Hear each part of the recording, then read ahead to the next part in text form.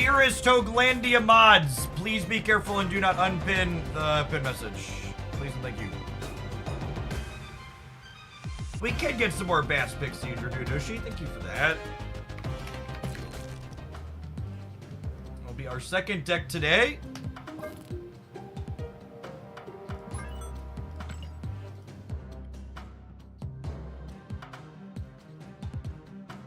Everyone,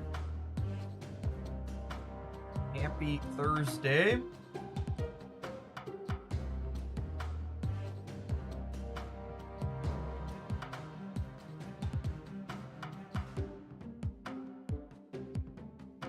Get right to it, huh?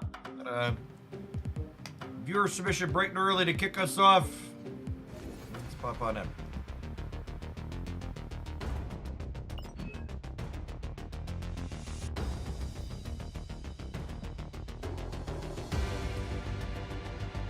I have 20 gold tickets from opening reserves. I think we're gonna play some of these inside of gold today.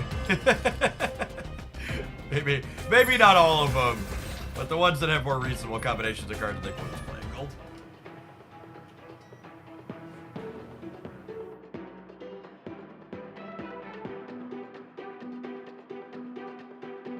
We'll see if we can get opponents in it. Is that cue fired real quick? There's some concern about getting opponents in gold this early in the season, but we'll see. Opponent snapped. Snapping me on 1 in gold?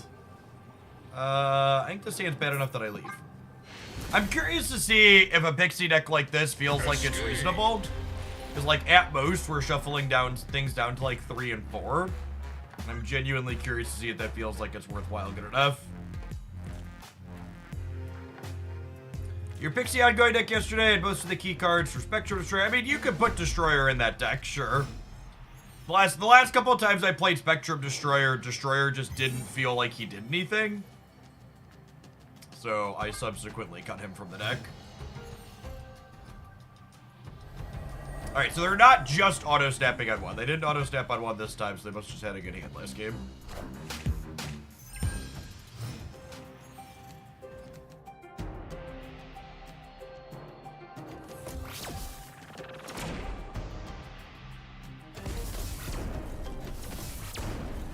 I think I might snap them here. I think their movement deck's probably bad into this location, huh? Oh, snap. My deck's also bad into this location, but they don't know that yet. So this is a free cue back to us.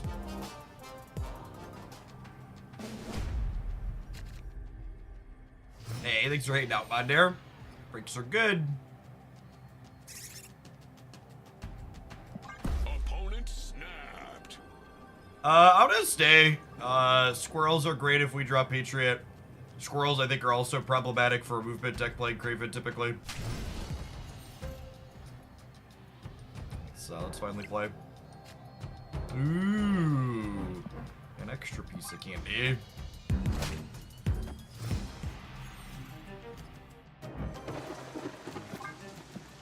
Tone Flare, gross. Do I snap back on the Brood draw? I gotta snap back on the Brood draw. Oh, snap.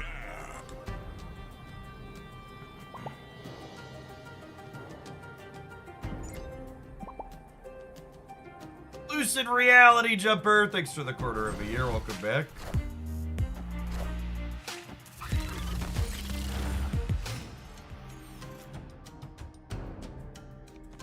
Mother of God. Dear deck, one of your finest patriots, please.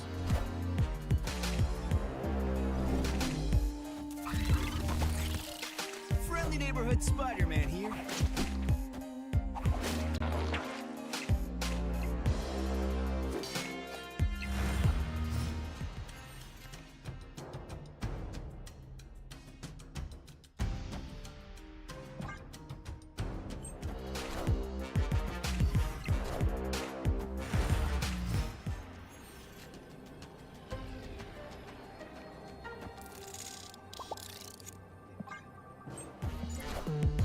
Behold my mighty hand. I see.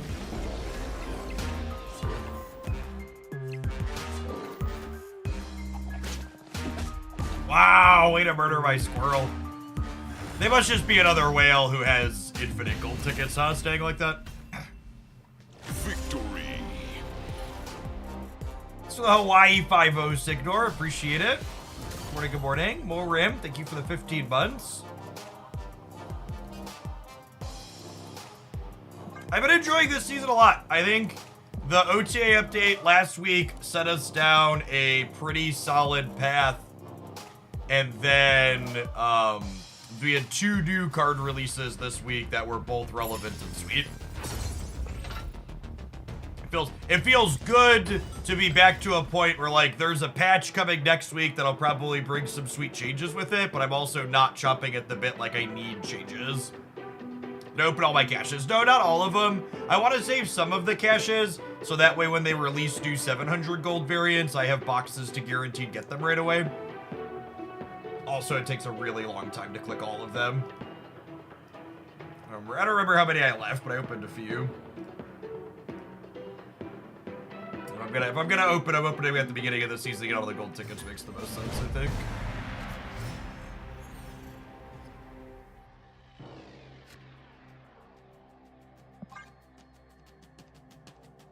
I think War Machine Legion will be toxic and popular. Toxic how?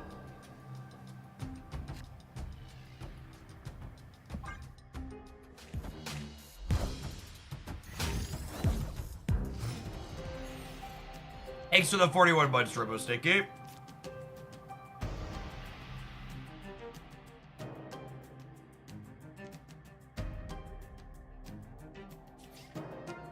Storm, War Machine Leader. That's a pretty specific 3-4-5 combo.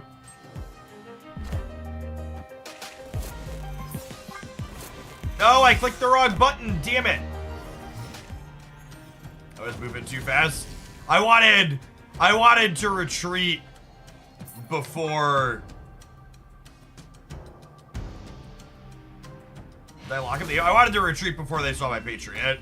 Everybody stop getting hell on these locations.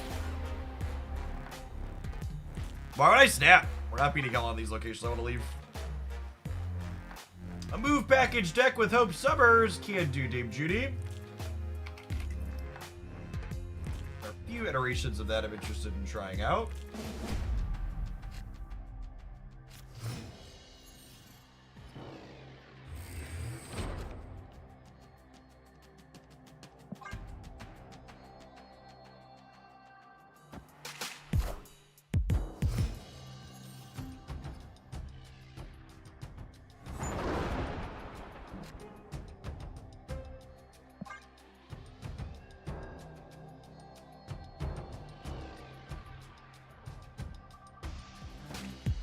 Craven Alliance deck is coming back with hope. As someone who poured over a bunch of the stats to put together a best decks video for tomorrow, that list does not have markedly better metrics than anything else that's going on in the format. Snap.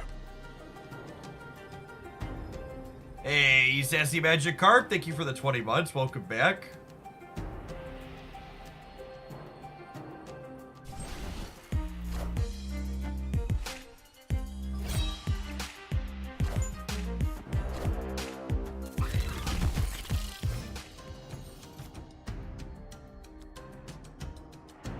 It feels like if I don't have this card on 2 in this deck, I probably just don't have bandwidth to play her.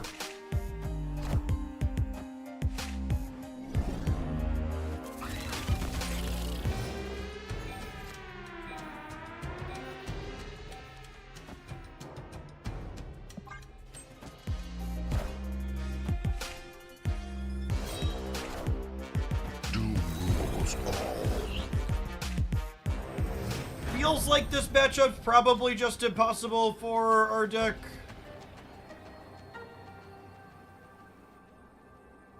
Any remotely functional hand out of them, they just make significantly bigger numbers than we do.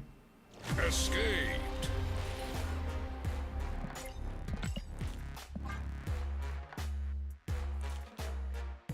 Hey, Sassy, thanks for the 20 months. Welcome back.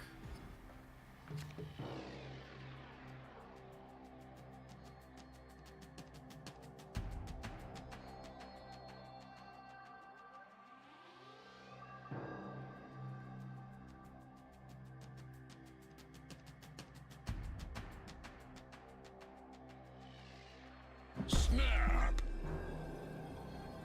I did Pixie ongoing performance today. It was really solid for us. Felt very reasonable. Was the highlight on my secondary channel last night.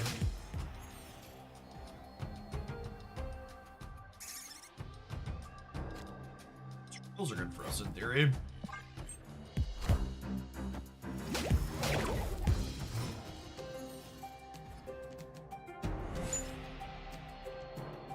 Is that a good draw, chat? What do you think? Is that one good?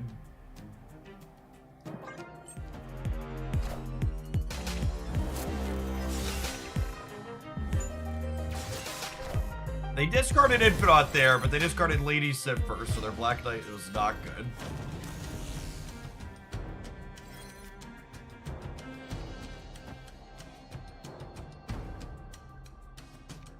Do I need to play Mobius here? I think he just takes up space I don't really have on the board.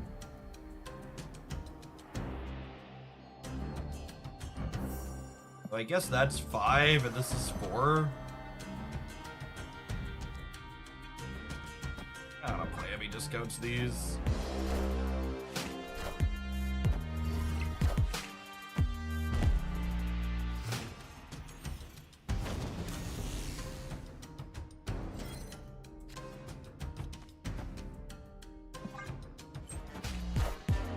Behold my mighty hand.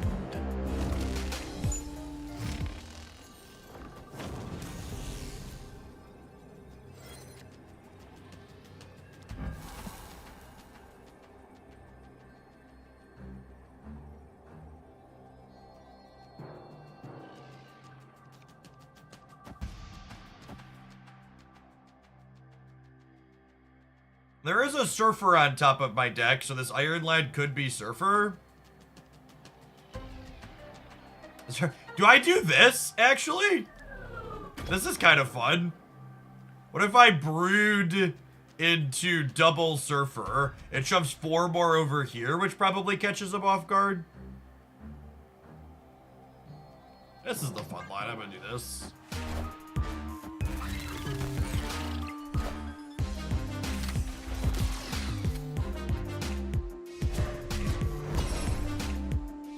Do bots play high Evo decks? Nope.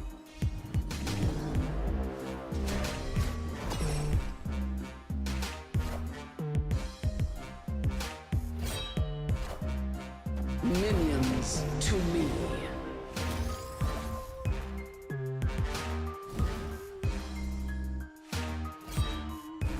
Yep, and exactly like we said. We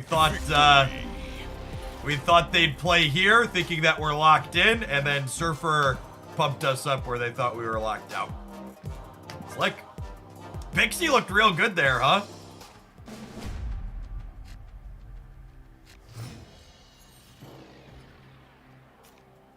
This is... So I think, myself included, on my initial parsing of what Pixie was going to be doing, was very wrong. My initial thoughts on Pixie was that you would build a deck to high roll really hard with Pixie. Things like 0s and then lots of 5s and 6s to try and swap them onto. But the more I've played with the card, the more it definitely feels like the optimal thing to be doing with Pixie is simply trying to put her into decks that have mixed costs and occasionally get some value with her, some extra acceleration.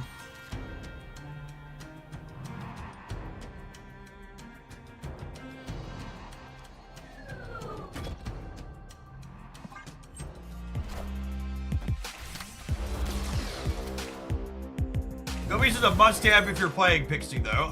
Most Pixie decks probably want Mobius. Yeah, that's a fair assessment.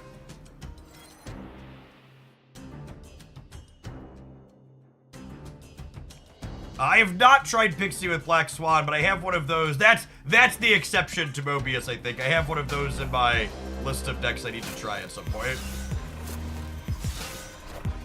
Alright, they discarded Hella there.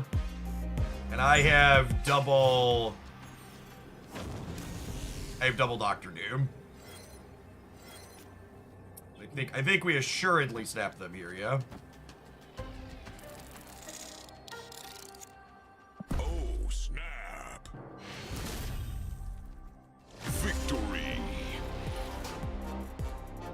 And that's right, just like powerful non-Pixie draw. Pixie did something that put us into overdrive. We also had a powerful non-Pixie draw here.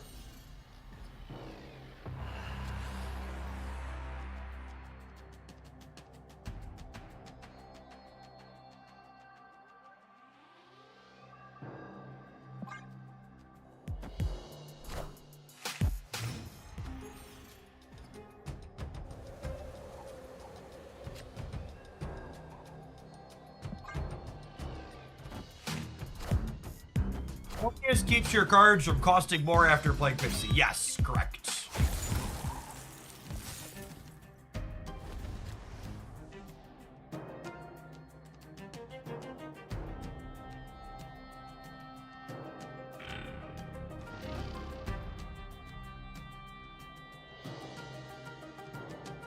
You know, I probably should have played this last turn. Or the first turn even, so I could play this earlier.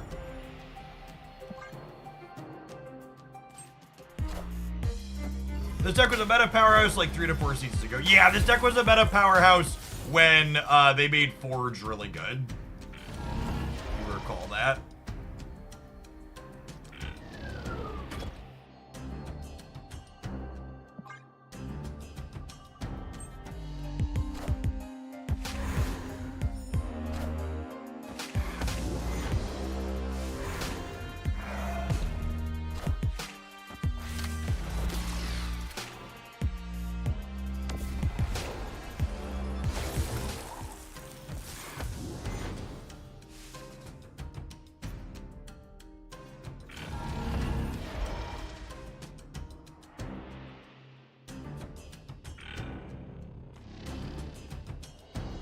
Double Doctor Doom lets me tie the left.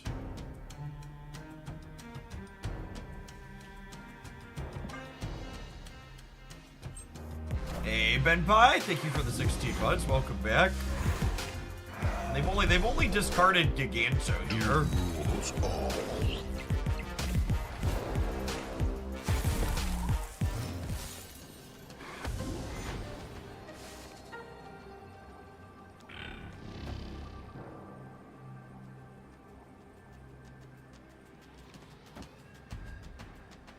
I think I stay.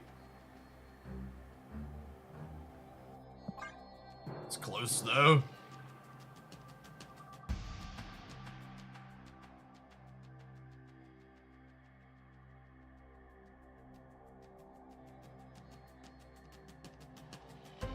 Lose the breaker to Infinite. That's a good question. Maybe.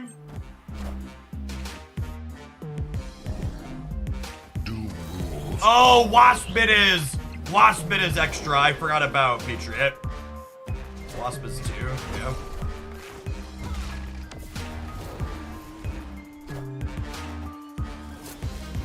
Good shout.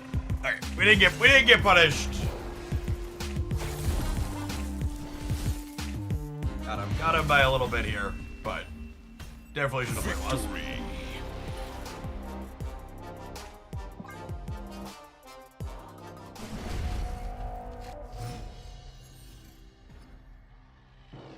Alright, well I said that this matchup felt like it might be hard, and then now we're 7-2, so pushing through. Picks are responsible for some of those cubes for sure.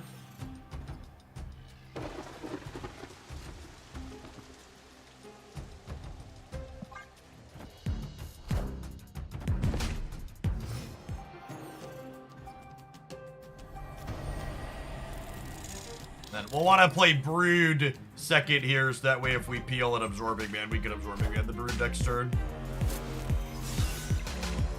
Yeah, I instinctually went to Snap when the Wrath flipped up and I had the Brood, but they're all in already, so. Mother of God! Holy shit, gamers.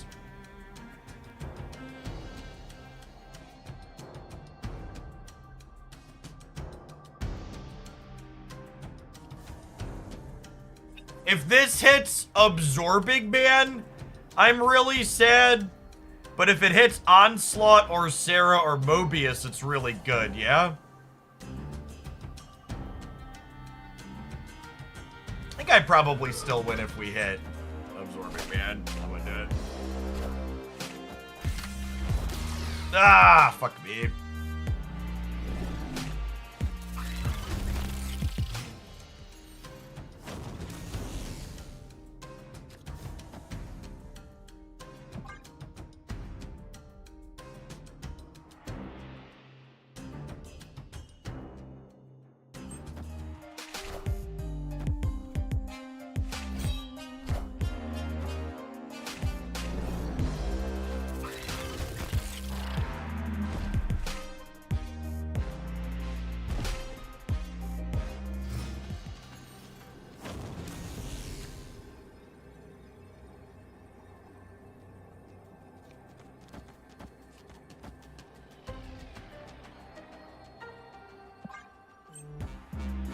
Oops, all brutes. Yeah, me some Minions to me.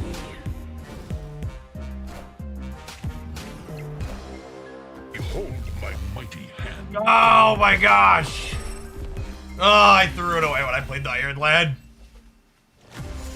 There's no way. There's no way they beat us if I Patriot and Onslaught on here, yeah? We're gonna crunch him in the middle. She-Hulk could have also gone anywhere else.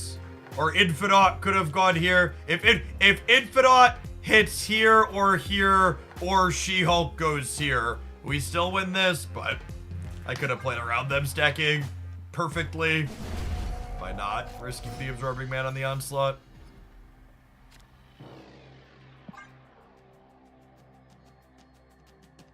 That's fine. We had slops to give. Got 3 more shots here.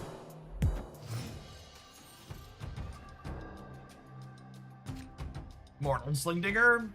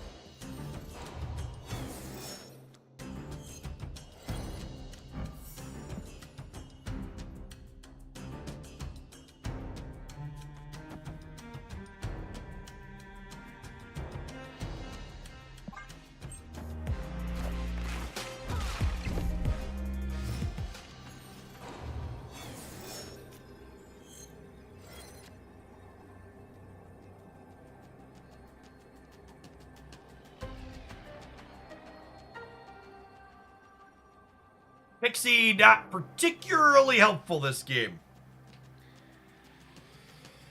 Oh, yeah, Throne Room's real bad for us.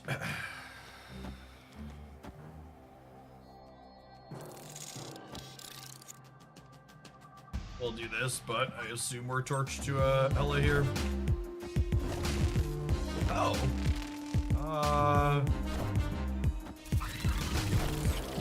Doom rules all.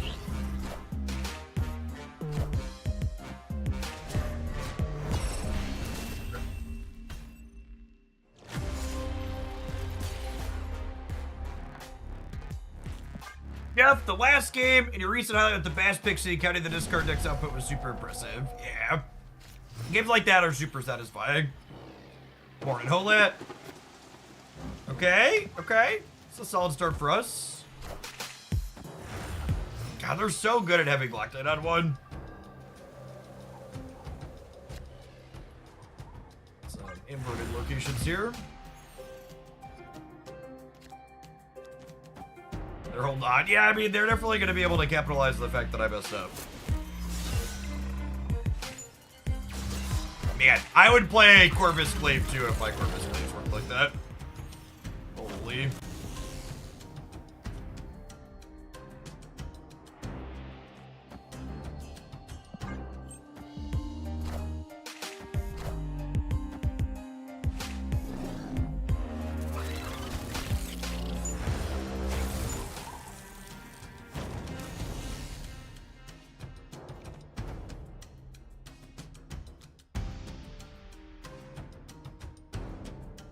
I just don't have enough time, right?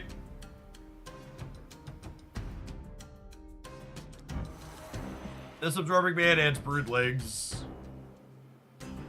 I can like brood the middle.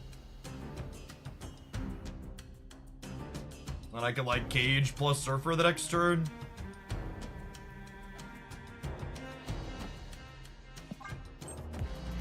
Could be right to just copy Patriot as well. Holy shit. How unlucky is that? Wow.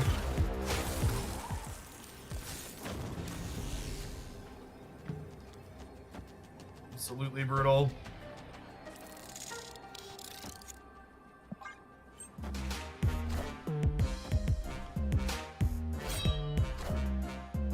Monster draw here. Just getting super punished for my mistake in that game.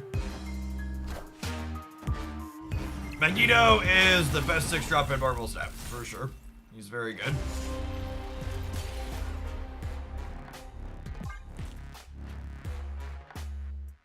Alright, when we threw away something that was likely a sure thing, we were 7-2. Things have spiraled since then. Feels like it's reinforcing my initial impression of this matchup's probably terrible for us.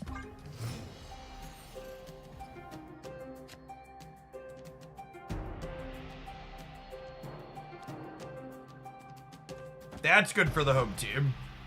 I think I'm putting a 3-drop into here. That doesn't matter. It just doesn't have text.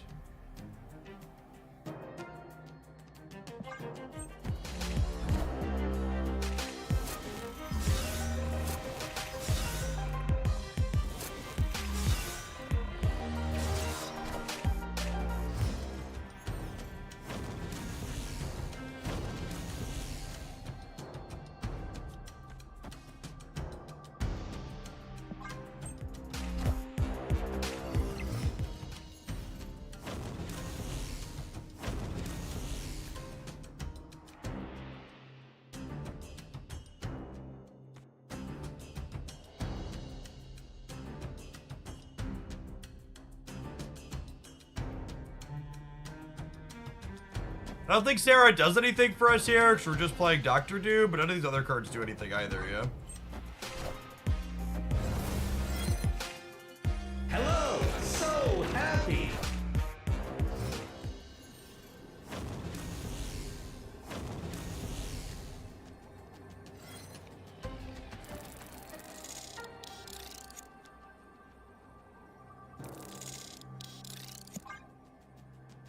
The way the rest of this match has gone, I assume they drew a bomb here and not a brick.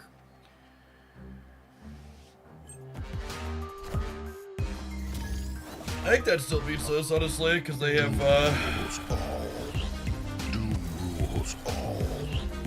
they soak a bunch, right? Yeah, that matchup feels unwinnable. We had good variance in the first couple of games, but I think on average we get shit canned a lot.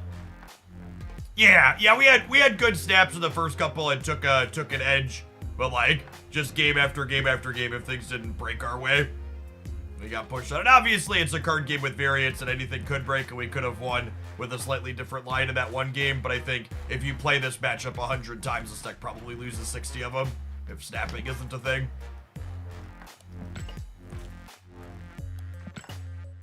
Wow, thank you for the tier 3 and for the 15 months. Welcome back.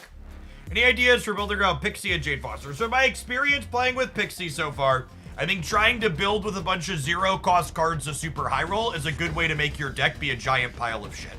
Like, you end up just having this individually weak pile of cards that's super clunky in the games where your Pixie doesn't super high roll, which is not a great way to play.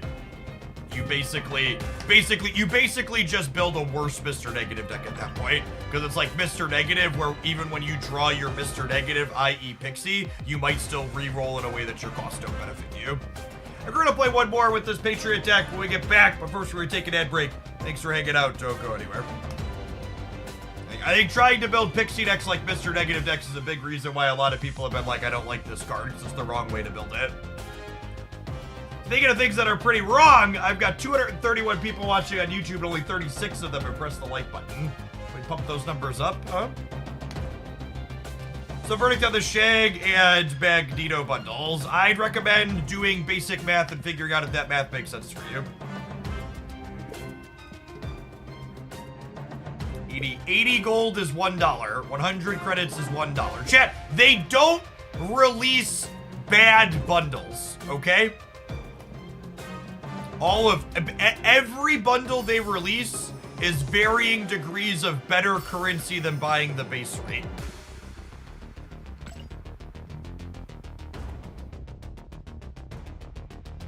Wow, thank you for the tier 3 of the 15.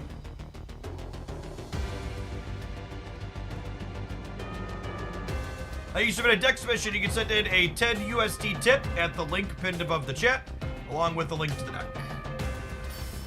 Thank you for my 200 gold. Appreciate you. Any comments on the deck? I feels like it's a little bit on the expensive side overall. I feel like I'd probably still want to play Forge in here. I think for the last one or two we play out, we'll jump into the Proving Grounds for a minute. I think I'd probably put Forge back in as kind of a card this archetype has always played. It'll give you another cheaper thing for Pixie, another thing to do before turn 3. There's so many 3s in the deck. I don't think you need that many 3s to leverage Surfer since you have Brood and Absorbing Man for Brood. I think Surfer should go back to +3. I don't think that's remotely true. I think a lot of Silver Surfer decks are pretty reasonable / competitive. Silver Surfer not being able to make big enough numbers to keep up with Hela doesn't mean Surfer needs to be buffed. Surfer decks have always struggled with decks that go really tall. It's fine for a deck to have a bad matchup. Can you say if Pixie is worth it using? I think Pixie is a very reasonable, playable, and competitive Marvel Snap card that also creates a brand new and unique archetype.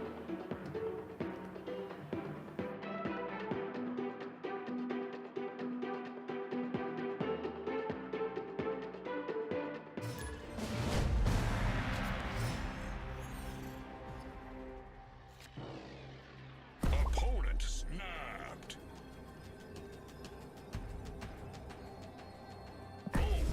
I appreciate you linking me a statistical simulation that literally just regurgitates what I just said. It's always nice to have my intuitions backed up by math. It's almost like I'm good at this card game thing.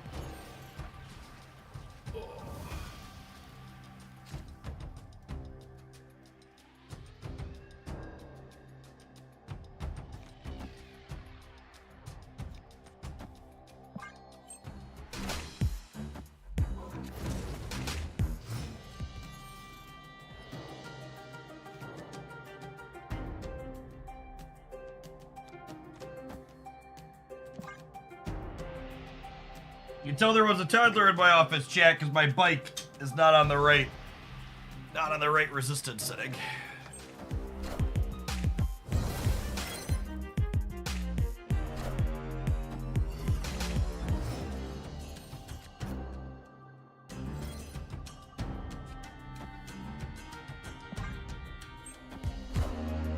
Behold my mighty hand.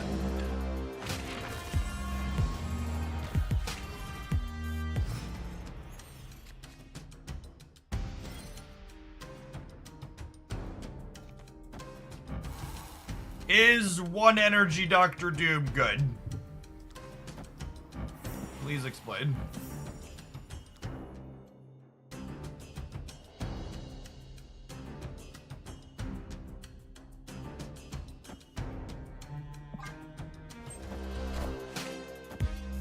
It'd be good. We're actually a little restricted on board space here. Doom rules all.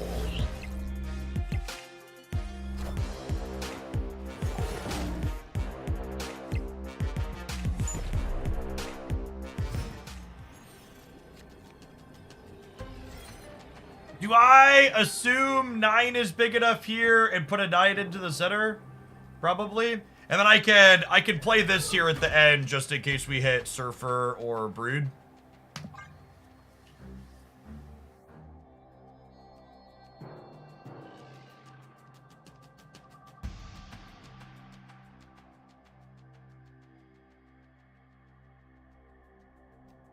Hope Loki. Yeah, we could do Hope Loki. Want to try Hope inside of the Kitty Loki deck? Iron Lad first in Cage of Forge. I need Absorbing Man to copy Dr. Doom Gamers.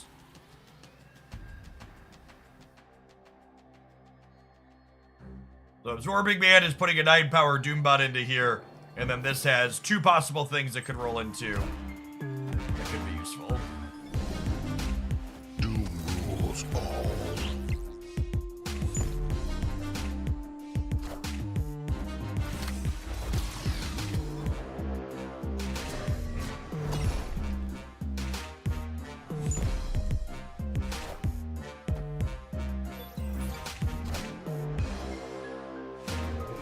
Ooh, I think they got us. Is Brood on the right? No, it can't be, right? Oh, it's Absorbing Man. No, but we beat them by 1? Close game. No, it's 8. It's 8, right? Yeah, cool. Okay. Close. Victory.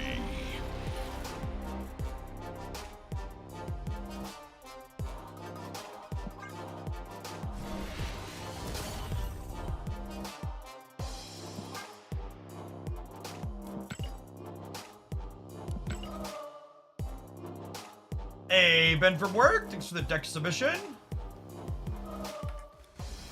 Gives me 1, 2, 3, 4 things pending after this. We'll take, tentatively, let's say 2 more.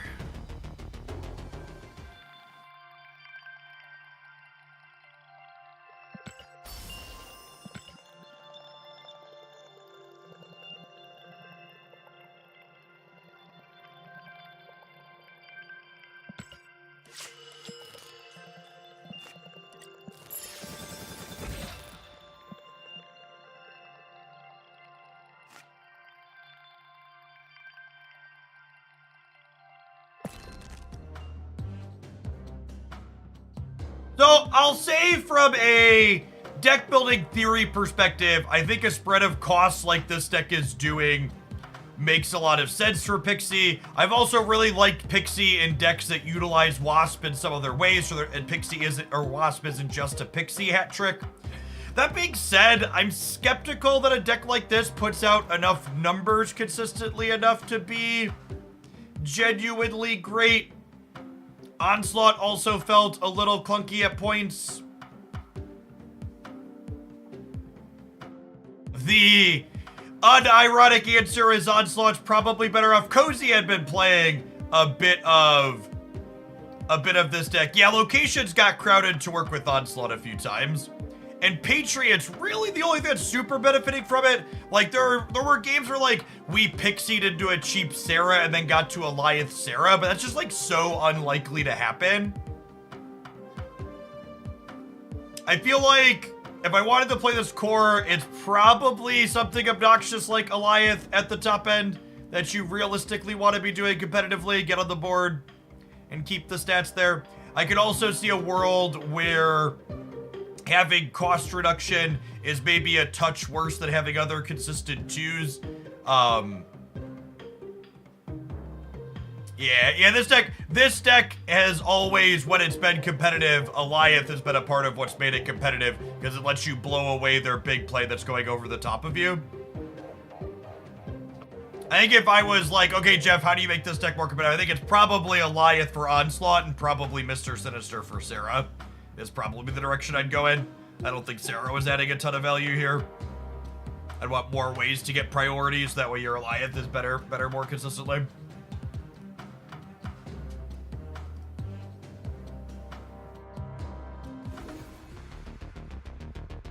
Hey, our next request is a very simple one. They want us to run back some of the Bass Pixie deck we played yesterday.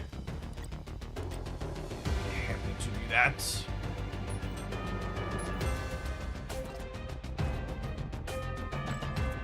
Inside of gold.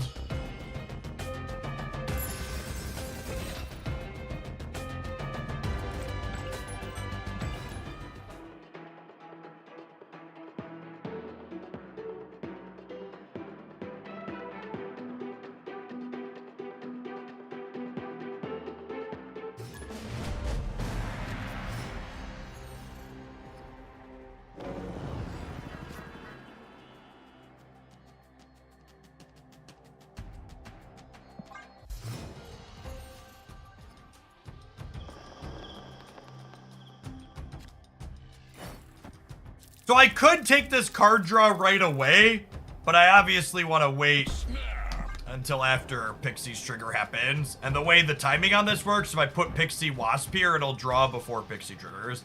And I'm going to snap here before Pixie flips up, especially with Mobius in hand.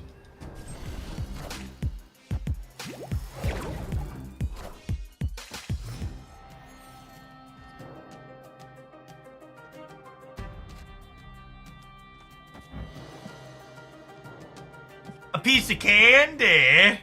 Ooh, candy.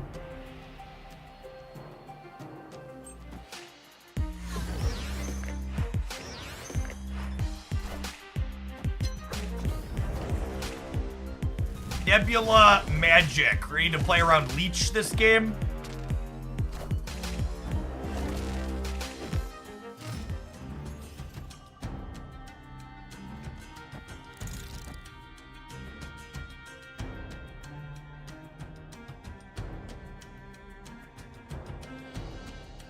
Playing around Leech probably means Hitmonkeying next turn, yeah?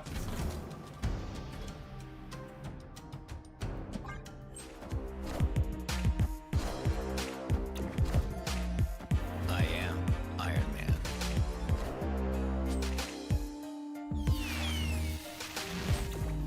Oh, they're Living Tribunal. Okay. No longer playing around Leech.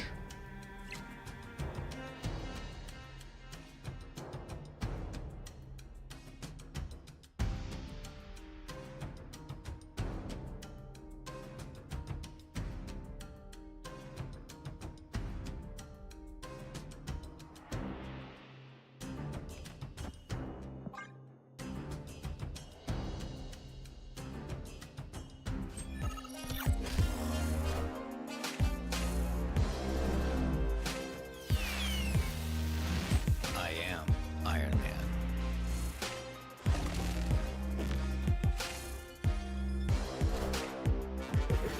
Still a net negative then. We turned 9 into Opponent 6.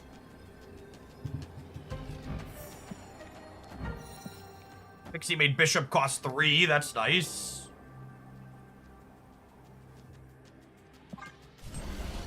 I assume we're dead here. Behold my mighty hand. I don't think it's likely that our deck is capable of winning this matchup.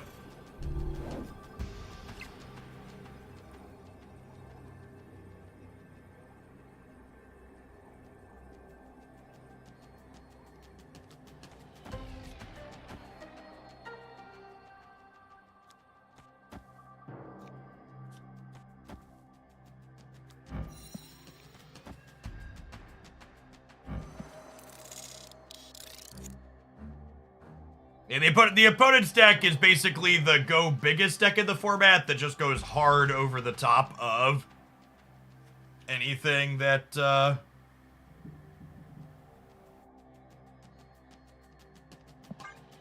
doesn't interact with them.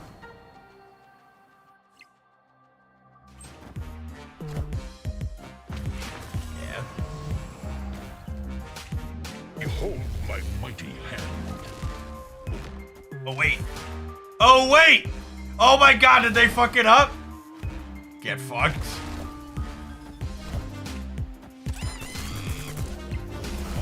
Take it easy, Shrek. Get wrecked, gamer.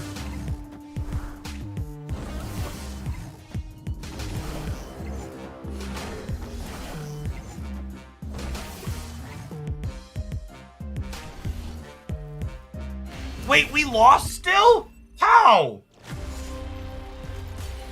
Oh! We already had the Baxter building. Yeah. Yeah, that's just like a testament of just how terrible this is for us, right?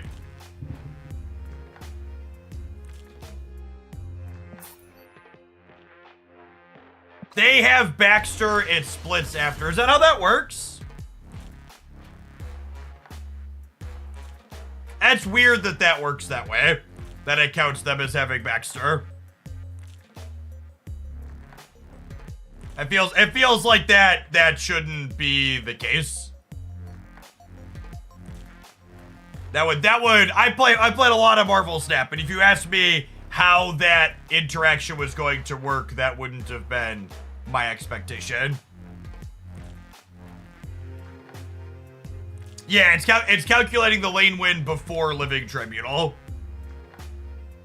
Ranks, I have 26 here. I'm gonna post that screenshot to ask my second person to explain is this intended or not. It feels weird.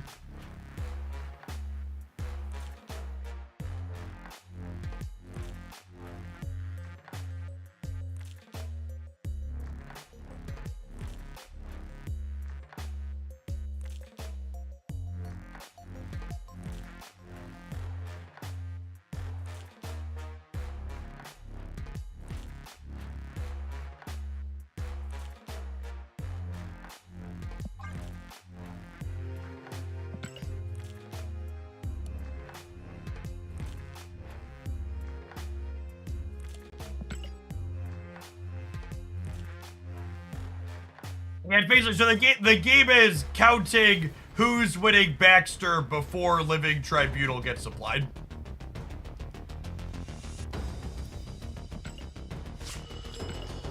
And that's so, matches like that are always ones where people like try and rush to change their deck or make modifications. And the thing you just have to accept in a card game like Marvel Snap is when you're playing a B tier deck, like something like this Pixie Bass deck, there's just going to be matchups that are bad, polarized, not in your favor.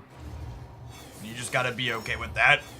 That's the type of matchup where if we had access to a sideboard, it would be exciting because a sideboard could easily make that matchup serviceable.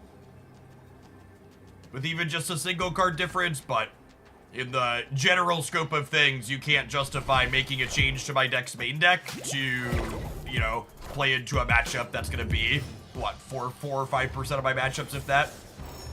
So the 16 months Crooked Rain would be 19 months if Baxter building worked correctly, mood. I want to wait as long as possible to Spider Ham against discard because the longer I wait, the more likely I am to Morbius. So we'll want to Spider Ham next turn actually, just before they can Modoc. Oh yikes! Well, they've been hella. We've got that going for us.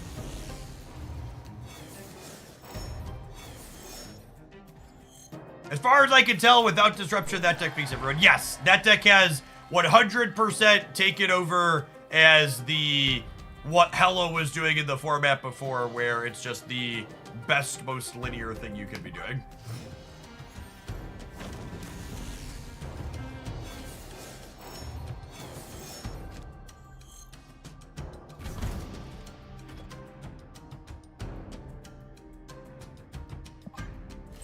Hey, Kitsune, thanks for hanging out. Appreciate it. Iron Man. Hello, can you understand me? Putting Infinite into Mojo World seems wrong.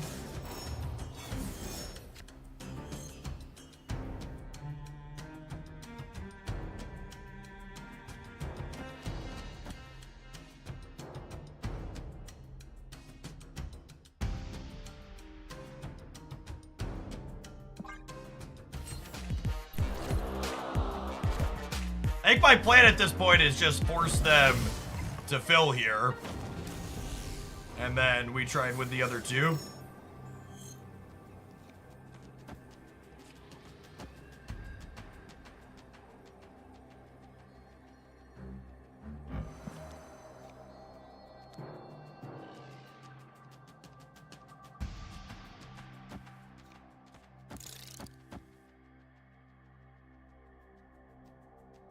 Because they would have to put a card here and beat... we're playing 3, 4, 5, 6. So it'll be 11, 15 over here. Which they discarded their Hella, so that seems incredibly unlikely.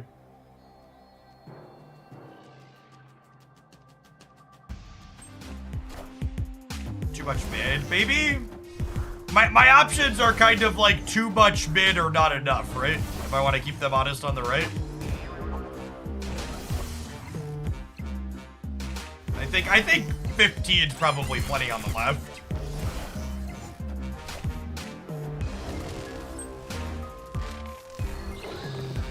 So I don't think their deck is capable of playing for here and a lot here simultaneously. Victory. Because like 44 is obviously overkill here, but if I play Hit Monkey here, it's minus 8, 24. It's minus 32 here, so I go down to a pretty low number here if I don't play Hit Monkey. So I think the way the locations and stuff work out, I'd have to play this way.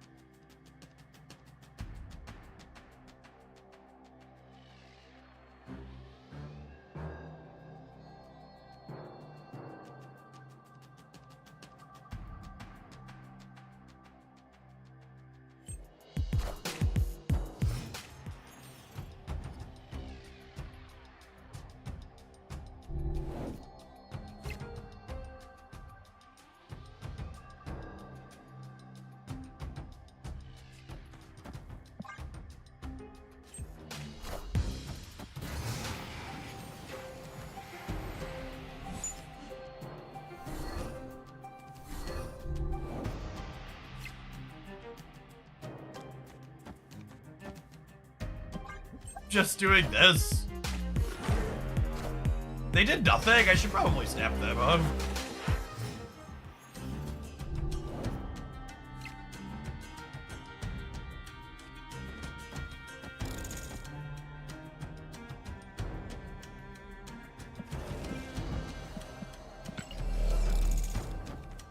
Snap. It's a free cube here. Victory.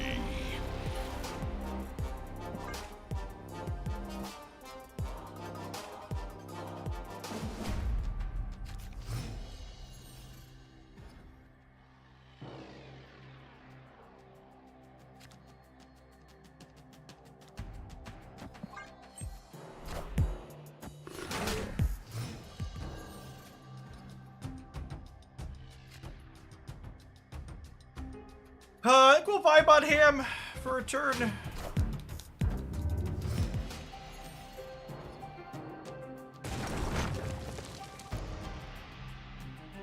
Yikes.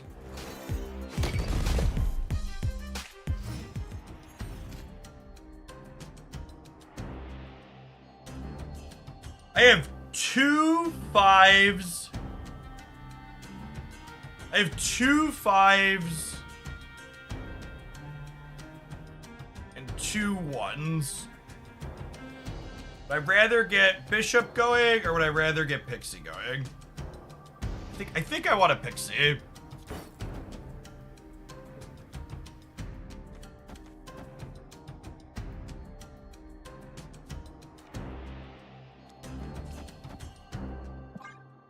It's close though.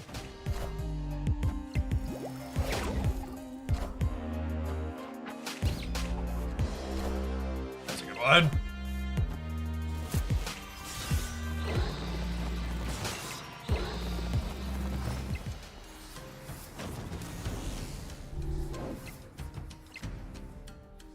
Woo, doggy.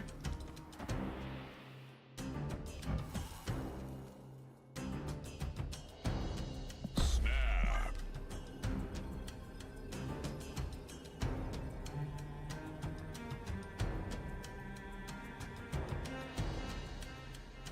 I guess we might have priority going into the last turn, which makes Valk a little less good. Minions Nope. to me.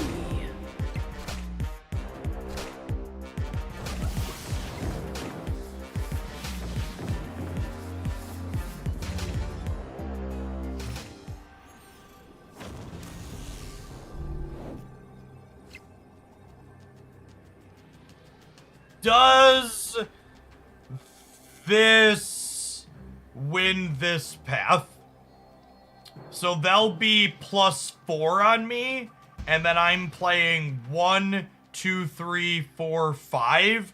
So I am winning the right with Valk, assuming Assuming they don't discard anything else. They've already played Corvus.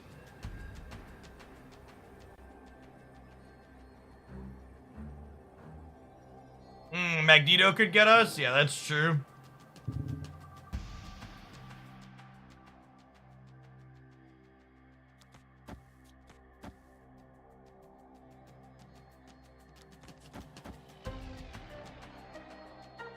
Three, 4, 5.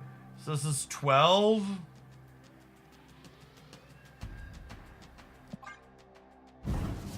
It's close. Got him. Out of my game. Good shot at Magneto, gamers. And I don't think we can count on Valk winning the right there. They're dead even without the Valk. Actually, we were gonna play around Magneto. We technically should have started on Valk on the left. I don't know. There's no wrong way to eat that, Reese's. Victory. Hit monkey boosters! Hit monkey boosters!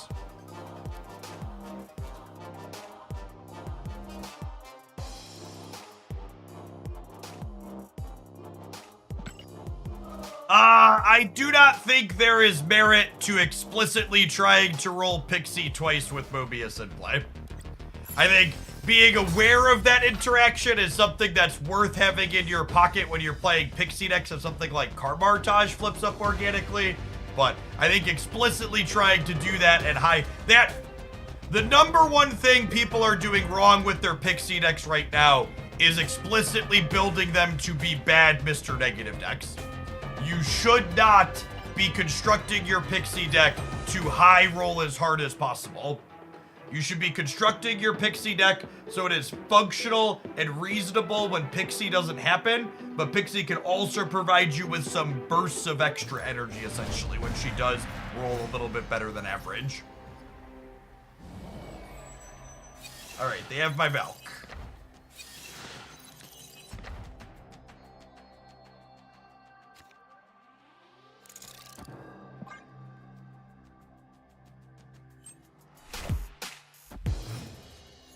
What happens if you double Pixie? If you Pixie more than once while you have Mobius in play, Mobius will make it so your Pixied cards have whichever is the lowest number they've rolled as their cost. Oh, snap. So it's a very niche interaction that has a very nominal benefit of potentially giving you an extra chance to low roll around something.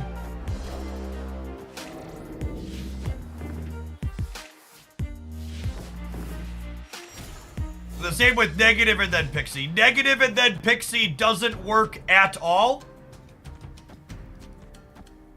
Pixie explicitly shuffles the starting costs of cards in your deck. So if you negative and then Pixie, Pixie undoes the negative cost reduction. They'll keep their inverted power, I suppose, but it's still probably not a net positive.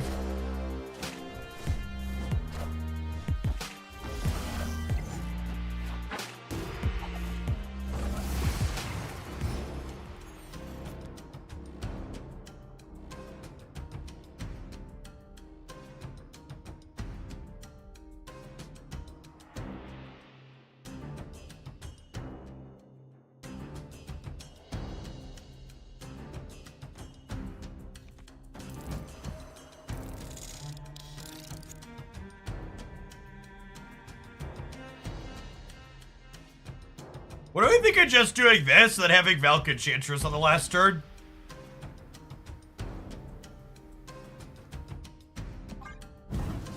Do it.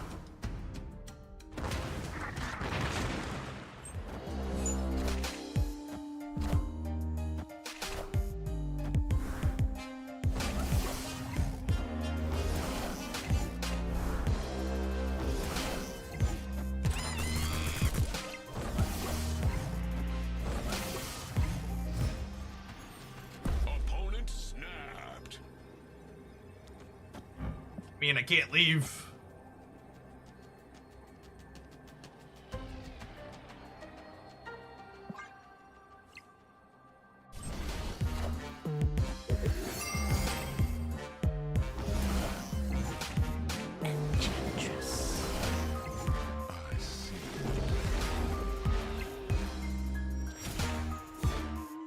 We tie the middle, we win the breaker.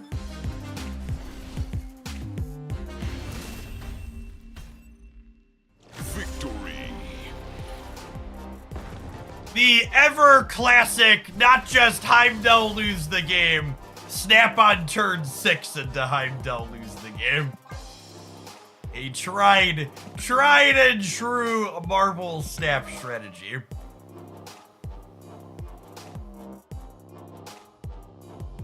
Sir Miss a lot, thank you for the 31 months. Welcome back. All right, I'm gonna give Pixie Bast a chance to convert to our first infinite ticket of the season. We gotta hit some ads before we do that, though. I'll see you in 120 seconds. BRB.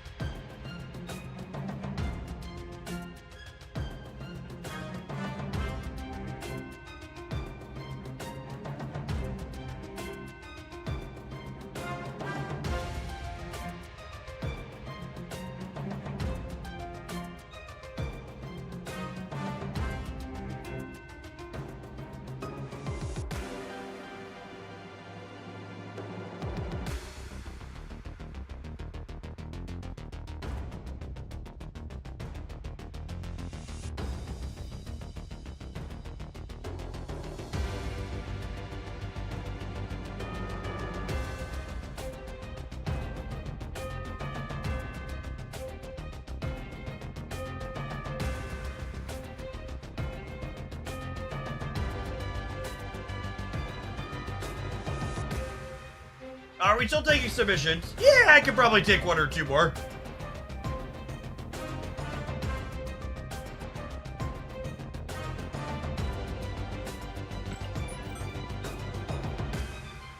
The second in ours, anything about why the patch was delayed this week. Why would they tell us why the patch was delayed? What value does that add to them as a company?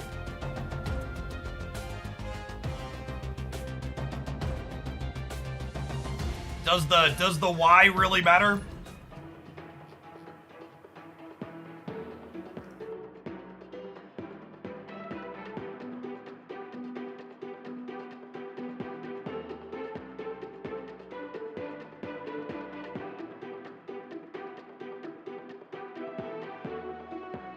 We can post on Reddit about it, of course. Yeah, it feels like the end result of having that extra information doesn't add any value and potentially just creates bad faith people to do things. If you want a fun stat about social media, chat, that post we made yesterday on stream together talking about how the conspiracy that gold bundles had been stopped wasn't based in reality, based on the historical gold bundle pattern of 2023. And that post got 1/4 of the views of a post from another content creator at the same time who was asking where'd all the gold bundles go, an angry rabble about bundles in general. Just negativity rampant. Generates all of the clicks and engagement. Pointing out reality, not so much.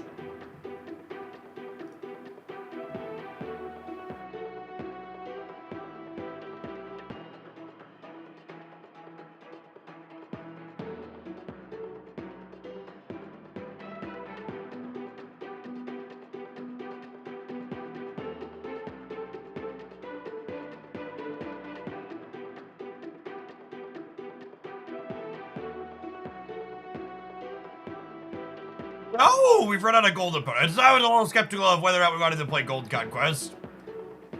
Sometimes the queues can be a little bit longer at the start of the thing.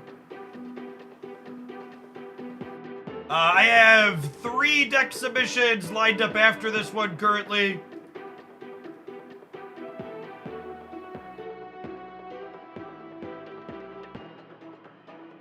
Probably take a couple more. We're gonna stream till 2:30, 3 o'clock. So that's another 5 hours.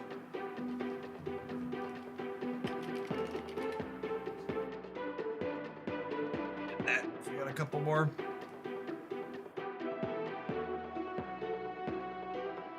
If I buy Pixie today, does that mean her 700 gold variant shows up? I don't actually know the answer to that, Cappy. Because technically that variant released yesterday. So it might just be a random one from you at that point, since you didn't have it on the day the variant went out.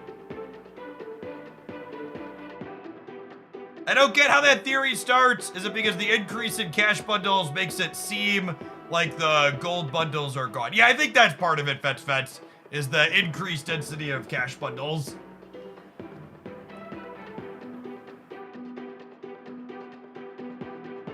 Because the number of cash bundles has certainly gone up. I'm gonna... I need to restart my client.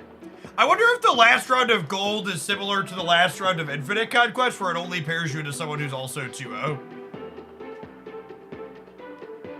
It does not. I have tried. RIP.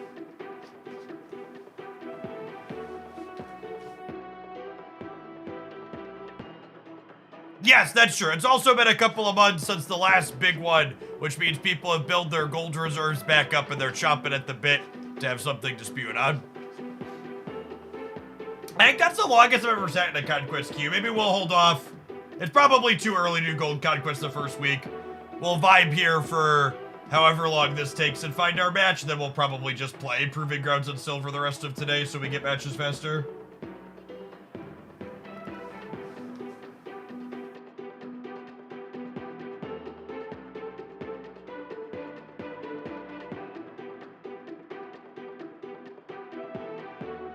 Something to spew it on as if I can resist random variants. The artwork's very good.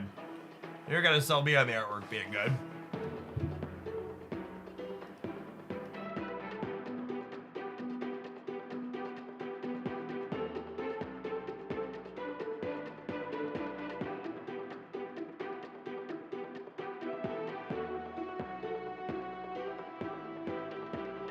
Hope Goblins. Sure, we can give that a try. Alright, we got an opponent. Appreciate you.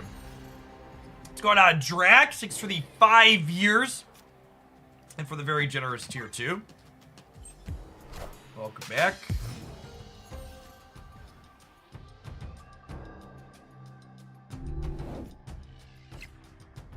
Fight skip.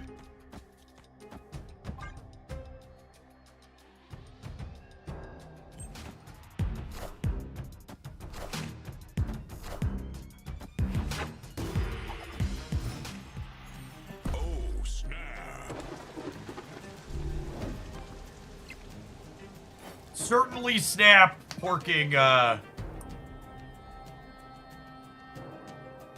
Shuri.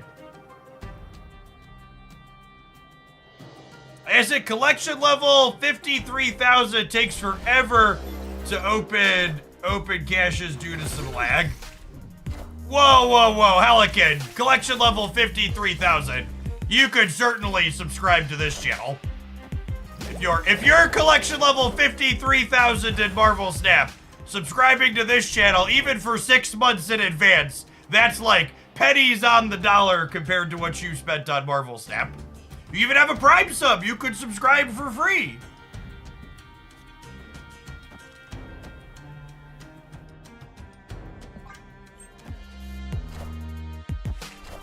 For reference, chat, I spend, God, probably $300 to $500 a month on Marvel Snap, and I am collection level 40,000.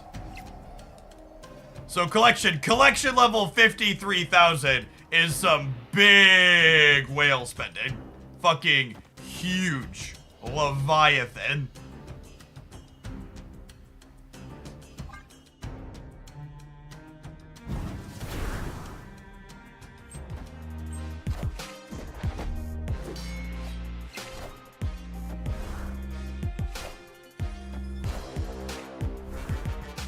Skidoo with the sub gift. Oh, you gotta gift the subs to the free-to-play players, Bruce Skidoo. Thank you. Appreciate it either way.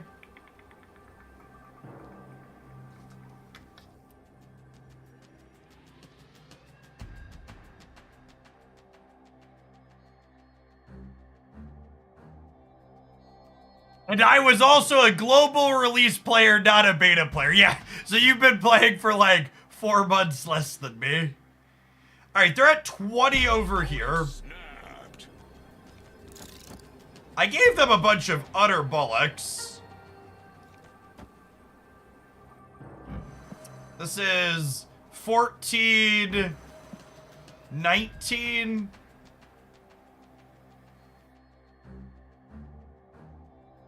Stay. I'm ready to play another deck.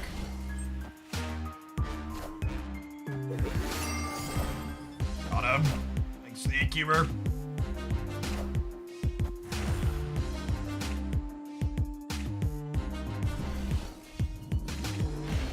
There, just hoping we didn't draw a real Marvel Snap card. We did. We drew Ant-Man.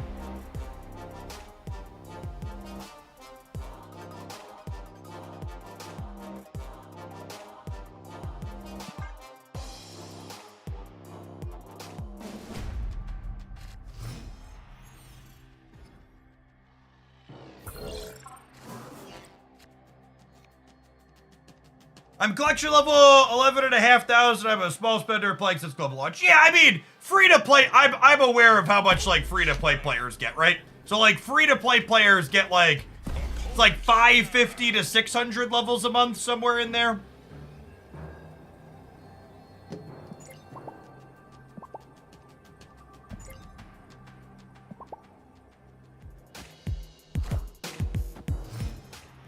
My collection level isn't as high as yours, but if you notice that opening caches takes longer on the PC client versus the mobile app. No, mine's the opposite.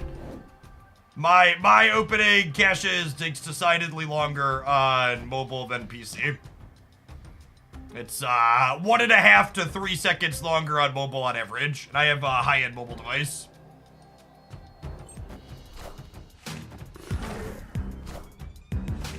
I will probably try Hope inside of Bounce at some point, but it's low on my priority list because from a game theory perspective, I don't think I expect that to be very good.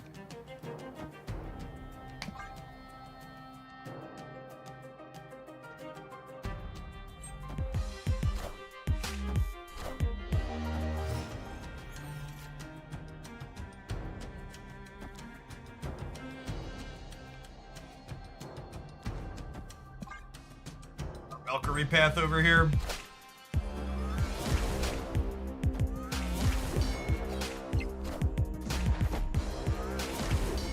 Skidoo with the sub gifts too. Thank you for the 10 bud. Thank you for the 10 gifted.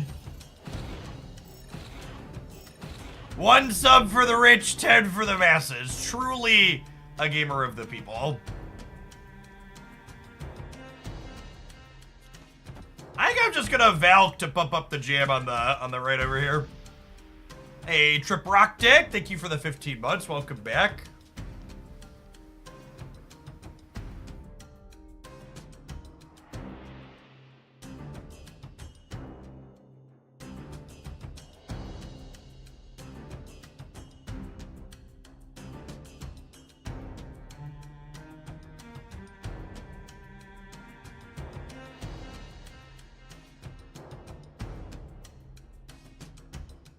I assume that means the algorithm has to take trying to give you something you don't have. No, I don't actually think that's the case, because claiming 50 credits also takes a really long fucking time on my device.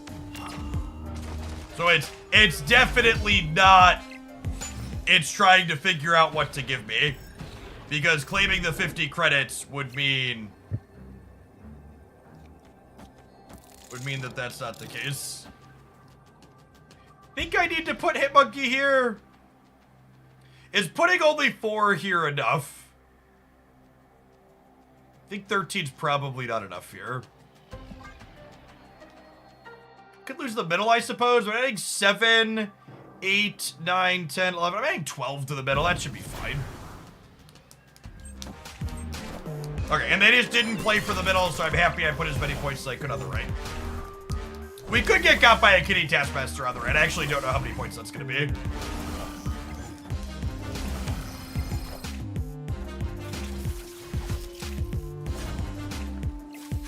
Ackberry, thank you for the primer. Appreciate that. Good morning, good morning.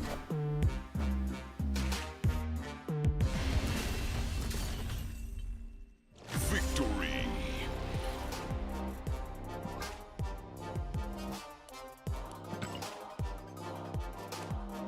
Valk boosters, lovely. Valk and Monkey are what we're looking for in boosters for this deck.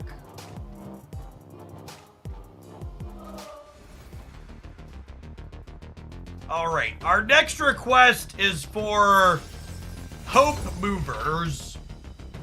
And we have a build of Hope Movers that I played a bunch while laddering up to Infinite that felt reasonable, but I think I want to explicitly try a different build of the Hope Movers deck.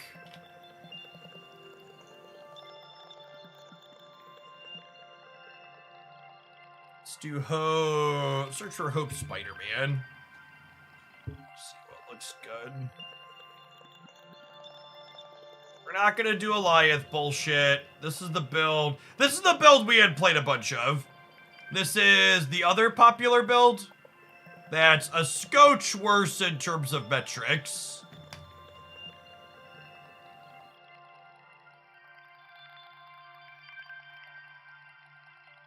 This build is just the one that we played with Shag over Wave. If I pull the minimum games down, any other ones that look interesting? All Goliath all the time. When I pull the minimum games down, the actual best one being a Shag Goliath deck. That probably tracks.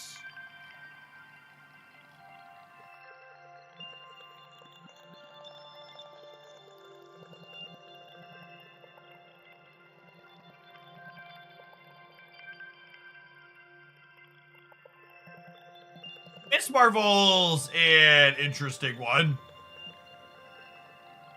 Captain Marvel too.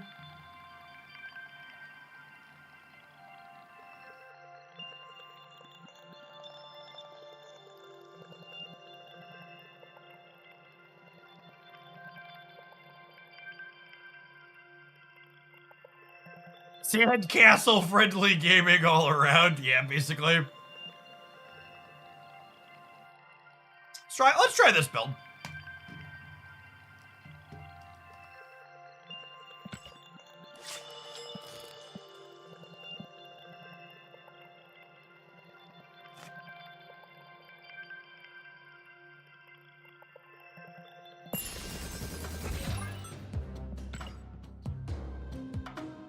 The A-Bar Silk boosters eventually, so I can resplit her towards gold. Let's do it.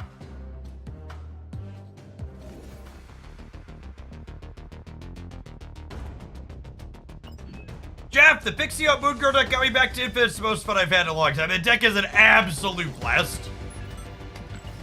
Truly, truly a delight. It's gonna be one of my Jeff's picks in the best decks update tomorrow for sure.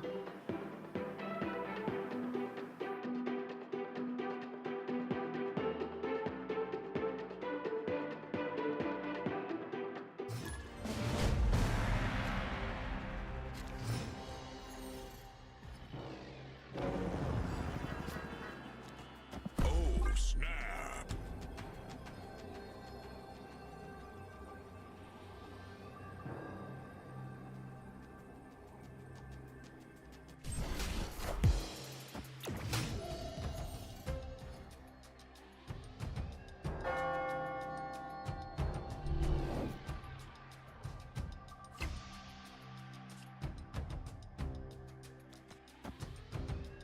I think I take a turn or two off a kitty to develop here. That's a Pixie and Hope video from yesterday. Yeah, I'd assume. What's your opinion on the metagame, and if you could change something, what would it be? Genuinely, I think this current metagame is like...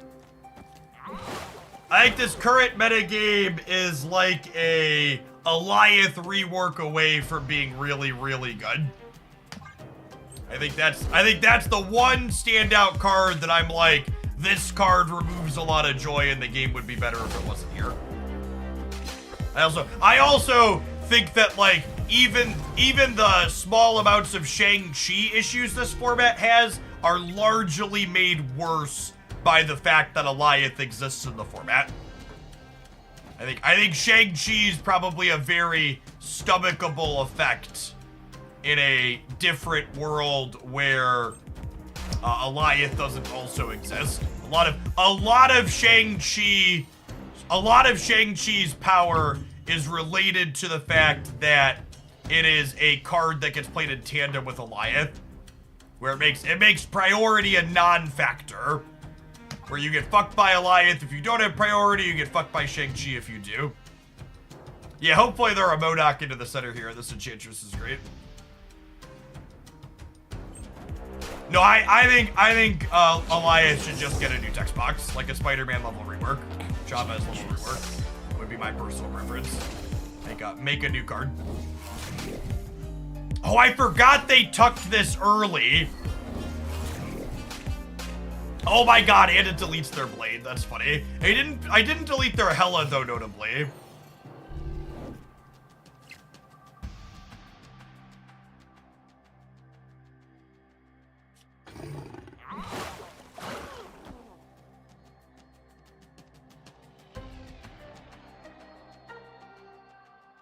They did not get energy from their Corvus, is correct. Oh, I guess playing Hope Center was free this turn. I should have done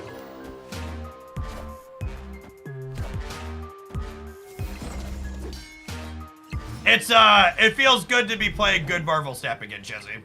Alright, if I lose the center by 3, it's my fault. I think this is the play, though. Yeah, we're playing Silver Conquest, but let's do it. I assume they peeled their Hella and they're gonna get us.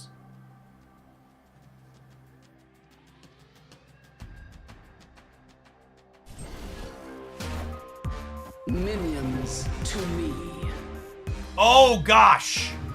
And the Karmartage lets them bring back Sith and they get another card back? I didn't think about Minions to me. that. Alright, yeah, that one's very dead. Alright, good news is our 3 points in the middle didn't matter. Karmar, definitely better for them than us there. Would we have won without the Karmartage? Maybe? This wouldn't have been here. It'd have been 10 to 14. I would have needed the 3 in the middle to win without the Karmartage that I missed. It's a different Little Movers deck. Yeah, I wanted to try a different build off of Untapped. There's been a lot of variations of this archetype posting up good stats, so I wanted to try some different things in the last build we played.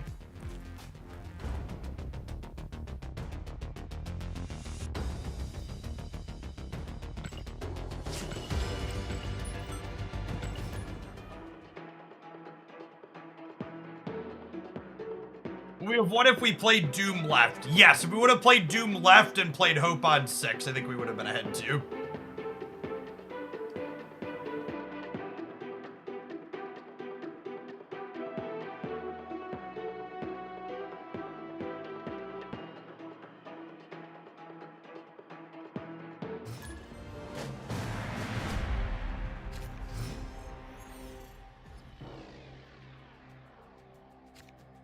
Allocation's pretty good for us.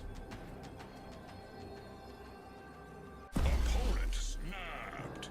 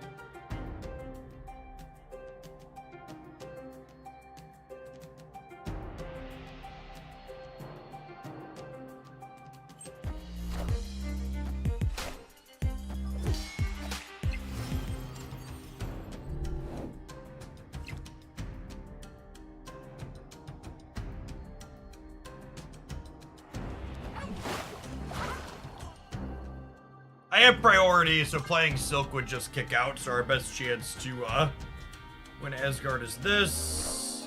I guess I could have tried to pull the Angela out with Spider-Man, but it's a lot less energy efficient. Get fucked, bud.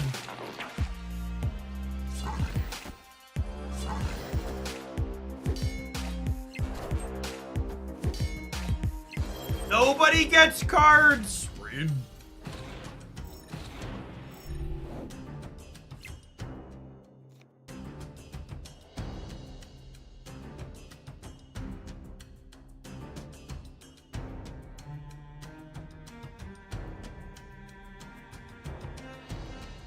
I mean, they're definitely playing into the center this turn, right? So if I play like this, Silk gets big and then she kicks out.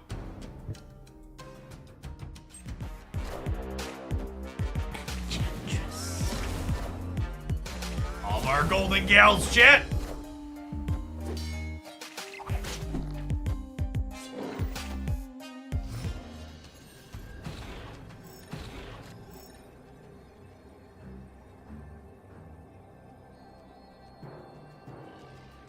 No! If I Doctor Doom here, Silk is guaranteed to go left. And then Silk plus Doombot beats Vision.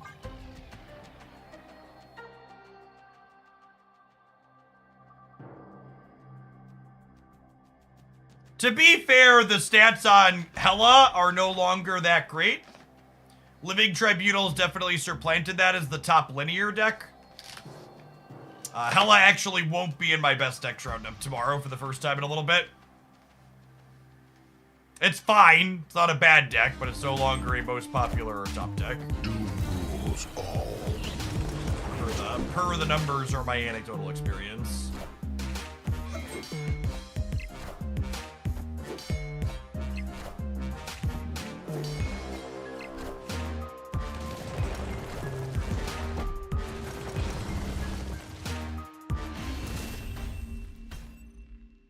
Victory. Hey. Lovely.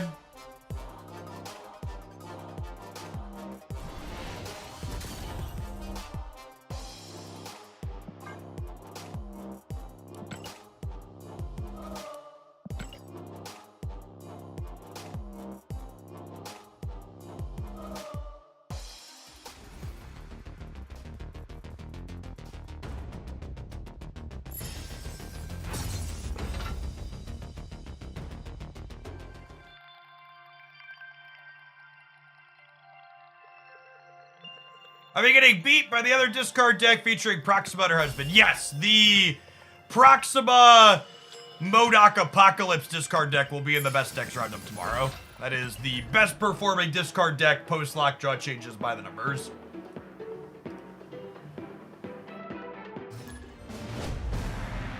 I do not think Alioth being a problematic card, in my opinion, has anything to do with its cost or... power. Escaped. I think having Alioth's text box in a game with Shang-Chi creates uninteresting, lack of tension, and pure coin flip gameplay too frequently. Snap. It has everything to do with play patterns. Opponent snapped. Like, if you did something super cumbersome, like said you can't play Shang-Chi and Alioth in the same deck, I'd be like, fine, that solves the problem too.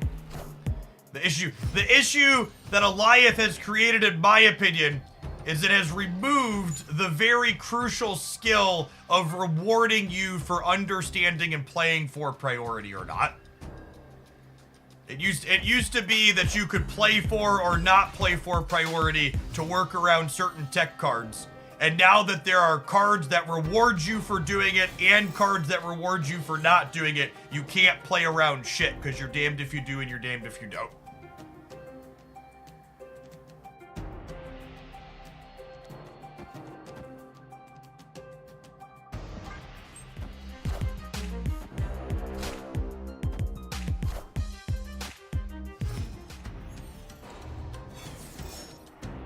This is a snap. We both already snapped yet.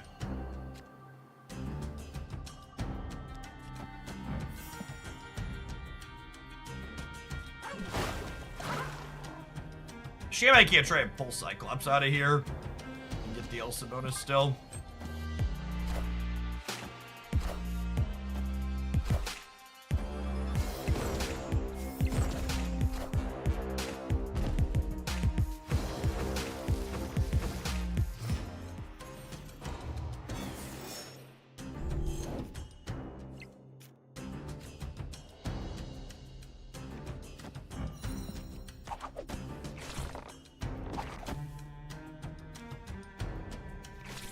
I don't really need this extra energy. I don't think. I guess I do if I want to be able to Doom and Kitty next turn.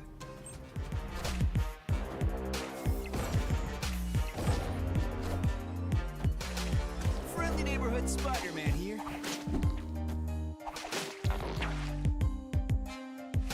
If priority is supposed to matter, a deck should not decisively be able to win regardless of whether they had priority or not. Yes. Exactly that. That would be my thoughts and feelings on the matter.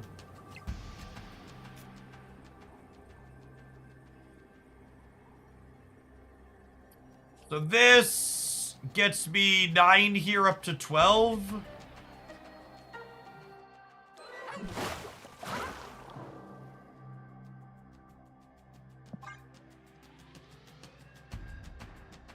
Probably losing here, but I think 18 can likely win here. Happy. Oh, they haven't fit out. Rip. Yeah, we lose. We lose because I pulled their Flexispot out of here because they get Cyclops triggers now. I guess if I'm playing around one big thing, am I just supposed to play Kitty Pride in the middle? Probably, yeah. Do them Superflow lets them She-Hulk plus Hulk / Infinite. No, I have Mobius in play, so She-Hulk's not a thing. I should have played around them playing one big thing here, though, by playing Kitty middle.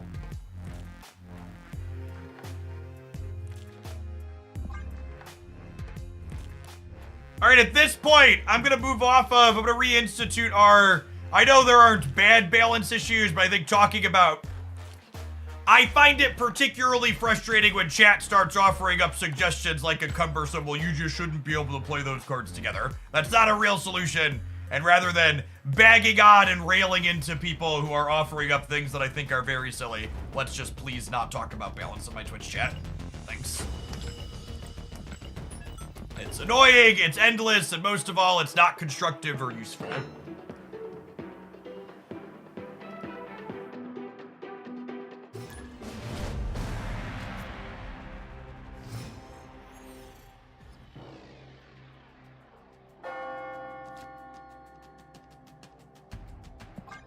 Snap.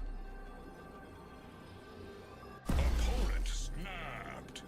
Can you balance my life? Stop eating the entirety of your restaurant-sized portions of food and start waking up a little bit earlier so you can exercise for 45 minutes to an hour before you start your day. Thank me later.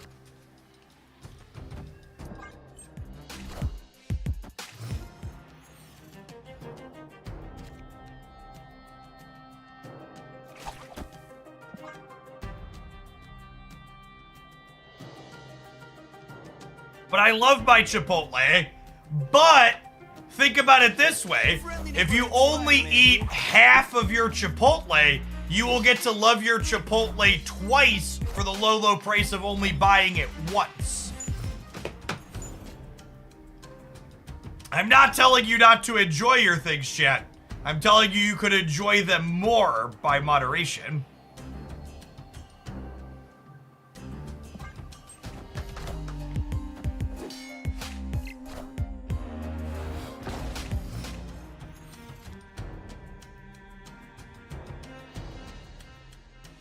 We talked about this yesterday, but this is relevant because I think Hope's probably going to be a playable Marvel Snap card. Doom rules all.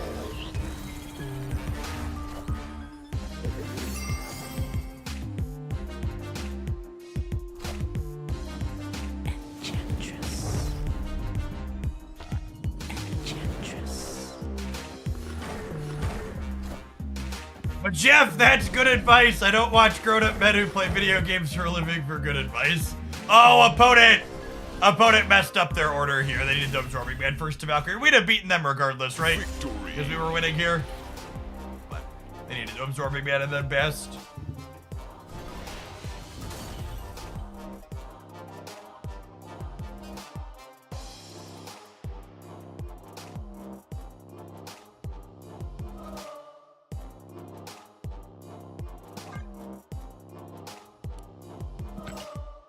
That's an interesting comment, Pack, that I hadn't heard of before. Pack said they couldn't have lost weight without getting better sleep with the help of a CPAP machine. I know we have lots of doctors, astronauts, and lawyers in chat, so could some of the doctors in Twitch chat loosely tell me why better sleep helps with weight loss? What's the connection there? What's your brain and body doing during those REM cycles that's helpful?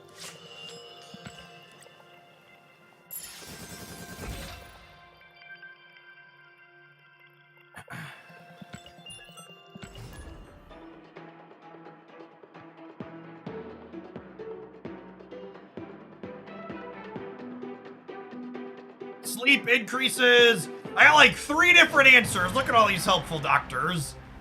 Metabolism, stress, hormones.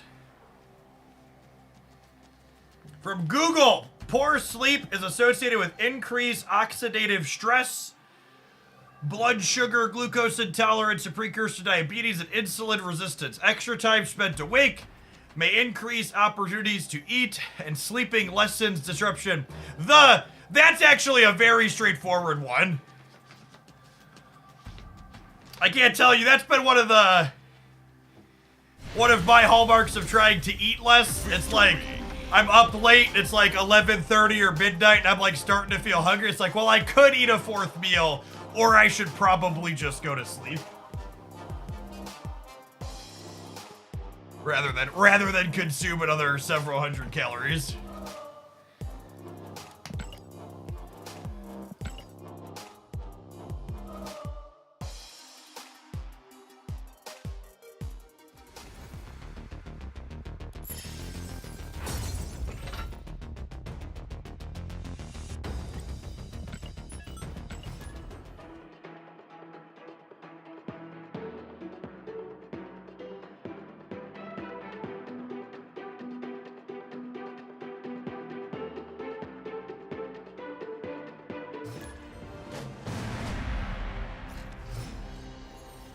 Just wait until they invent a way to eat while you sleep.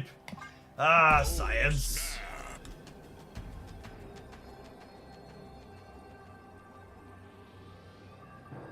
Better sleep makes me less tired during the day, which means I actually am more likely to go to the gym too. That's fair. Although it's noteworthy that going to the gym's not really a significant weight loss thing. Losing weight is largely about calories in. Exercise is good. Exercise will make you healthier and feel better. That's not the primary driving focus for weight loss.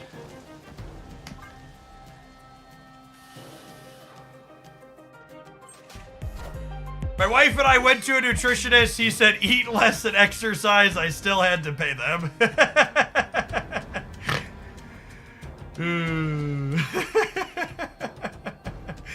Truth. What are the odds they play here this turn? If they don't play here this turn, I get locked in over here, which might be bad. Nailed it. Easy game.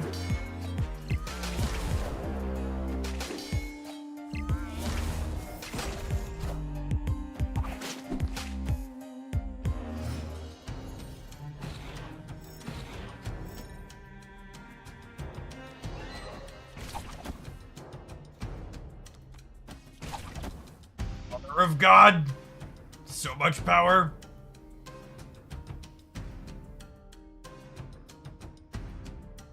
I am not currently calorie counting. I've simply cut snacks out of my life and am no longer eating the entirety of my meals and going back for seconds. I figure I'm gonna do a few months of that. If it doesn't result in any change, then maybe we'll get a little bit more formal, but I already have like a pretty reasonable diet outside of overeating. Like I don't drink soda or sugary drinks. Oh, snap. and other things like that. So simply managing portion sizes, I think, will probably go a long way.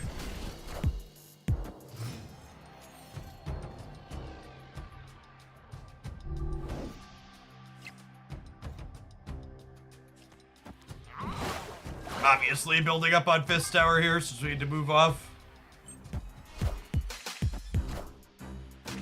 Yeah, I don't drink soda or alcohol.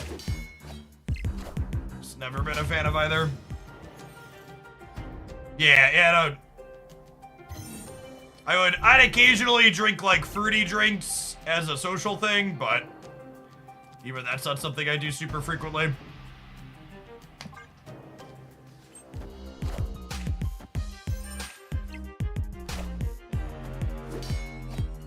No, I don't drink coffee. I drink iced tea, but usually it's unsweetened. Usually.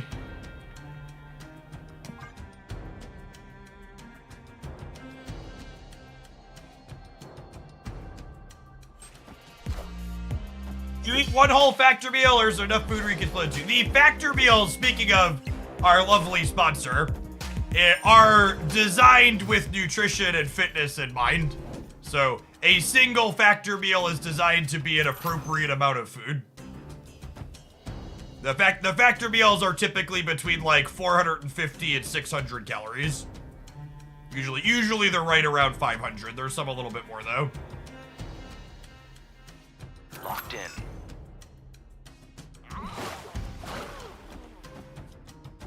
Yeah, HelloFresh meals tend to be portion sized as well, with the asterisk that you can eat more because there's multiple portions in a HelloFresh meal.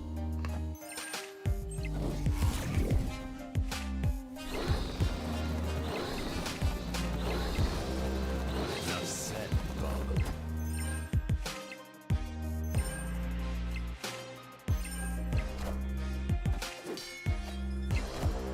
All right, and they didn't have an apocalypse in their hands here, so they should just be dead at this point. The Enchantress up on the left, and that unlock, and then we move Vision and Kitty to the middle.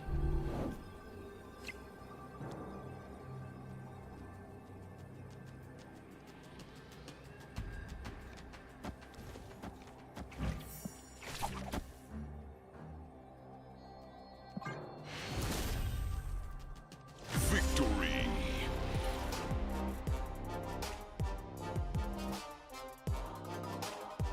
Think being a vegetarian helped your weight management? I have no idea.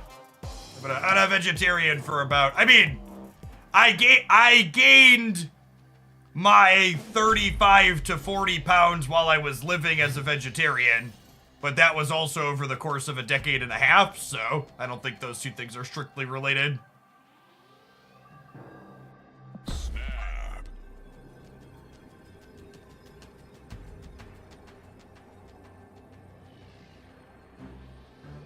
Donuts are vegetarian. Yep, as are many deep fried things. I live in America. Could deep fry lots of stuff here.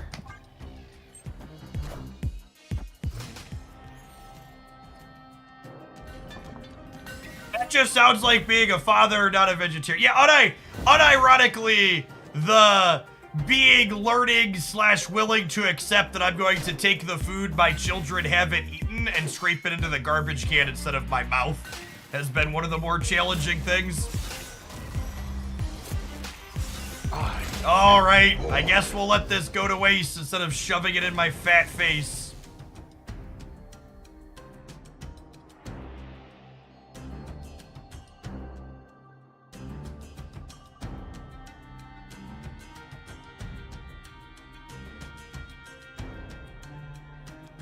Opponent snapped. Opponent's been snapping and retreating very seriously. I think I'm still staying. The Dark Dimension's a little awkward for us.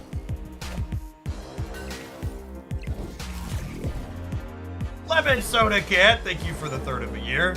But Jeff, it's 29 cents worth of spaghetti. Surely it's worth making yourself sick over instead of tossing it. Yeah, exactly. Alright, I guess I'm not gonna pay them out the full 6 if they have a good Hella draw.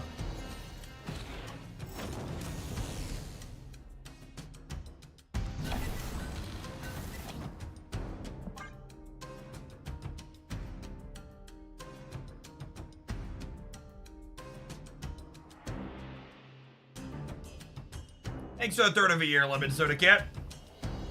Didn't they discard Hell already? That must have been a different game.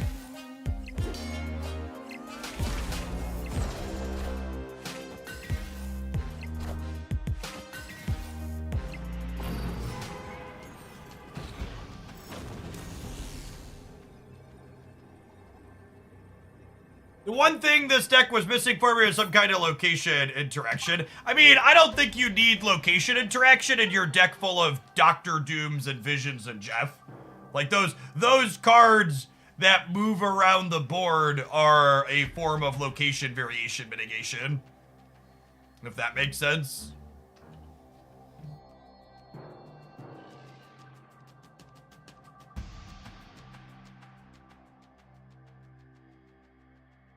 It's taking real hard trying to figure out where to play their Hella. Escaped.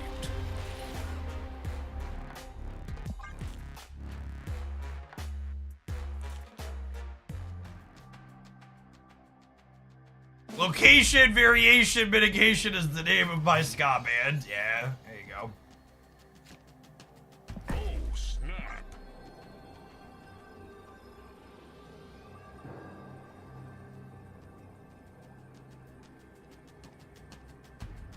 Is this deck just an Angela Elsa Hopera? I'm really insulted that you left my Enchantress out. It's fucking rude.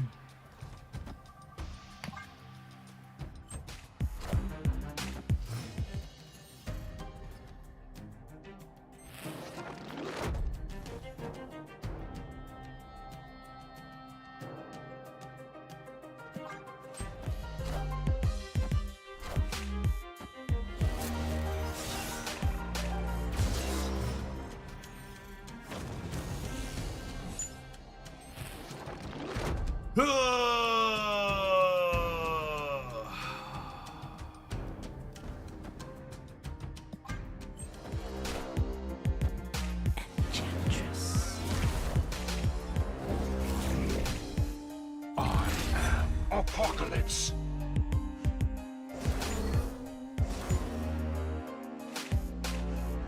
Enough said, bub.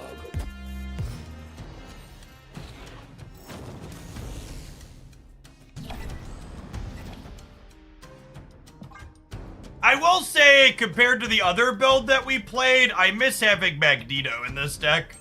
The other build we played had Magneto in it, and that felt really good.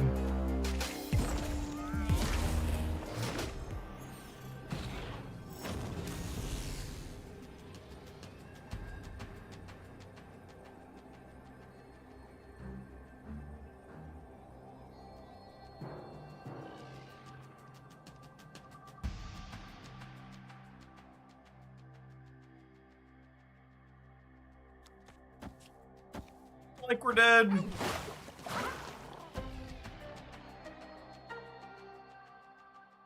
Magneto is super under. I think Magneto is very appropriately rated. I just gonna let this game end. Trying to play the matchup time for an end break.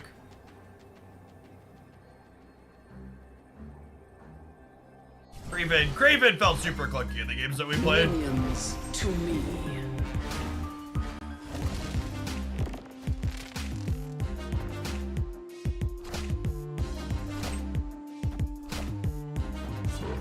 Tying the middle or whatever, winning this breaker.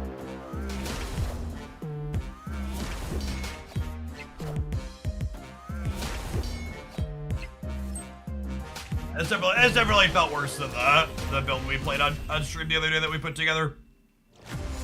I was not impressed with Craven and Silk.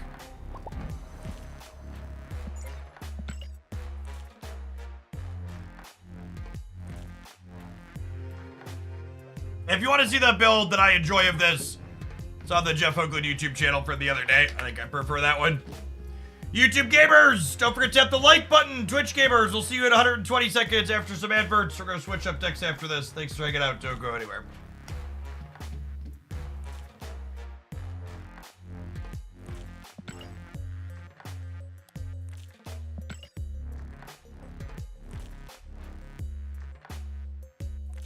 For a quest to try Hope inside of the Loki kitty deck that I've enjoyed.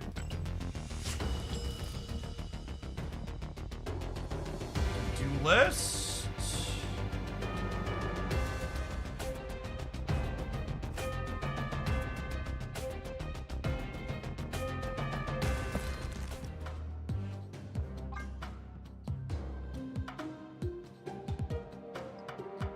How do I fit her into here?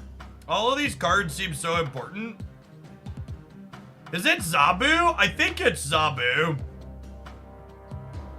They fill a similar kind of role.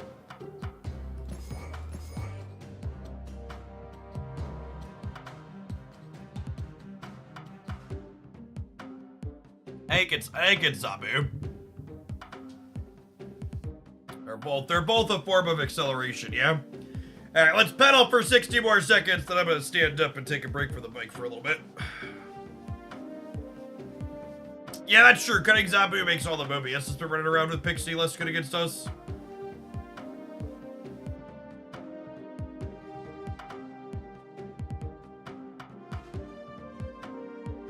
I don't watch a lot of YouTube content. YouTube's not a platform that I really enjoy.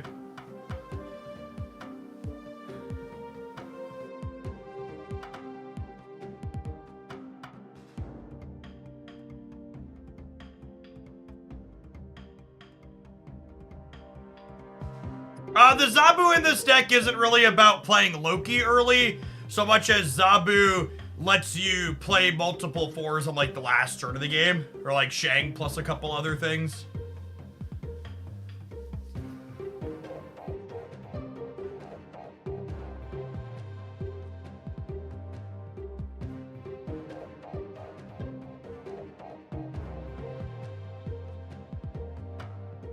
What kind of pedal thing am I using? I have a bike for one of my sponsors.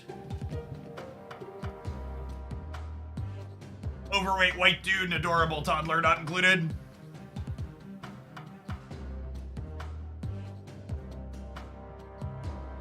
Hey, Sleepy Cobbler. Thank you for the baker's dozen. Welcome back.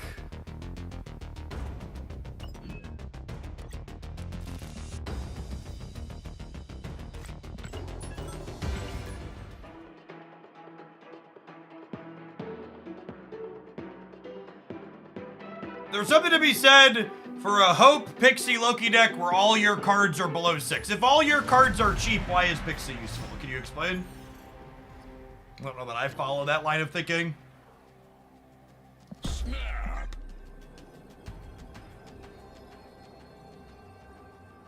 Hold on, Rick Strackham. Thank you for the half a year. Welcome back.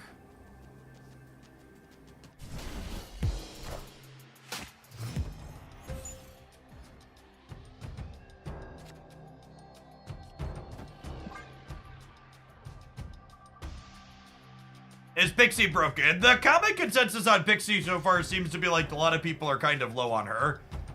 I'm currently of the opinion Pixie is probably a very playable card that people are currently not understanding how to deck build appropriately with.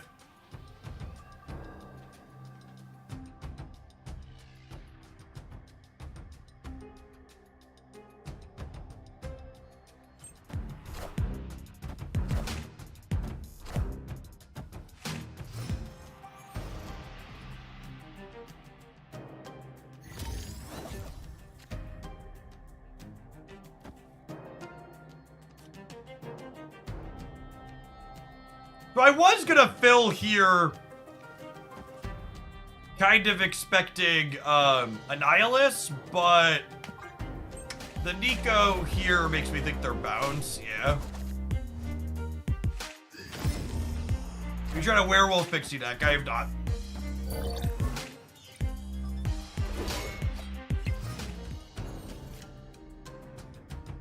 Was that a good draw, chat?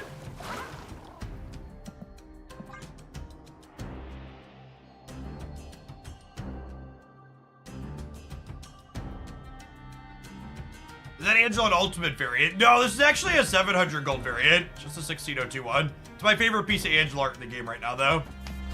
Just phenomenal.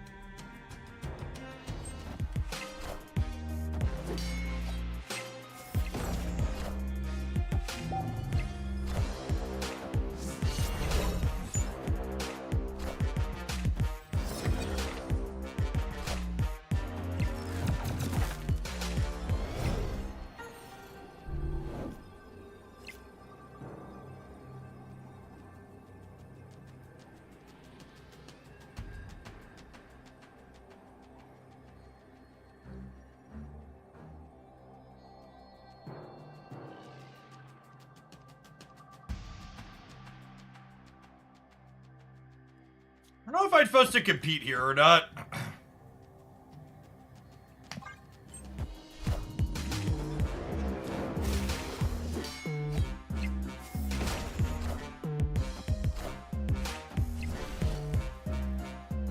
Weird. Victory.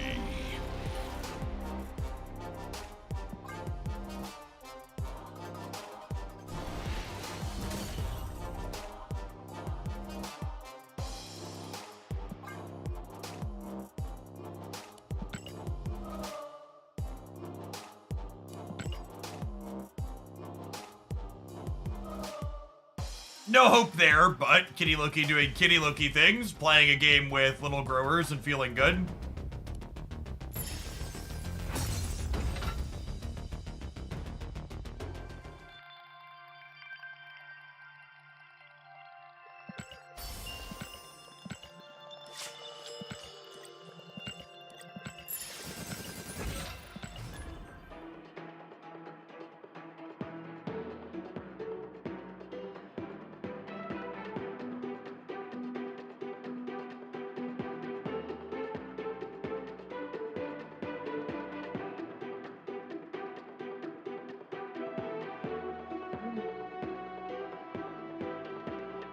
From one Jeff's wallet to a better Jeff's wallet. Satoshi, welcome back.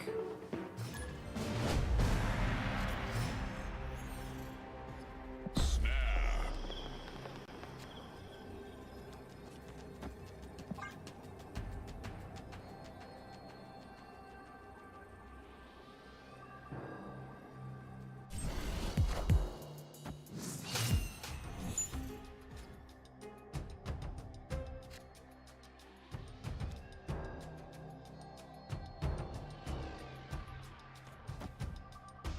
Actually, not gonna get an extra draw from this, but I think I just want to take it out of play so my opponent can't either.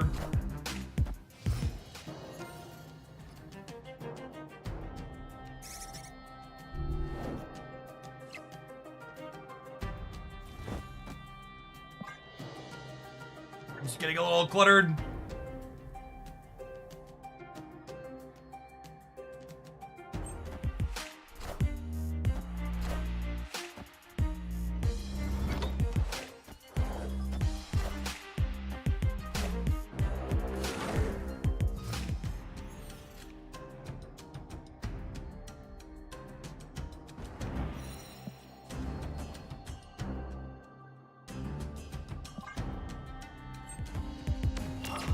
I was thinking about bearing. I totally should have bared, chat. I totally should have bared.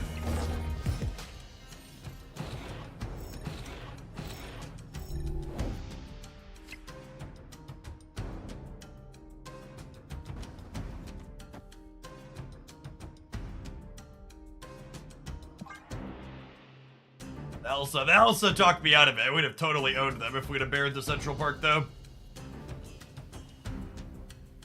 Yeah, maybe I'm supposed to keep the Shag. I don't know. Hey, BMLM, thank you for the 8 months. Welcome back.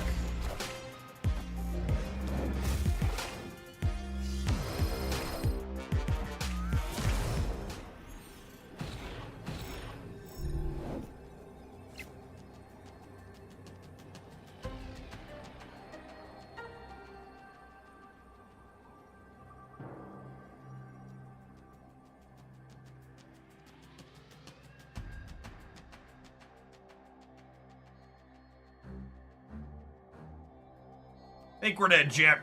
Should have bared on 4.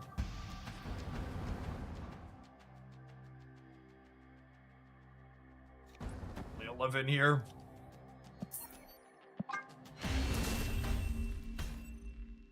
Escaped.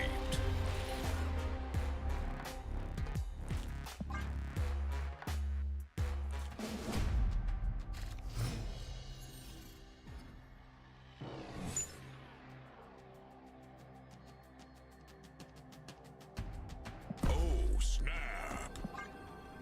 Hey, Odd Season, thanks for the entire year. Welcome back.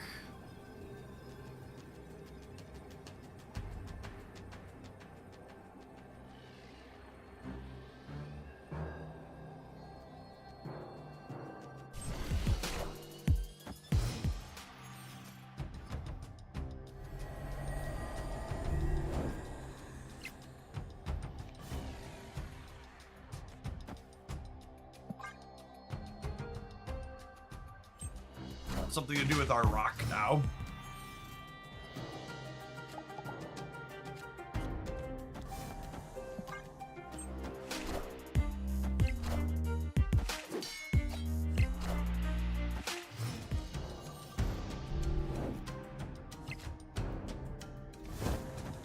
I just about to make a joke about them having hope and we don't.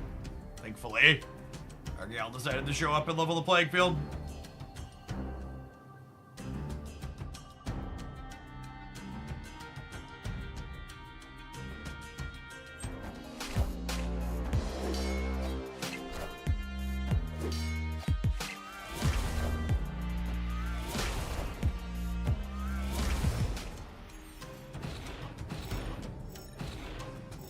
Is there any reason to grab Celine? Only if you're a Galactus enjoyer.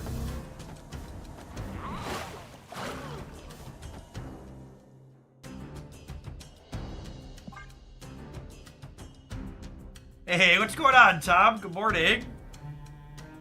So we're hanging out through it all. So no reason to grab Celine.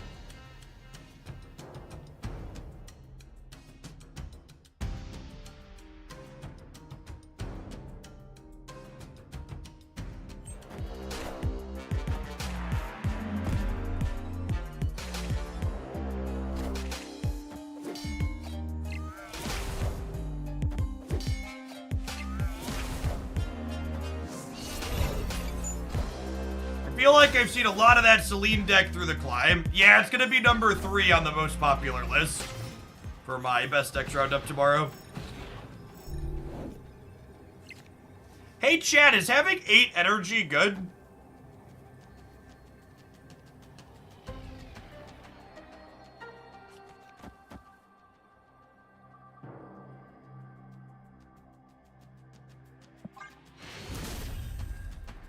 Victory.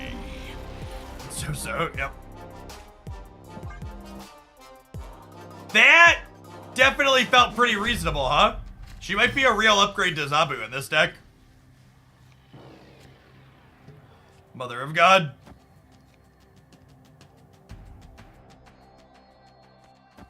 Snap.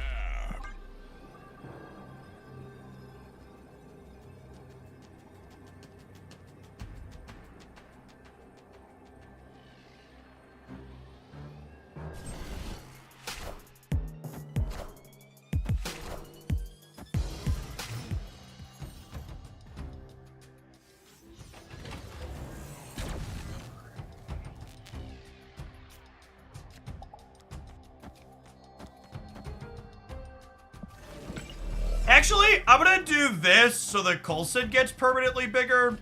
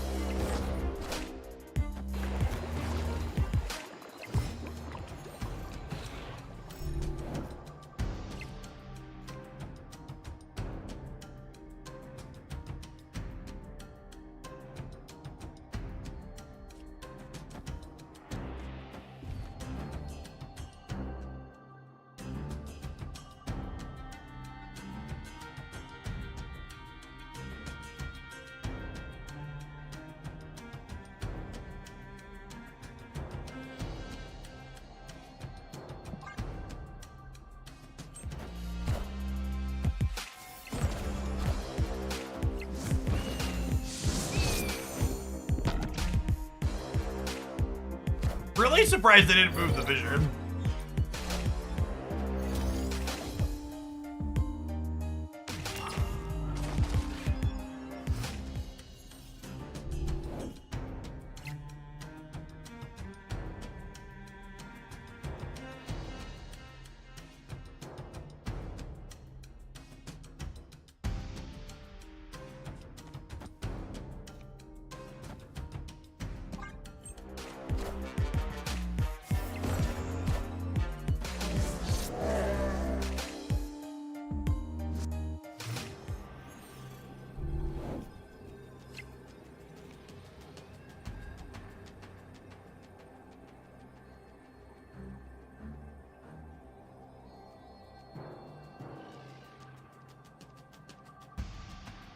They have She-Hulk build?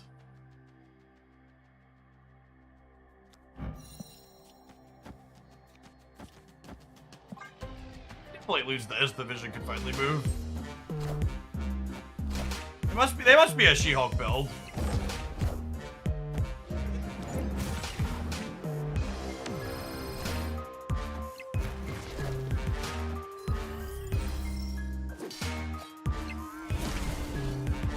Weird. Just lost the vision, coin flip. Truly strange.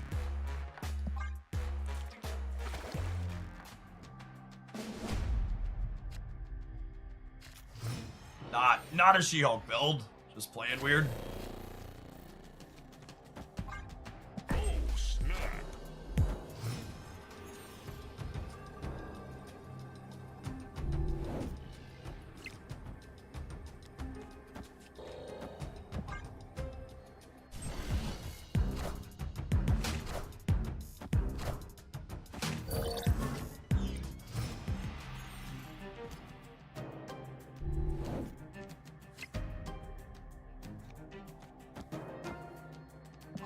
I want to set up Elsa not in Danger Room and not on Kunlun, so that way if we peel Jeff, we can make him bigger and move him over to Kunlun.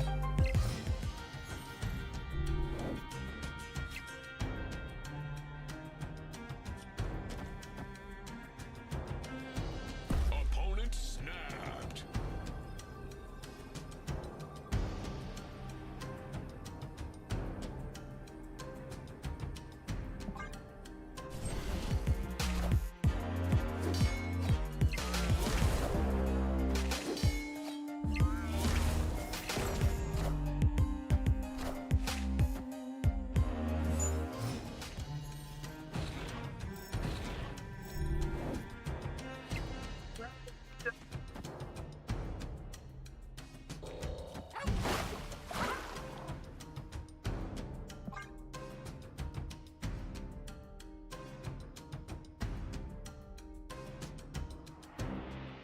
Yeah, Tuba could be good if they end up armoring. That's true. We have a vision this turn is the question.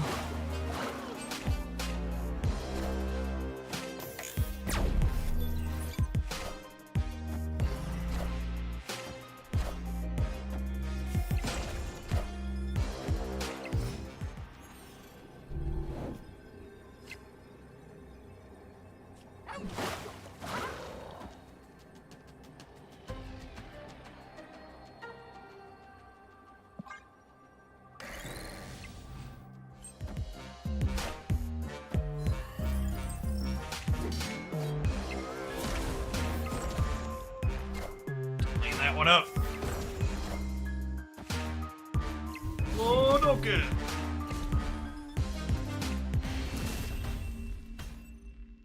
Victory. Very dangerous room. I mean, I let Maria live, which we needed.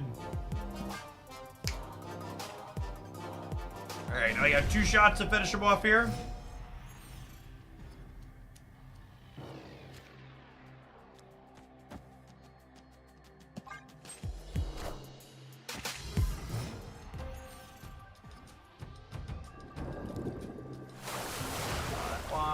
Does not matter to either of us, really, I would wager.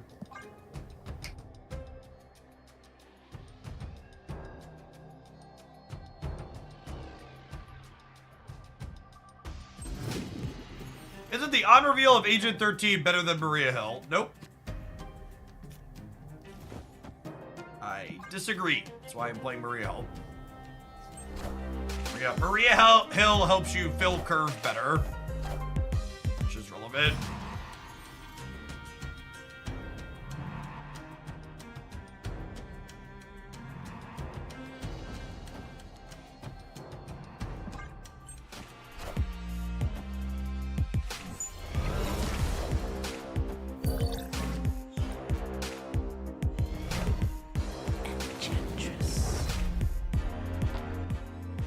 Them losing Enchantress when I rolled the Devil Dino seems like a big deal.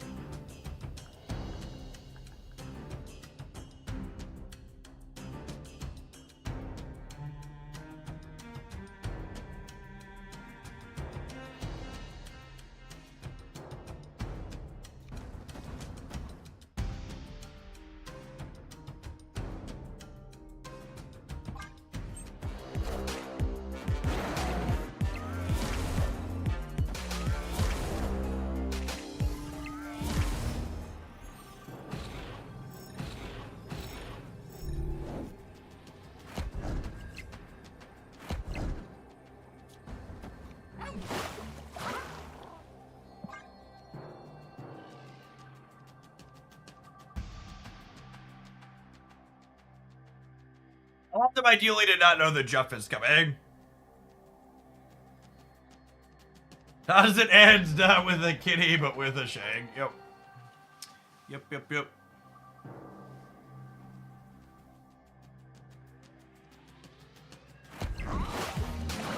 Genuinely, Hope feels better than Zabu in this deck, I think. I think she, was a reasonable upgrade.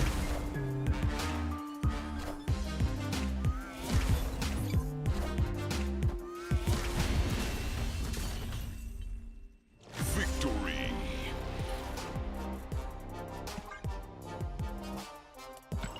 Zabu is always like a little whatever in my deck that only had Shang, Loki, and Agent Coulson anyways. I know it feels real good. Thanks for the raid, Ice Gaps. Hope you had a good stream.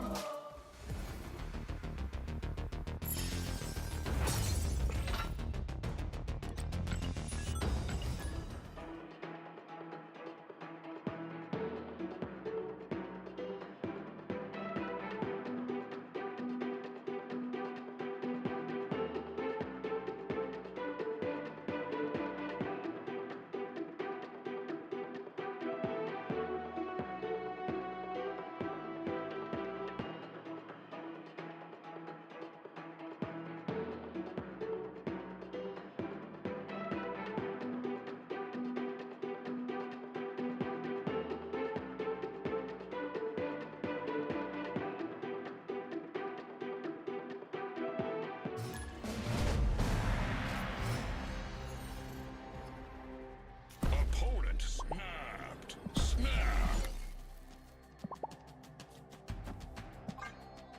Evergreen reminder, when you can't play Kitty into the first location, always play her into the third location so she doesn't get stranded out in deep space.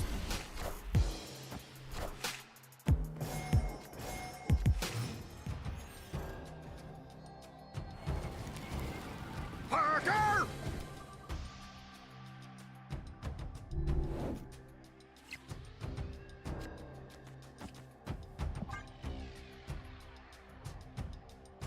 They confirmed the correct Spotlight cash goods. They haven't, and my contact actually just didn't respond yesterday. I should probably ping them again.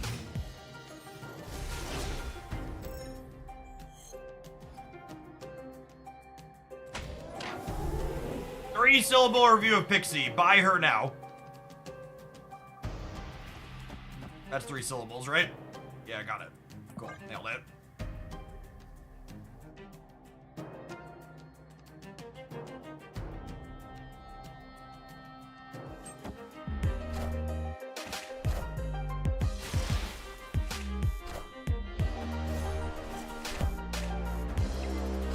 Then there are a Jonah Jameson card data mined at one point. There are lots of cards that have been data mined that didn't have any firm release dates posted, and essentially anytime something's data mined without a firm release date, it's the same as it might as well not exist. Mother of God, chat. I don't know what other we got, but we got some mummies. Do I want the bonus on Jeff or Kitty? I'll have the bonus on Jeff to start. Spread out the Elsa bonuses a little bit.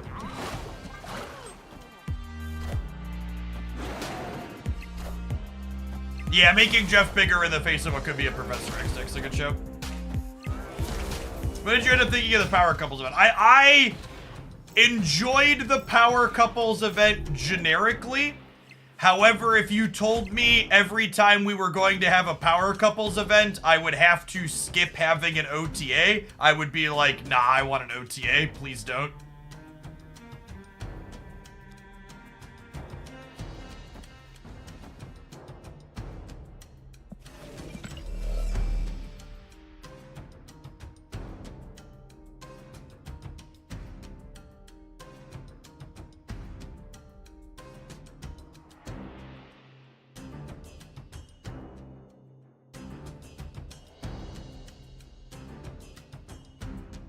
I don't know what I want to do here.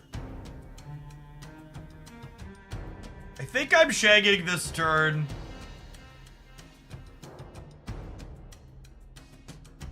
I think it might be this. It might be this.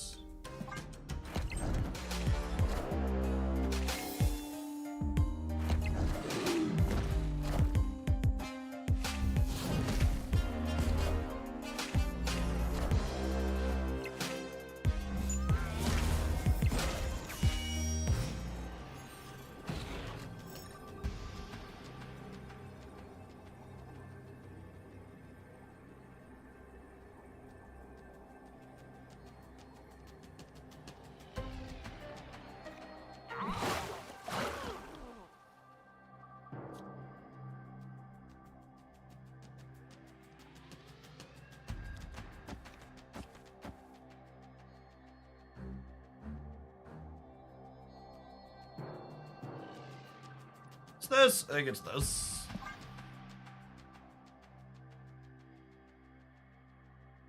Just fan out and play for everything, basically.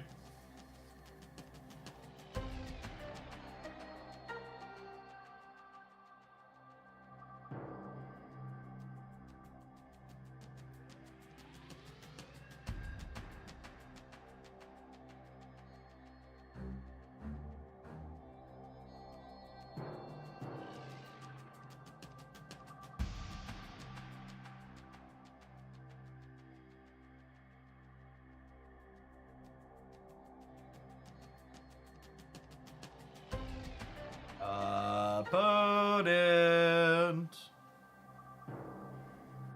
Colson steals games he can't keep getting away with it. He's pretty solid.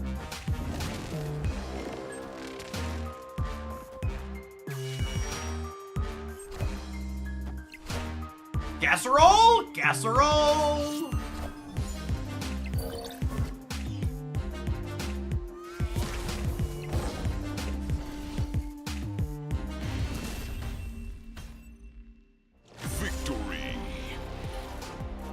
You like how we made 4 plays and moved a card in like a third of the time, or it took them to play 1 6-drop and move a Jeff?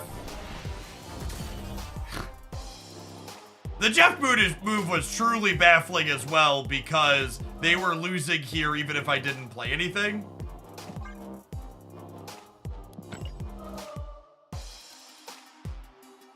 I think this deck can put out decent stats on Loki. This deck is not a Loki deck. This deck is a Kitty Pride collector deck that sometimes uses Loki to break glass in case of emergency. Simply because Loki gets rewarded for playing similar cards like Snowguard and Agent Coulson that are good with collector. This isn't like a lot of the other Loki decks that are running around where you just like Cowabunga jump on into playing Loki as soon as possible and hope to cheese them with their own cards.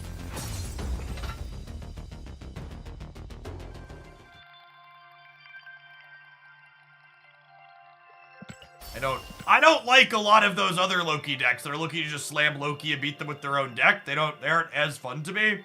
This build's felt really good really consistently to me. We played this deck with Zabu instead of Hope and Conquest a bunch last season, and I think we finished like 21-6 or something like that.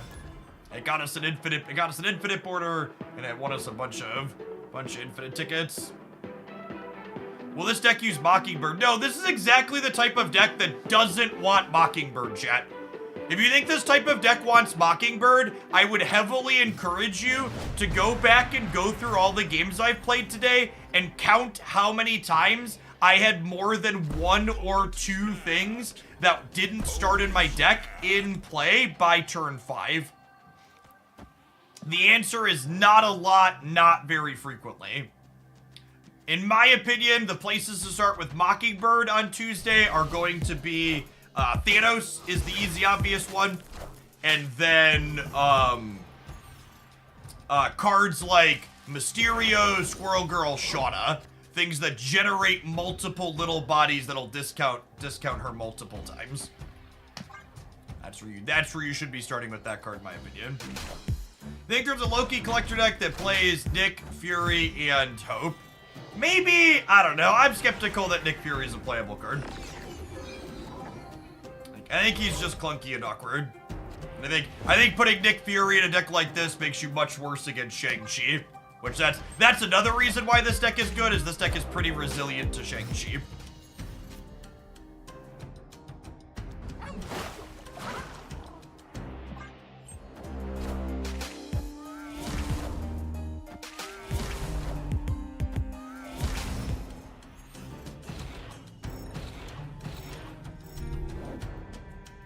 Yeah, something with Patriot's probably a great place to start with Mockingbird.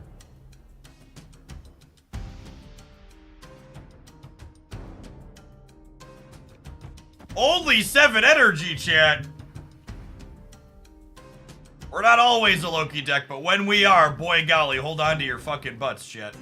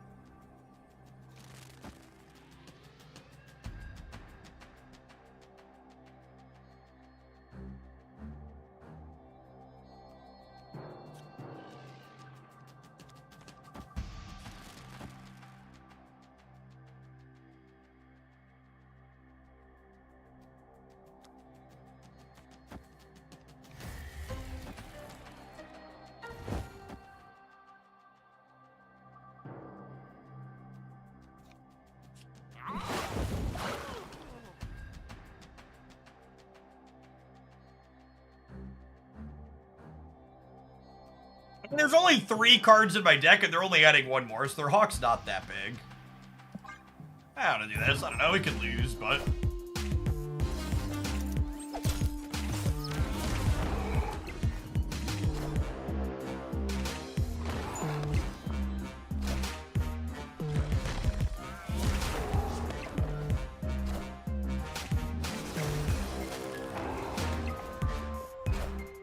Oh my gosh, we're losing by 1 on the left. Are ye worthy? Rip.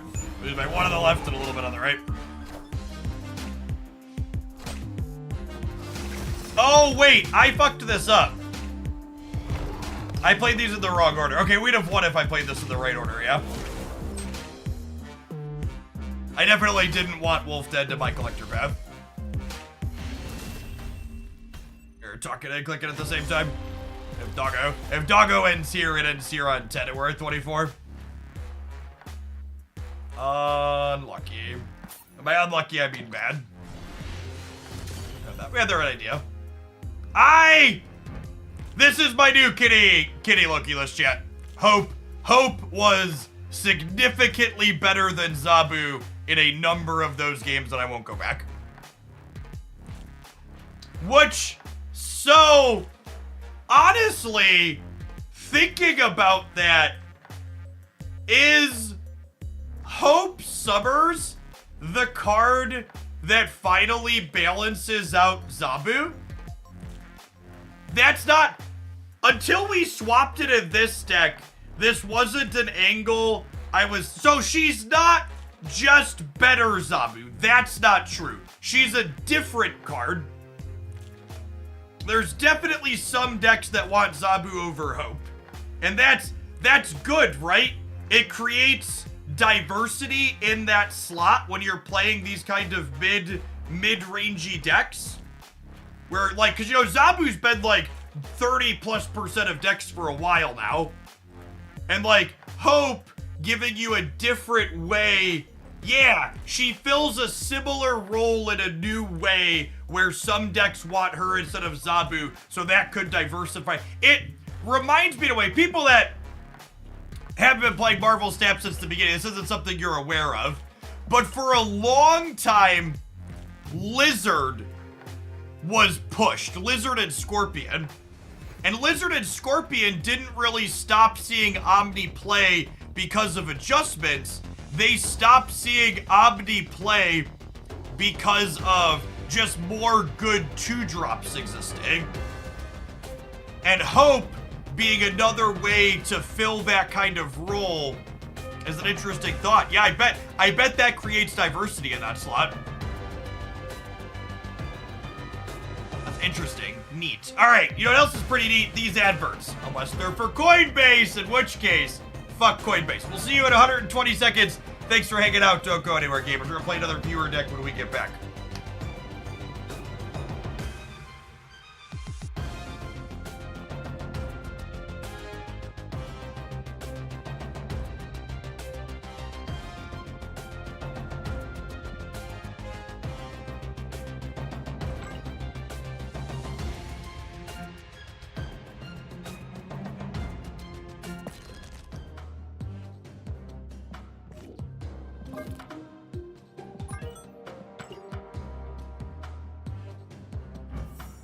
Need some Dracula boosters, chat. Get him to gold.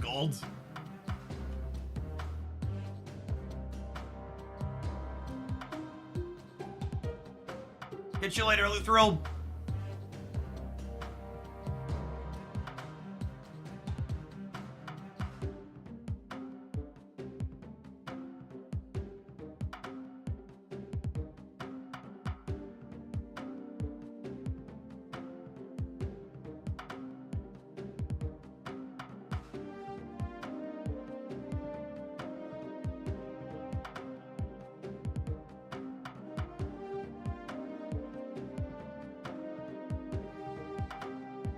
Assuming Coinbase has nothing to do with Homebase. Coinbase is a cryptocurrency exchange. Big grifter energy. Is Kyeria necessary? Probably not.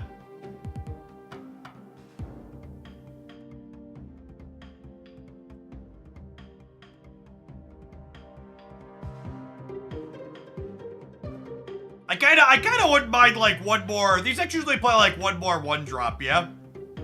I feel like having another 1-drop to shuffle things onto would be nice.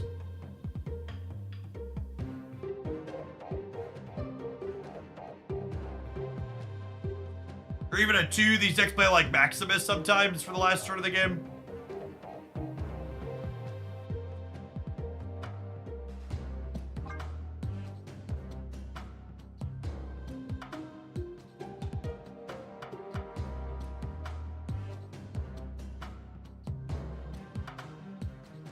Strong Guy is not a playable Marvel Snap card, shit. Apologies to all whom I've hurt with this revelation, but it's not.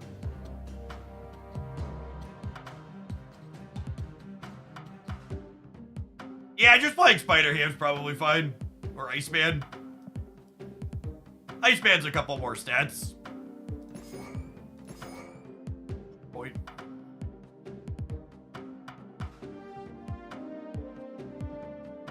My body is ready to queue in to destroy and then die because I don't have Kyeria. Probably fine. I don't have that many ones.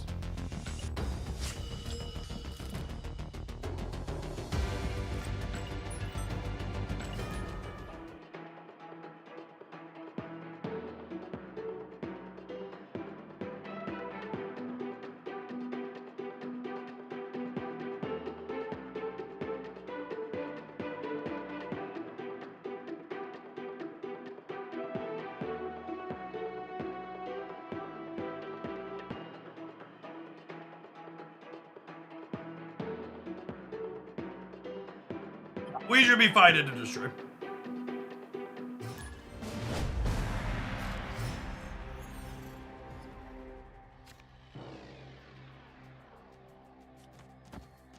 Snap.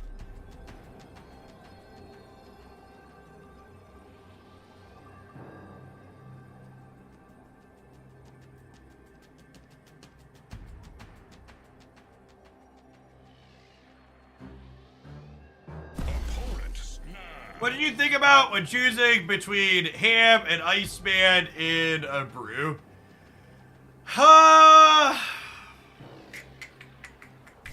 It's a good question. I don't know that I have a clean answer for you. What do you think is the best free-to-play deck right now? Well, I think talking about free-to-play decks in Marvel Snap is a weird conversation in general, because a free-to-play deck in Marvel Snap literally just means doesn't have the latest season pass card in it.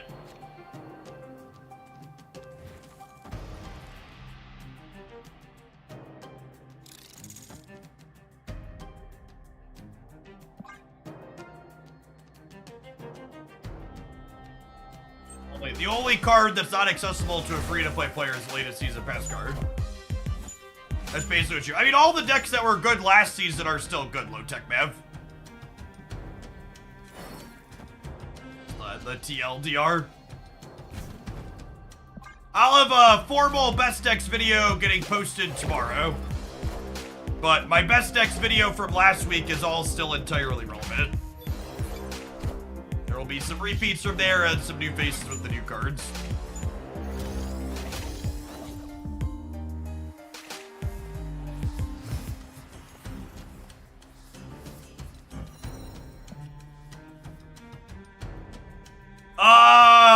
Now I get to pass and then play Infinite She-Hulk, right? Sounds great.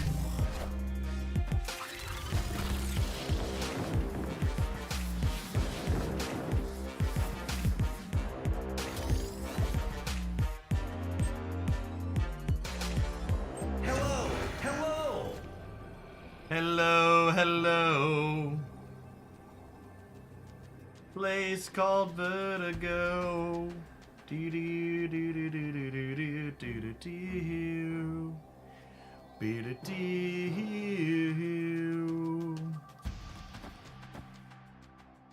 Shame I can't trigger the Ant-Man.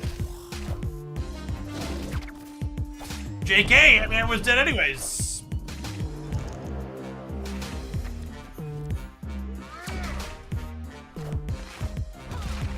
Hello, can you understand me? Can you understand me? Give me your cubes! Your cubes!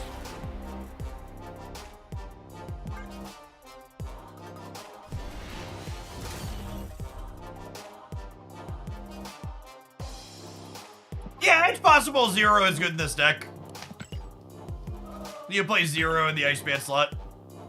You have Cosmo to turn off Destroyer, though. It's noteworthy.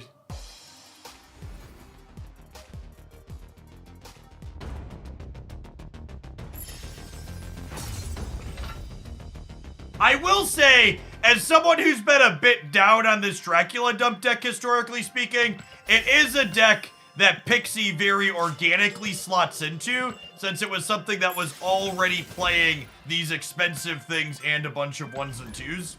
That's like exactly the style of curve that Pixie really optimizes to leverage.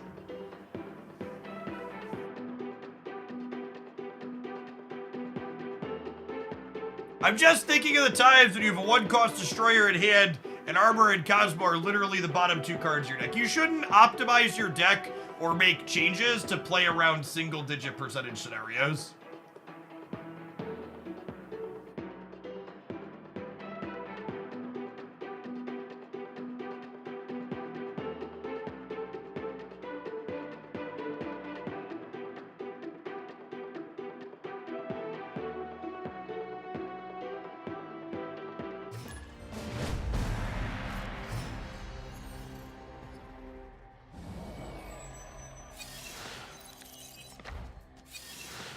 The retreat button is for those situations. That is exactly correct.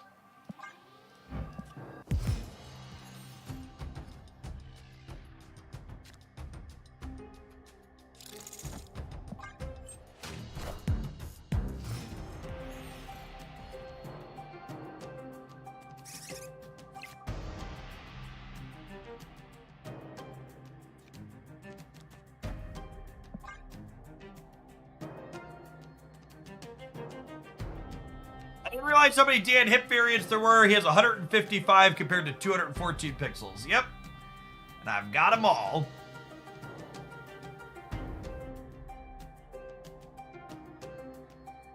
Opponent.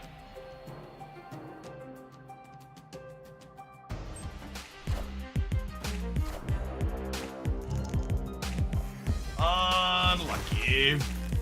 I don't know how I feel about Infinite at the top end, J-Hugs. I agree with you that having to skip to play it is a pretty sizable drawback. Opponent snapped. Oh, snap. Gladiator, Devil Dino, probably some kind of Loki deck.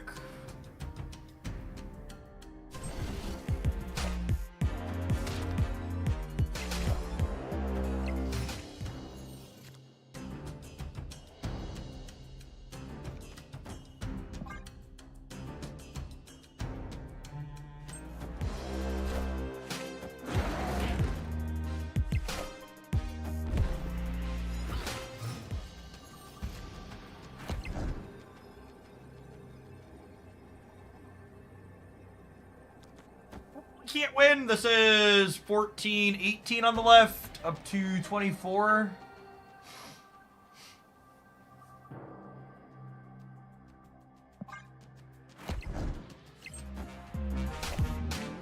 Oh, they just thought they were set on the left. All right, Dracula, giddy up, buddy. 40%. Win the game. And a boy. Alley-oop. Victory.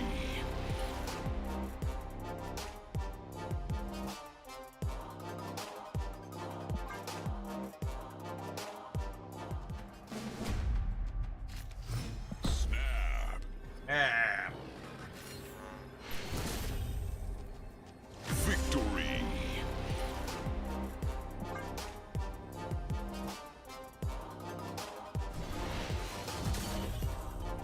Yes, I agree with that, Hobbit.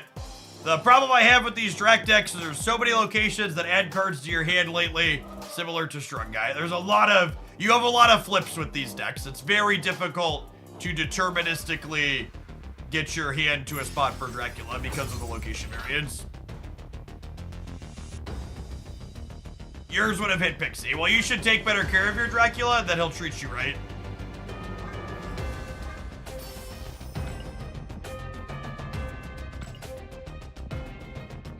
Chat, I think Hope Summers is the first card in a long time where I'm gonna be playing the base art for a while because both of her starting variants are kind of like super mid.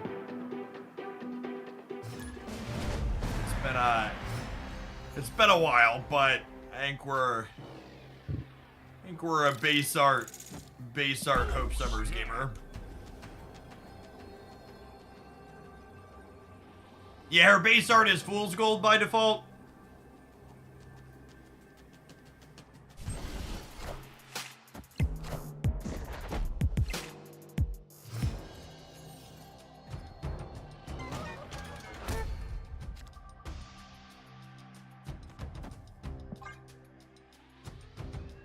Let's hope the strongest season pass card since Miss Marvel. Definitely.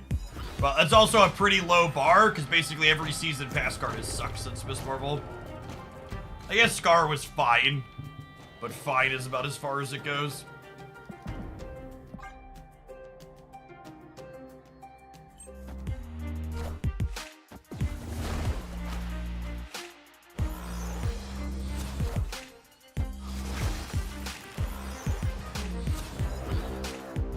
Alright, we got the diff on the Black Vortex.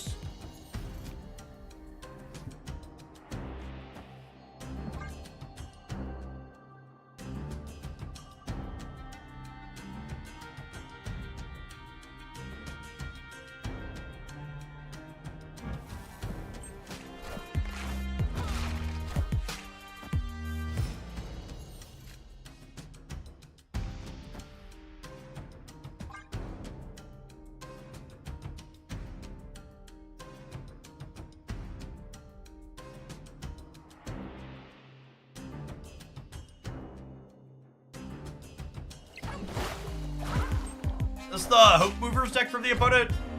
Yeah, looks like it.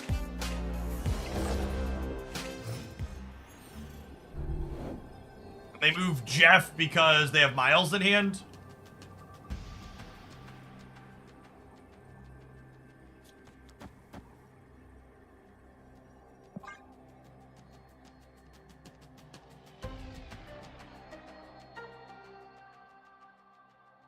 You know, I'm probably supposed to put one of these two middle, so that way if they Shang us here, I'm beating Jeff plus Vision mid.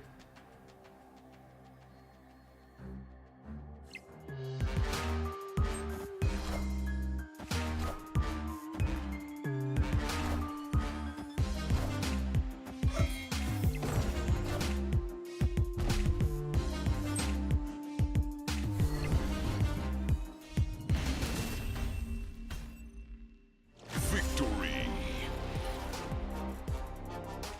Was quite surprised to hear a streamer last night call Hope the latest in a long line of overpowered season pass cards. Well, unless they were being sarcastic, appealing to the lowest common denominator is a way to build your brand and your audience.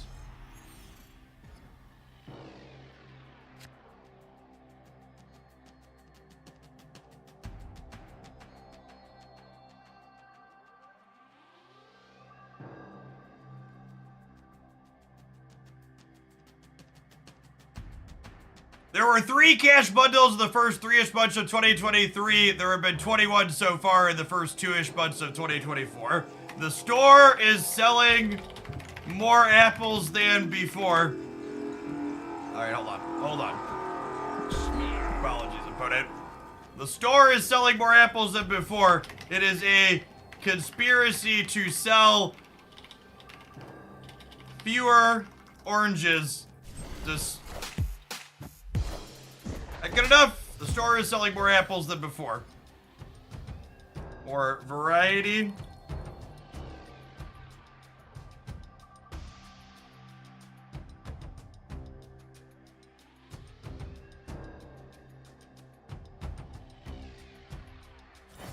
Gamers. Oh, look, Pixie. That's nice. We have Mobius, too. Beautiful.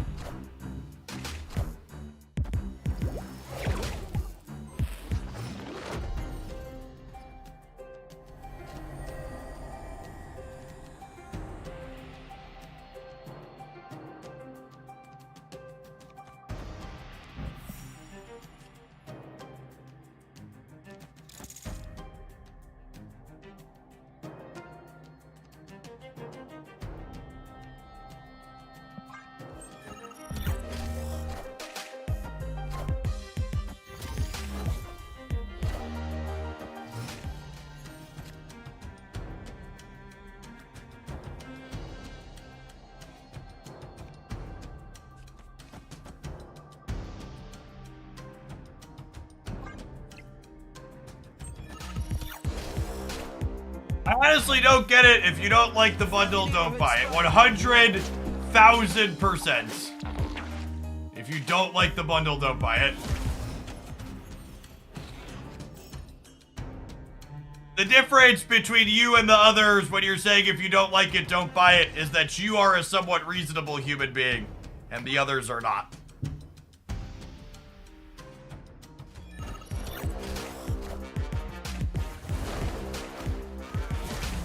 Like one of the threads that had a content creator complaining in it yesterday was complaining about how not all $20 bundles have the same value of currency in them. And it's just like, yeah, it's called price anchoring, but 2, they also have different cosmetics in it. And I just genuinely don't understand how we're acting like this is fancy or weird or strange. They could move stuff here and end up not playing first Dark Tower. 19 might be enough with 21 here. I'm gonna slam.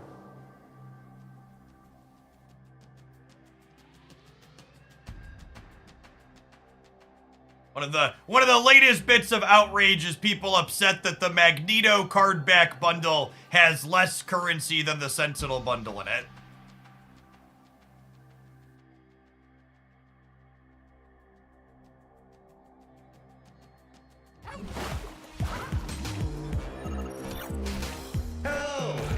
understand me? Doom rules all. Ah, so close.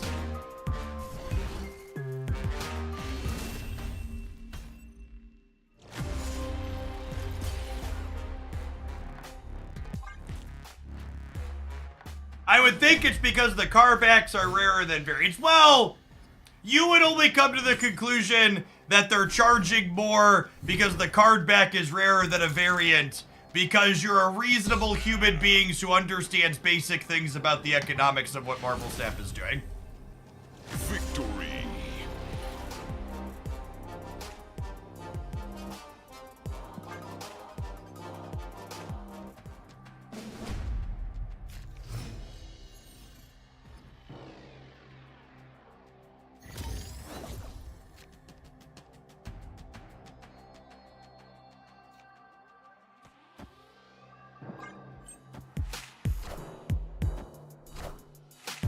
It's the first card back in the store. It's one of the first, if I recall correctly.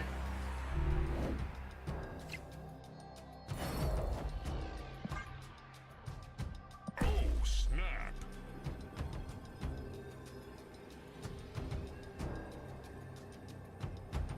They sold the older Battle Pass ones. Opponent snap. Oh, there was a Mecha Death. Yeah. Or there have been a handful. Oh yeah, I bought the Miles one. There's been a handful of them, but they're definitely the card backs as far as the economy concerned is definitely a premium, right? There's significantly less of them than variants for cards. And whether or not you personally think they're worth a premium, holy shit, is one thing that could be up for debate.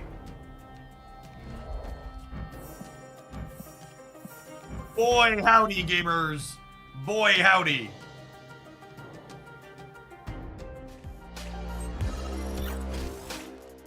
Friendly neighborhood Spider-Man here.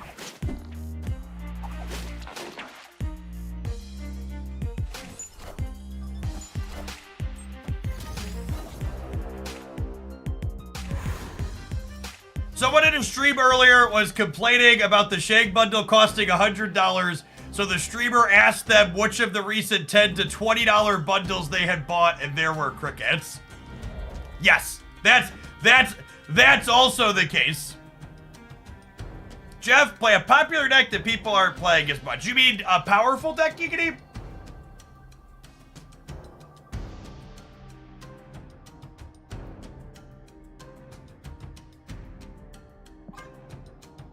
Personally, I feel variants are worth more than cards. So, sorry, let me rephrase. I said worth more, which is not technically what I meant. What I meant to say or meant to convey to you is that card backs are objectively less frequent and more exclusive than variants. Is my intended thing to convey. You're right. The worth of a various cosmetic is deeply subjective. However, objectively, there are far fewer card backs than there are regular variant cosmetics. That is an objective measure that we can take.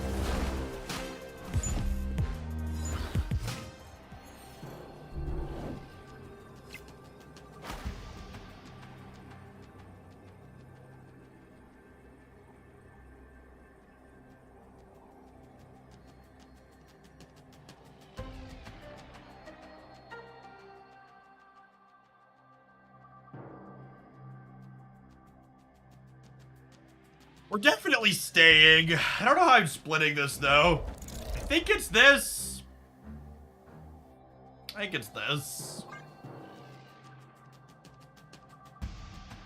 This gets us plus 5, 6, 7, 8, 9 over here.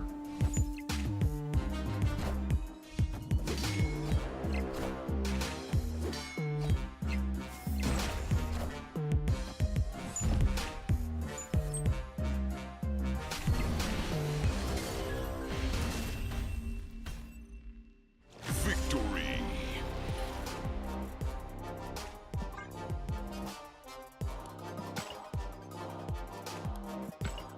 To give one last comment on the economy stuff before I move on, because this topic is endless, and I know it can be grating to hear. One of the things that I have always heard across every free-to-play game I have ever played is the idea that the game companies would make more money if they priced their cosmetic bundles lower. And I promise you that Second Dinner doesn't sell 40, 50, and 100 USD bundles because they think pricing them more expensive makes them less money. We've had periodic $5 and $10 bundles. Second Data knows how many on average they sell when they put a good value $5 bundle in the shop. And they know how much they make on average when they put these big whale hunting bundles in the shop. And it is definitely objectively true that they make more money selling higher ticket things. And that's the reality because most people who are free to play don't suddenly stop being free to play when a $5 bundle comes out. They just don't spend, period.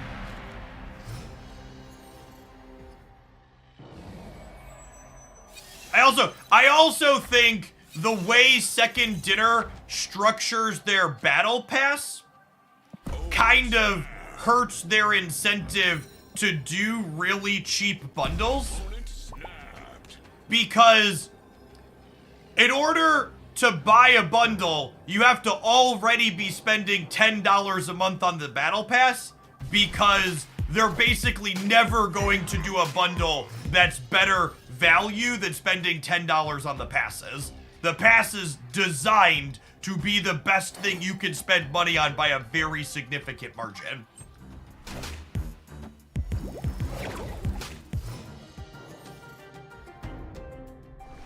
With data mines gone, I think there's more incentive to run a low value bundle along. So, I agree with the comment in chat that most people probably never looked at data mines. However, most of the people who are vocally loud and complain on social media did look at data mines. So your assertion when it comes to the population as a whole is true, but it's not strictly the case when you look at the people who are making noise. Big spenders look at it. I don't think that's necessarily true either. I think you would be shocked how many people spend very significant amounts of money on games like Marvel Snap and consume no content for it.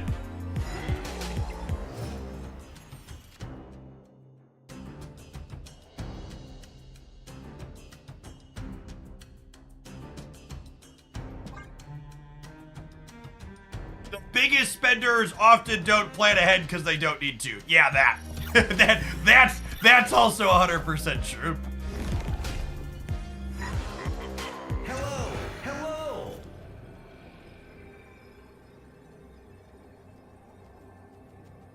I don't question cosmetic bundle cast, but the season pass seems expensive. I think you're completely wrong that they would. I think for most people who are willing to spend money on a mobile game, $7 versus $10 or $15 or whatever the battle pass costs you in your local currency is a wash. And that's subjective. I don't have any personal data to base that off of, but I assume Second Dinner has data that they made their decision off of.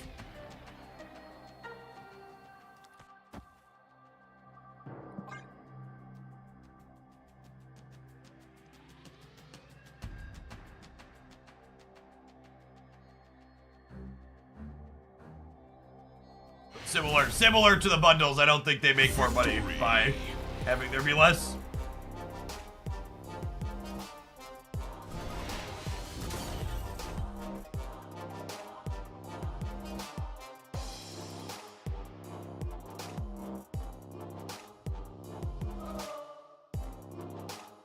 Another thing to think about is I don't think Second Dinner directly controls currency conversions from USD. I actually don't know the answer to that. It's very clear to me Second Dinner could sacrifice their stuff. They're sacrifice their profits in order to give me more free stuff. Why don't they do that? It's like I saw a comment from another creator the other day that said Marvel Snap could be more successful, or could have been more successful, if they would have divorced the card collecting from the actual gameplay. And I was just like, Runeterra's right over there, bro. Like, someone tried that, and just like, it's right there. How does that make sense? It does. It shows a giant disconnect from what actually keeps people compelled.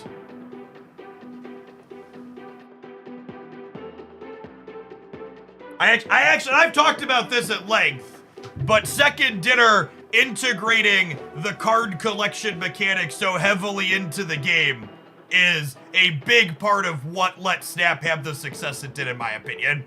And something that it did differently from these other card games, the split system, it keeps people coming back.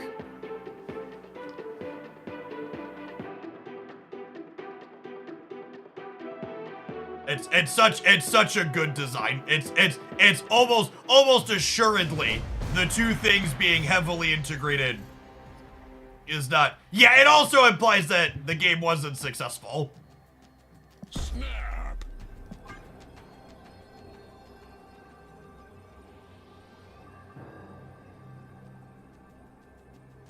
Never mind the fact that Marvel Snap eclipsed every other digital card game in terms of revenue in the year and a half it was out. Never mind that. It could have been better. It could have been the best.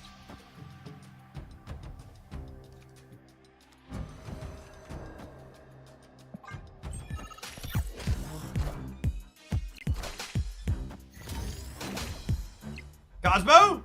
Cosmo?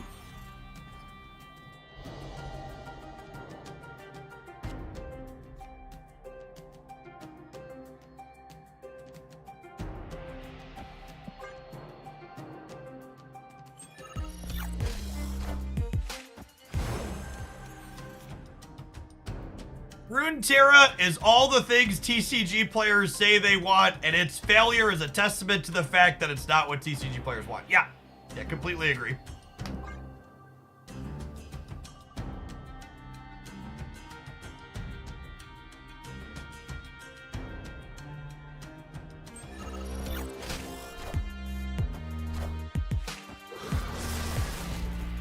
Yes, that's exactly my point, BKU Hex. We don't really need lots of small bundles in Snap because the small spender option is exactly yes. 110%. The battle pass is the small spender bundle.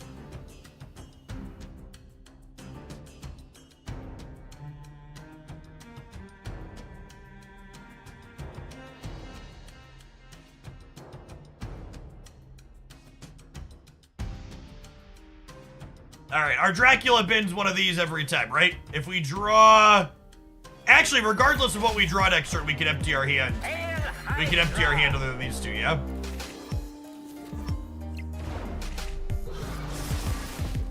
I mean, Steric, the way the Battle Pass is structured in Marvel Snap, if you're not playing enough to complete the Battle Pass, you probably just shouldn't be spending money on the game. Is there a patch coming today? No, patch on Tuesday, and then an OTA a week, two weeks from today. You can always have !OTA in my chat to get the patch and OTA schedule.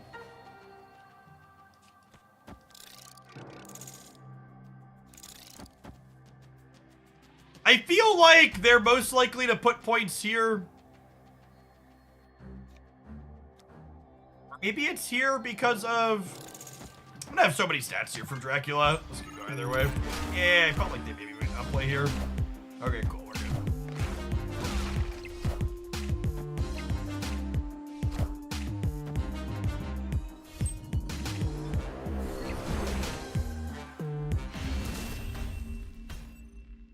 Victory.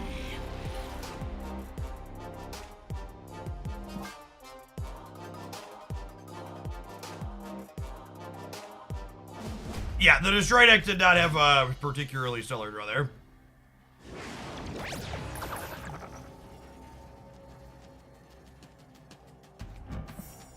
Snap. Their deck does have a lot of things that benefit and are neutral from the peak as well as noteworthy. Venom's neutral, Carnage neutral, Deadpool neutral, and then Zola and Nola benefit. And I don't have Armor or Cosmo here. It's also Silver Conquest, like typical, who cares, but. Oh, you know, I should play Pixie here actually to jockey for priority.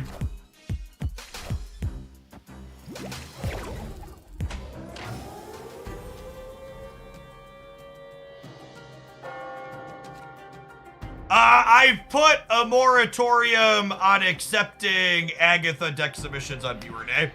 Because we were getting one every time we did Viewer decks for the last little bit, and they just weren't really interesting or fun for me.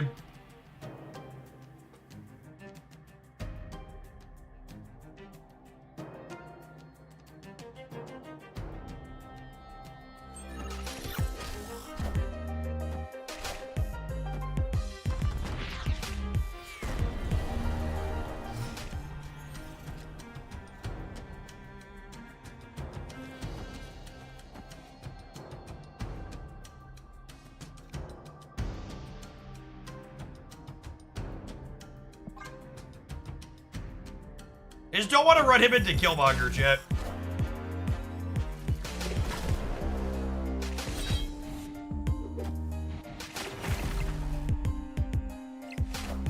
Soaking 2 energy here, though.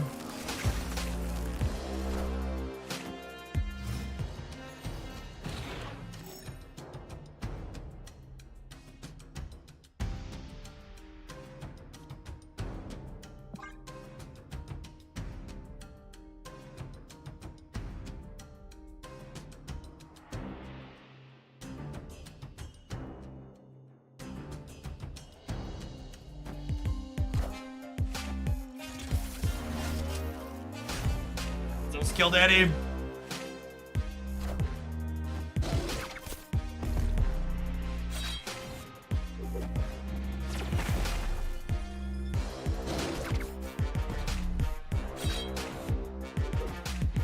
Oh, they had priority. I probably could have played Sunspot this turn.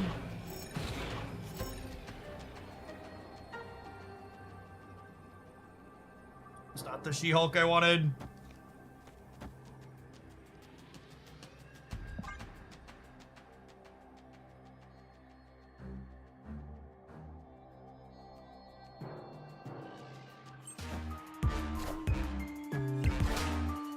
Hello! So happy!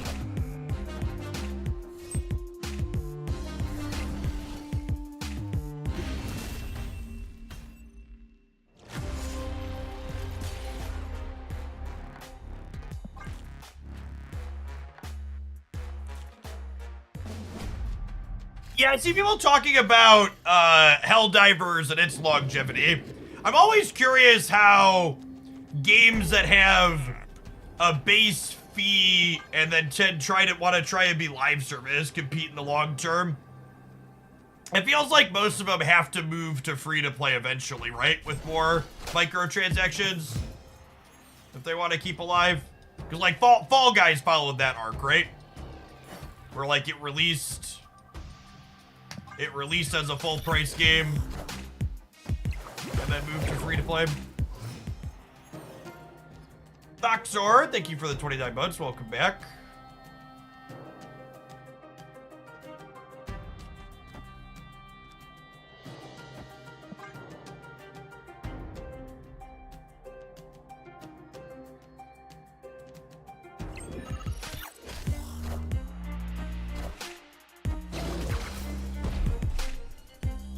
Fall Guys was a good example of not everything needs to be a live service game. I mean, it depends on what your goal is for the game, right? If you want a game to have constant updates, it needs to be a live service game, because you're not going to get constant updates from something that doesn't have constant revenue, right? That's not to say everything can succeed at it. But if your goal is to like generate revenue and not just be done afterwards, you do kind of need to be live revenue or live service.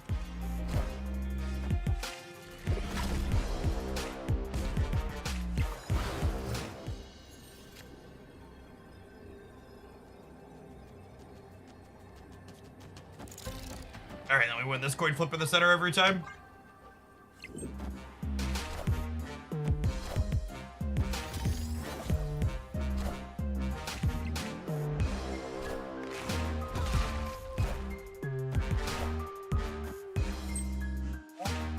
Lucky.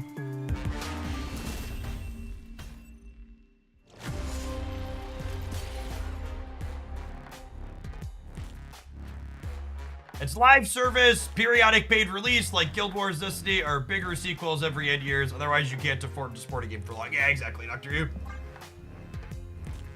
Alright, I think I'm playing 2 to 6 here. It looks like it's about time for some adverts.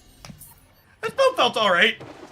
Pixie definitely feels like she improved this archetype from what it was doing before. Ooh, Colleen Wing's a good idea. I don't hate that. That's probably better than this Iceman I slotted in here. I do think having at least some way to discard a card would be good. Colleen Wing sounds like the best way. Blade's more power for less energy, but your big cards could be on the right side of your hand sometimes, so bidding the lower cost thing sounds great. Yeah, I think that would be my takeaway. I'd probably sub the Iceman I had here for a Colleen Wing and call it a day. Pixie definitely felt like she helped smooth some of your clunkier draws, though, in a good way. All right, gamers, let's tap the ads. We'll be back in 2 minutes with our next viewer pile of cards. We are going to play some Hope Summers featuring some goblins. Thanks for hanging out. Don't go anywhere.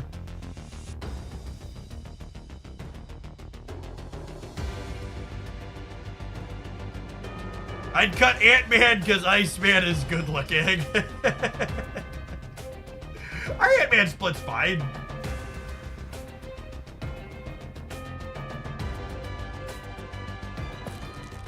Pixie messes up Colleen. That's not remotely true. If Pixie made one of your really expensive big cards extra cheap, you'd just play it instead of discarding to Dracula, so it's still fine.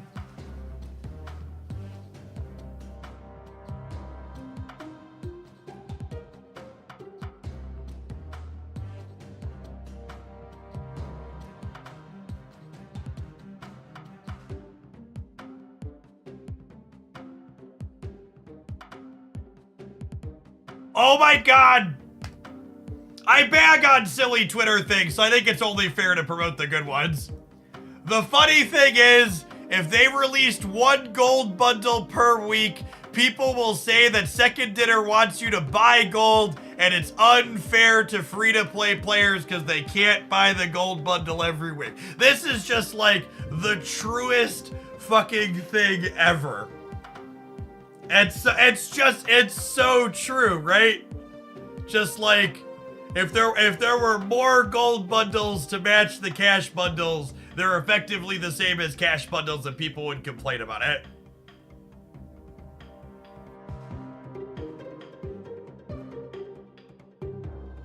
It's like the no-win situation with the season pass cards, right? If they release a season pass card that's too strong, the game's pay to win and they're buffing it. They buff the card to push sales. If they release a bad season pass, why would anyone buy the pass? And you complain about that.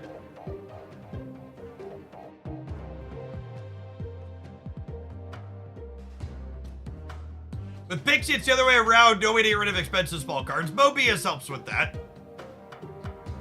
And you're not always going to have Pixie.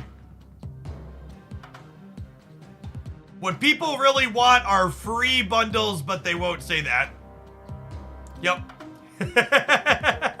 That's the truth. That's what they actually want. They want more stuff for free.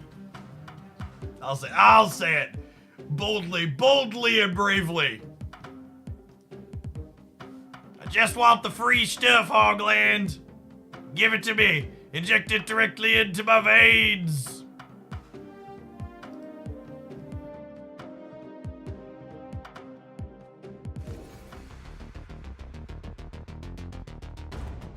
Oh, we're missing Mobius. Yeah, I'll fix that.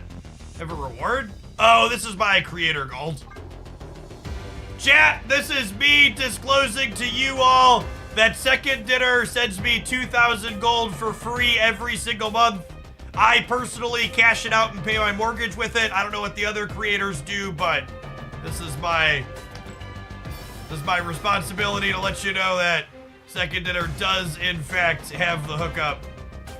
Dusty McRusty, thank you for the 21 months. Welcome back.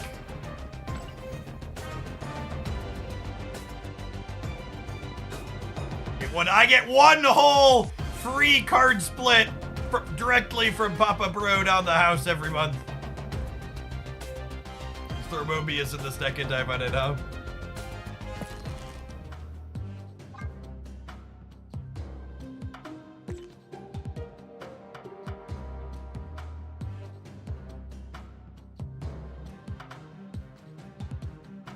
Why is there a yellow jacket in here? I'll swap that one. That's enough to give everybody in this chat 1.25 gold, Jeff. Gimme.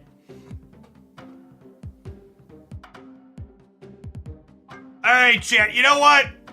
I feel bad. I'm gonna get rid of the evil gold, okay? You know what? I've been working towards a gold split, Mysterio. It's wrong and unfair that I have this free gold. I will do the only equitable thing and spend it immediately to appease you, okay? Infinity. That'll really stick it to him. Easy come, easy go.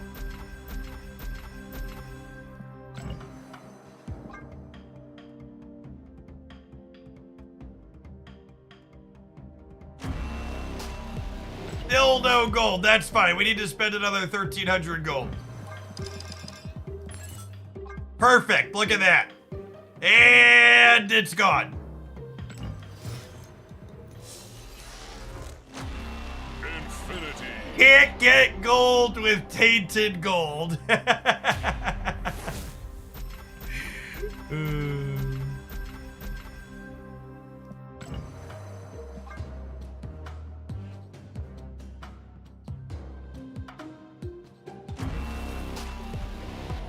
It hurts.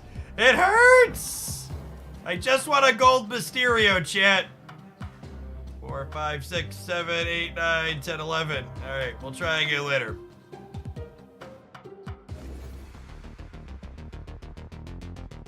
No, chat, all the gold that's left I had to spend my own money on. Okay?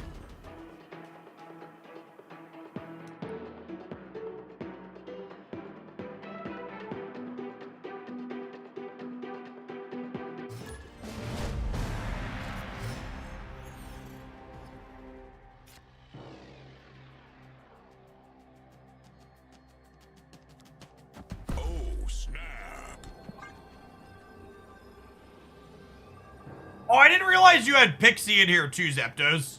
That's a lot of acceleration. We'll see how that feels. My gut says that we probably have too many 5s for Pixie to be good. Any word on customized cosmetics? Our next patch is Tuesday. That will be the soonest we can get it. They don't communicate in advance what the patch is going to have in it, though.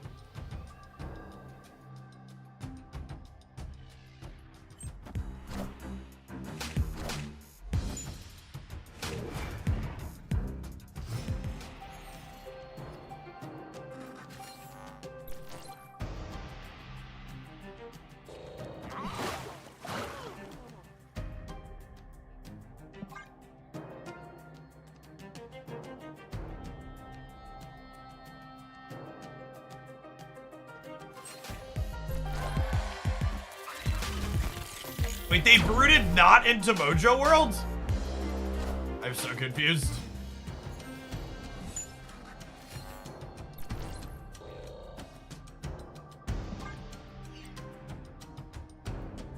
Not a stellar set of locations for our Goblin deck yet.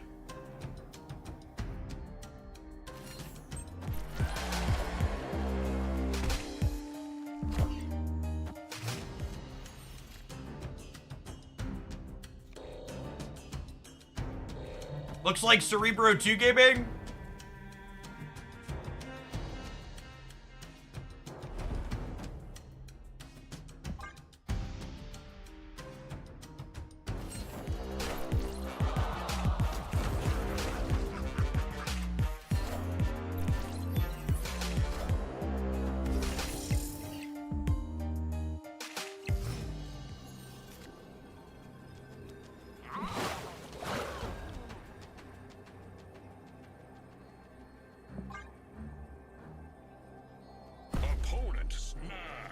Yeah, it's the proving grounds, bud.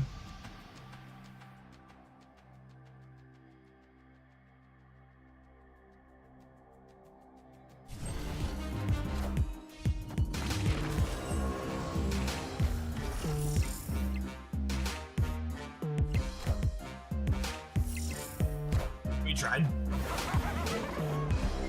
Tough set of locations for us. And none of, we talked about having, I said a second ago with so many accelerators, we didn't have any of our 3 accelerators. Maybe we do need them all.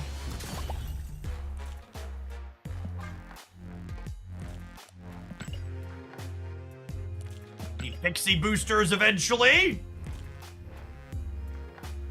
Split her in 600 boosters or whatever it takes to split her 4 times.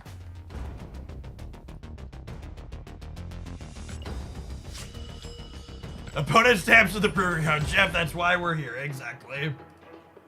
Ship it.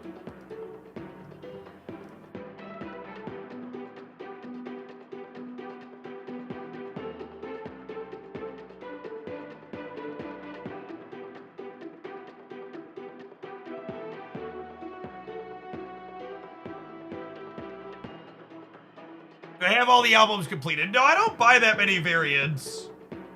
I have the albums completed that have 700 gold variants in them, so I'm 700 gold variant complete just from the collection level track. I only buy 1200 gold variants if it's a piece of art that I really like. Snap.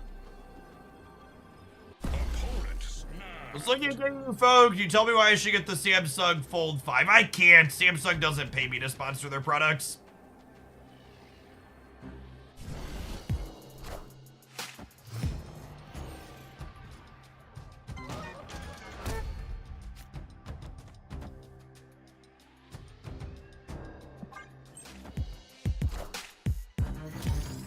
They could. They definitely could.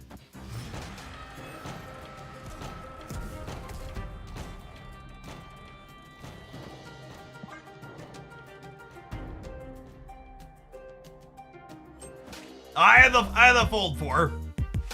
All the reviews I read on the Fold 5 basically said the 5 didn't have worthwhile enough features to upgrade from the 4 if you have the 4 currently. So I declined.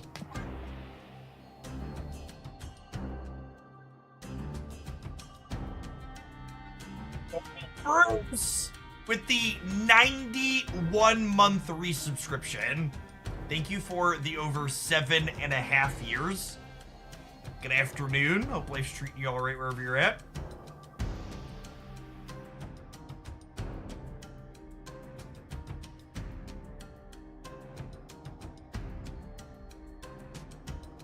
I will say, I don't know if Samsung's responsible for it, or if... I don't know if Samsung's responsible for it, or if Verizon's responsible for it. Because I previously had a carrier-independent device before this one. But I will say, I find it deeply fucking annoying that every time my device does a system update, it installs a bunch of essentially malware games that I have to fucking remove from my phone that I paid $2,000 for.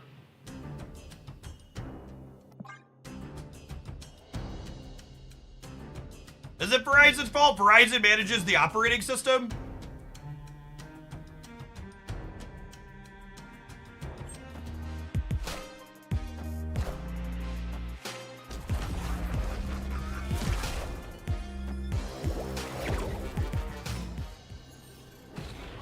They had to install their own software. Yeah. Sure would be a shame if I had control of the device I paid $2,000 for.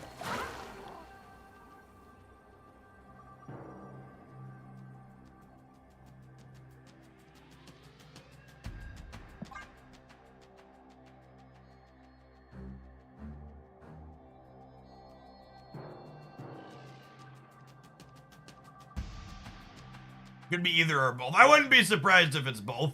Valk is like the one card that gets us here. I think they're playing the Pixie ongoing deck or something close to it, so I don't think Valk's in their output range. Could Echo feel like she has good value? I think Echo's a generically good Marvel Snap card.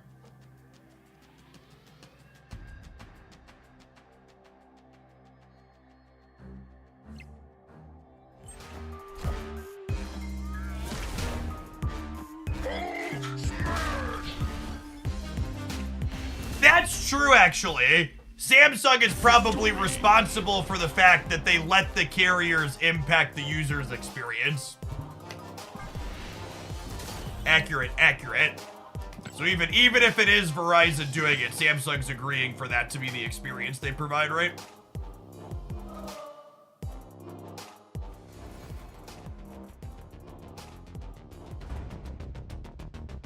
Yeah, my Z Fold is my first non-OnePlus phone I've had in like a decade. And OnePlus just rolled out its first foldable device, so when my Z Fold 4's time is up, I'll probably go back to OnePlus. I like their hardware.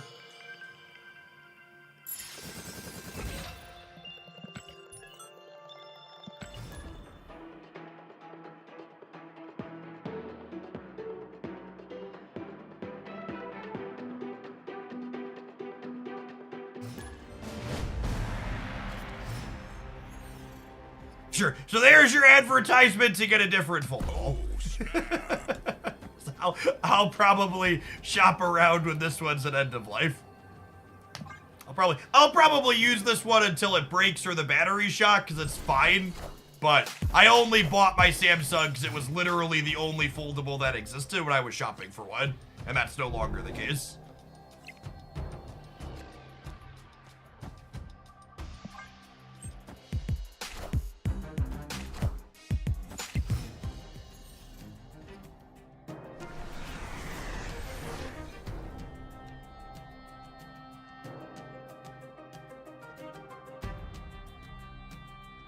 Shuffle some costs? I guess there aren't that many. I have all my 5s in my hand, right? I think I'm actually just like Goblin into Sentry into an Eyeless here. The Pixie doesn't seem useful.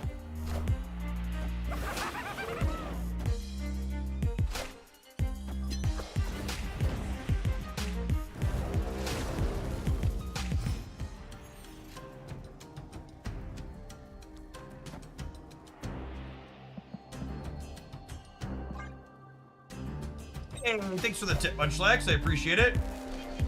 Your mission, should you choose to accept it, is to play this cursed ass deck. Alright, let's see. Let's see what you got for me. I've got one more after this one, and then we'll get to you.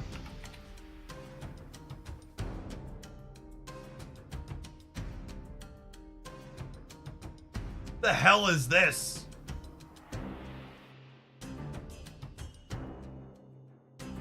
Is this Cerebro 1? Sure is. Alright, sure.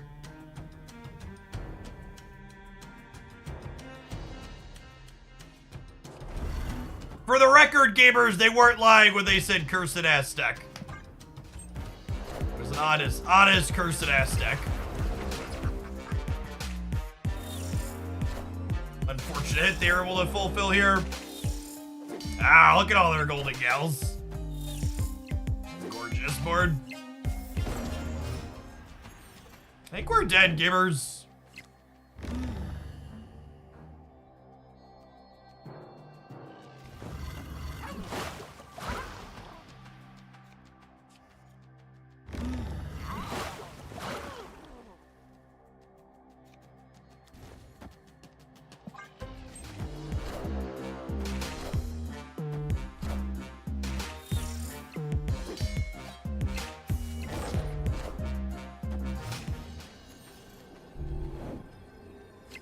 Yeah, we found a whale bigger than me. I've met my match. Someone asked me if I've completed this piece of artwork, chat, is the one piece of art in Marvel Snap that I've skipped buying that I kind of wanted.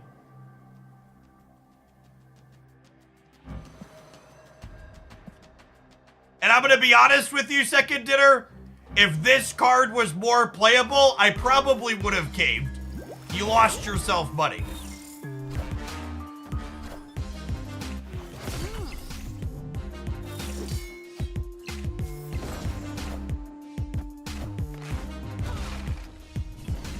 Oh, what if we just slid Jeff over?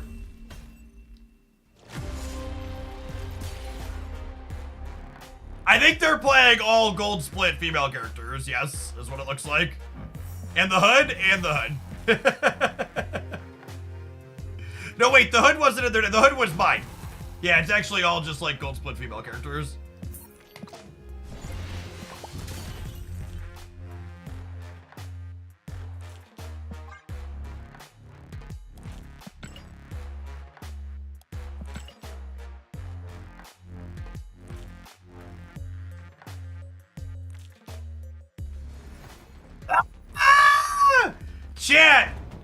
Chat, who's surprised that the person with the sicker deck than any of my splits is a Hoaglandian? Long-time member. GG, Jace. Your next guess. It's fantastic. Phenomenal. I'm jealous.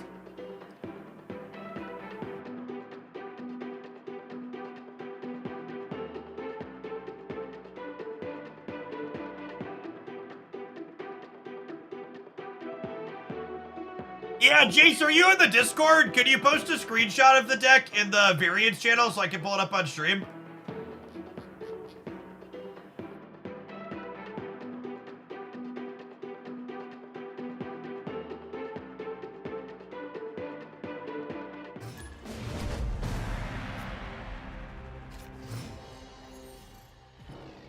Hey, mates! Thank you for the Baker's Dozen. Welcome back. Snap. Actually, speaking of Hoaglandian whales, chat, holy.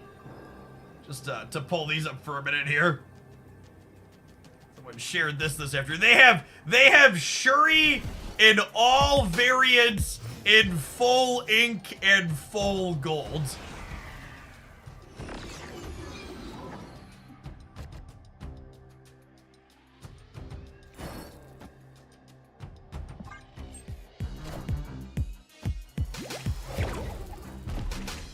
I like the dedication here to not even include Sunspot for your She-Hulk just because he's not a golden gal. This is fucking art, chat. This is art. Are you how excited are you to get your Hope Summers? How excited are you to get your Hope Summers to a gold split, Jace?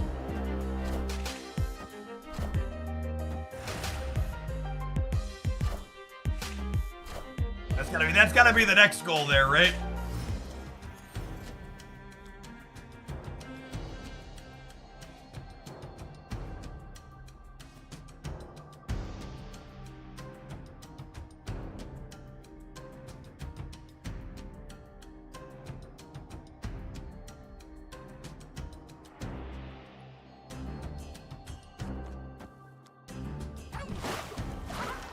I think I want to punch a -10 into their side.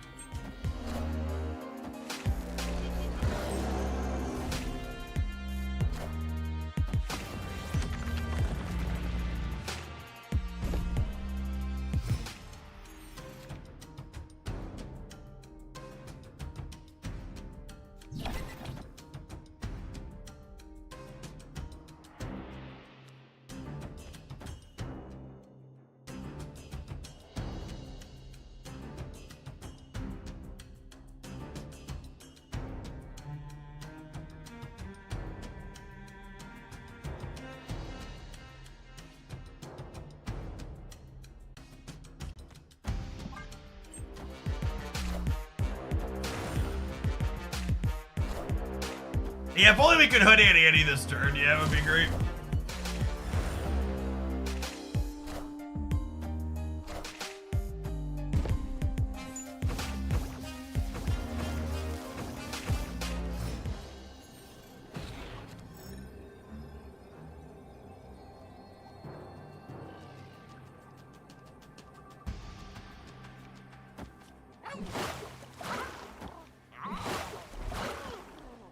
Assume we die here.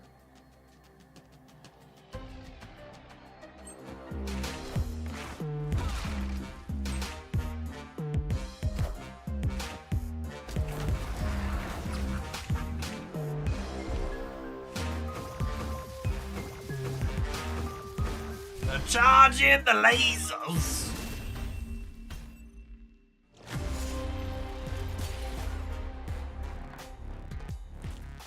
Yeah. So, to the person who had submitted this, I talked about how I didn't think a deck like this was likely to be powerful.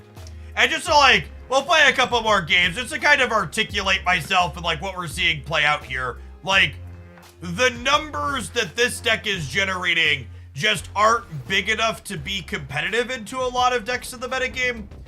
And on top of that, the disruption from just kicking a few things across isn't meaningfully disruptive enough to make up for our lack of big numbers. The deck has a lot of parallels to the Galactus clutter deck that's gone around, and that deck has Shang-Chi and Goliath and Galactus to periodically rug pull people out of the game to make up for its lack of consistently big numbers.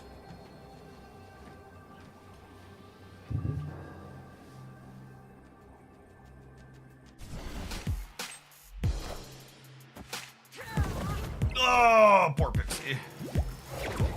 Well, I guess we can kick Pixie across, so it's fine.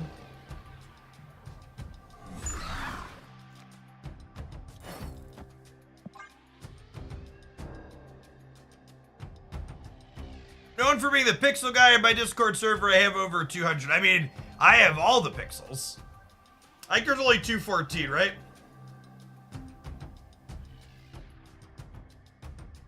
Play whatever deck you think is the most toxic, anti-fun thing that's competitive right now. Extra 5s to make up for the fact they're playing something hideous. Thanks, not my dance. You'll be our last deck submission today. Got a couple more in us.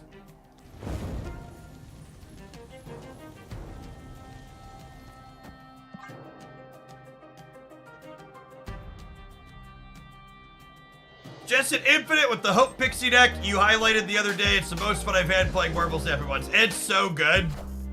I absolutely love it. Are they playing the Pixie ongoing deck? It looks like it.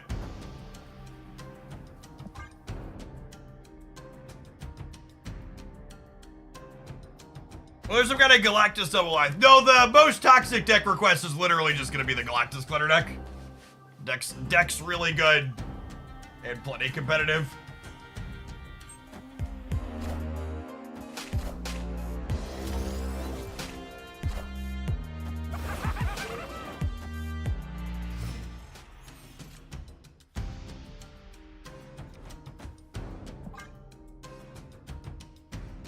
I have every pixel in gold or inked. I will formally apologize and gift you a sub to make up for that timeout if you send screenshots.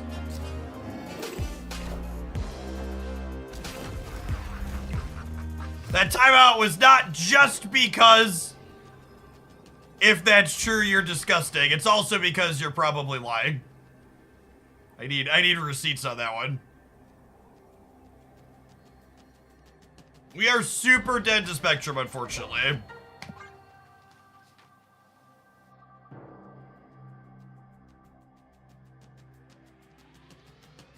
We're probably dead regardless. Yep, we're dead to Blue Marvel too. This deck that the opponent's playing, by the way, chat, was our highlight last night. I think it's very reasonable. Pixie Spectrum.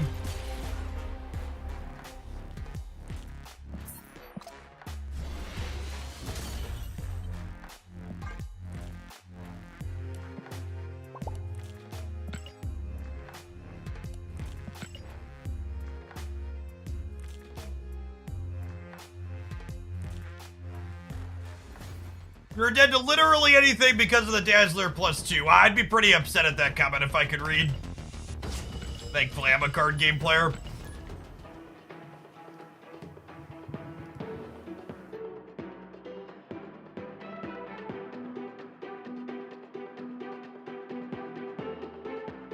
Yes, like I've talked about, I think the #1 mistake people are making with their Pixie decks is they're too all in on Pixie's effect and their deck just isn't functional without her.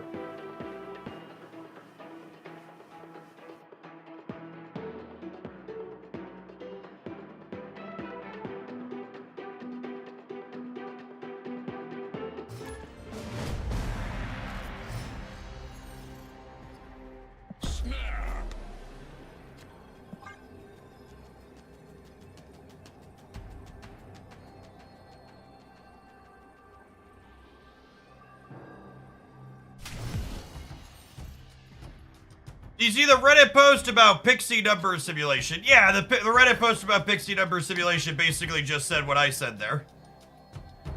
Which is you shouldn't be all in, being all in is bad.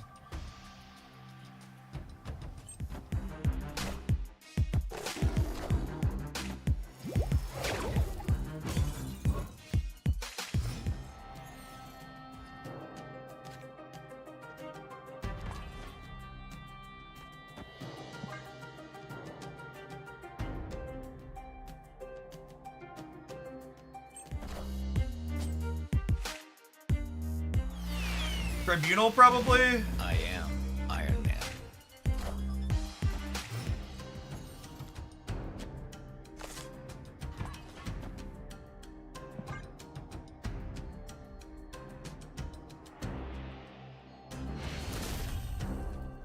Victory. Going on, JL. Thanks for continuing your sub gift. Afternoon.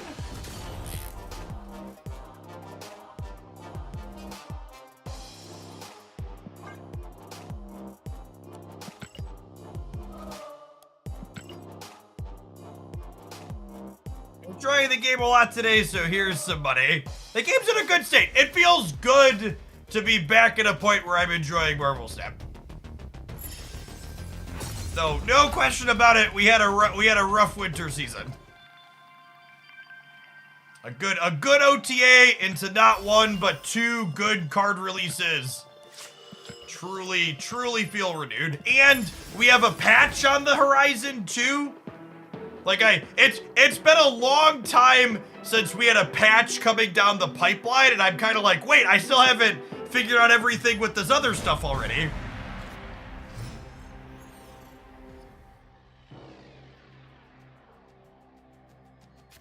Oh, snap. There is no question about it in my mind. One of Marvel Snap's best and most defining features that sets it apart from other card games is its regular balance cadence.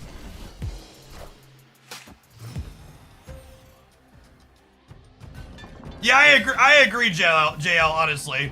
I think the patch ending up being delayed is a net positive for the game because we had enough to explore as is. Like, well, Mockingbird will be something new to explore next week regardless, but there'll be less to do with Mockingbird than there is with Hope and Pixie, and I'm glad that they effectively spaced out the content a little bit.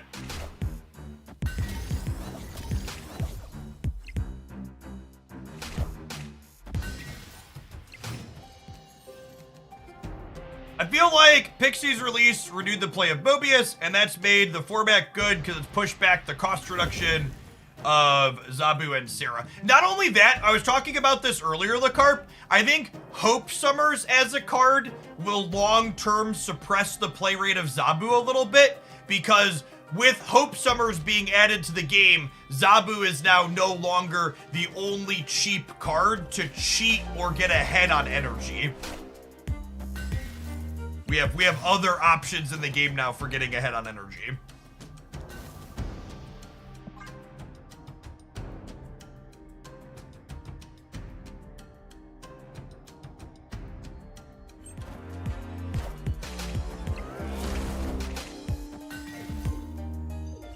Awkward.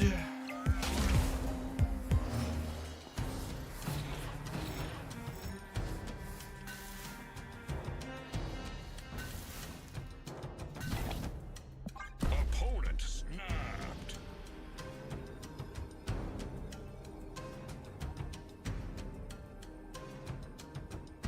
Corvus Glaive, am I a joke to you? I mean, Proxima was a pretty good / sweet release. Corvus just doesn't generate the types of games of Marvel Snap that I really enjoy. But I'm glad other people find joy in that type of thing, but I personally just do not. Not into it.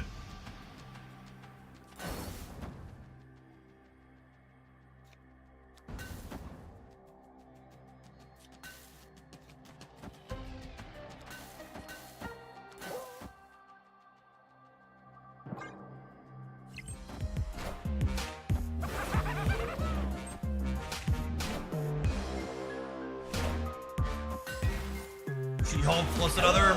So happy.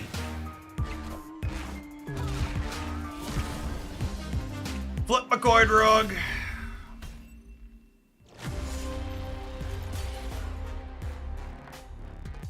Alright, how to be done with this deck? Like I said, I think this archetype, this deck is just kind of a worse version of the Galactus deck.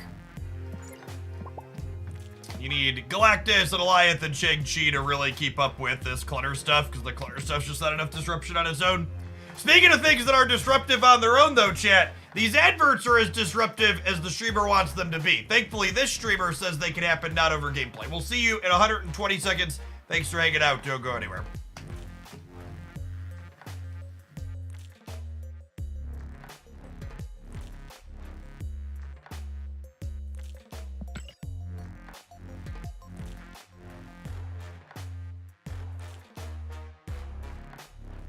I think Pixie is worth collecting. I think Pixie is a really sweet card. I think she generates new archetypes all on her own and opens up upgraded ones to old ones. It's also worth noting, though, that in order for Pixie to be worthwhile, you probably need Mobius in your collection. Most Pixie decks are Mobius decks.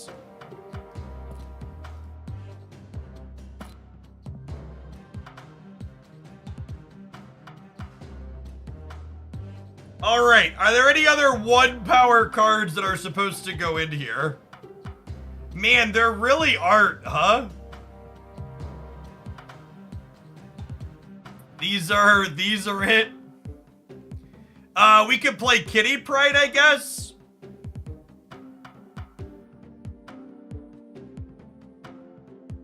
Kitty Pride and Deadpool are probably better than Bucky Barnes, yeah? Could play Meek as well.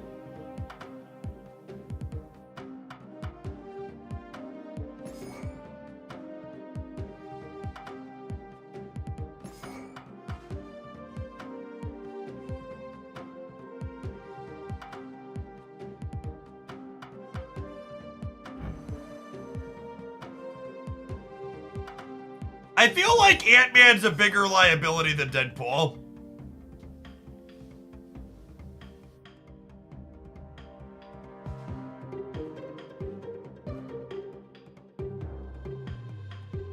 Yeah, Meek's probably worse than just Hawkeye don't play to his path.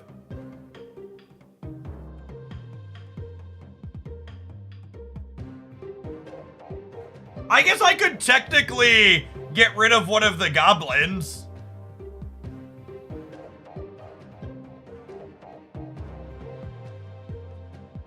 I get rid of one of the goblins and put another one in here.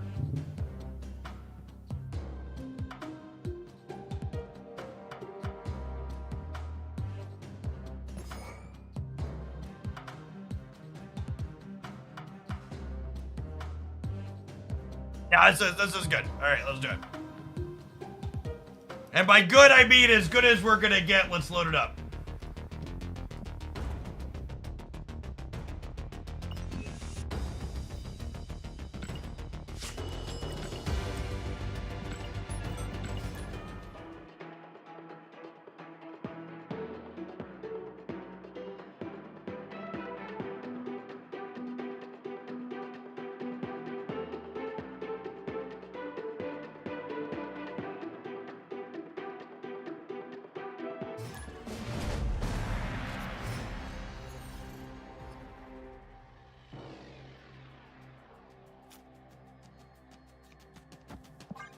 Snap.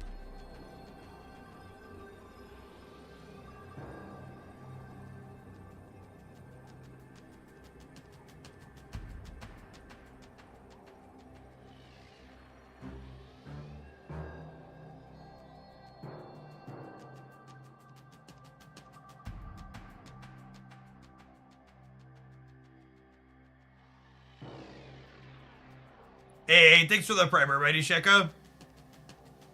Hope your little one's doing well.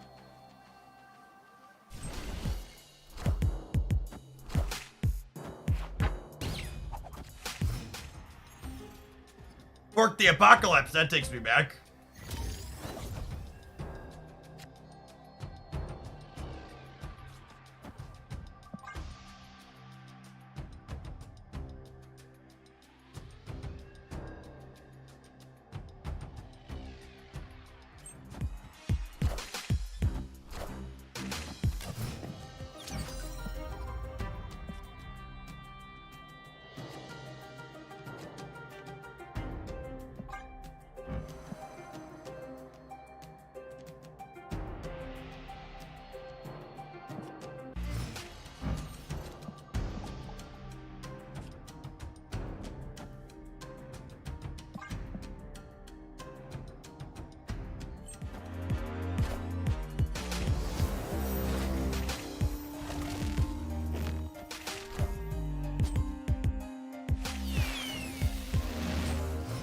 Perfect.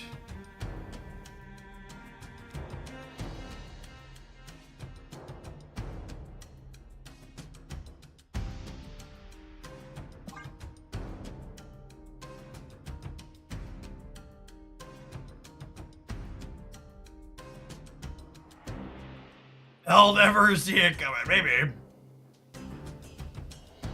Hey, Zirdan, thank you for the tier 1. Appreciate the support. Welcome, welcome. They could be modocking the bar, Sinister.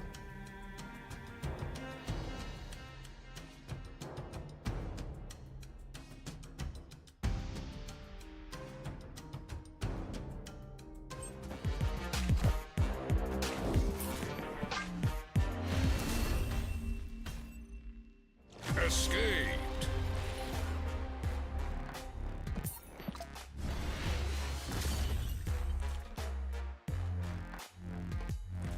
Who get the spider hand variant as an emo? That's a good question, honestly. Such a good piece of art. Oh, it is shop rollover time. What a perfect time to move on.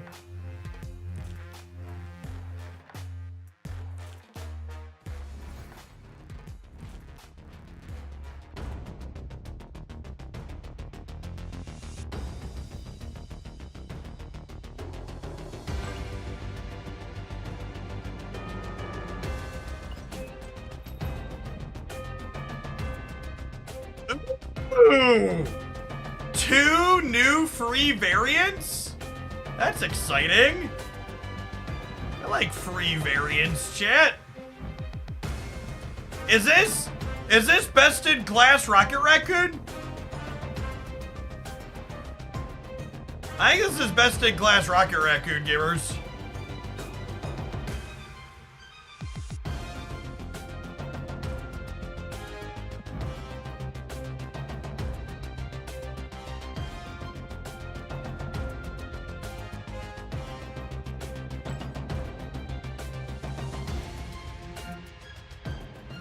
I'll pick those up later. I still haven't split my Forever Rocket yet. That might be my Forever Rocket.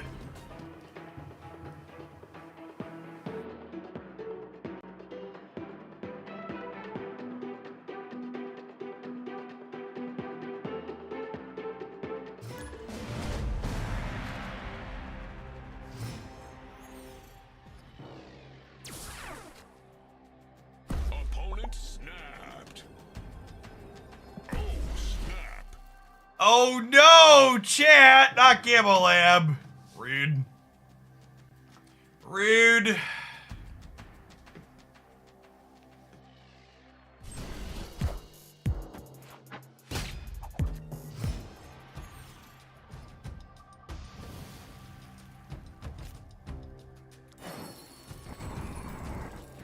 Lovely.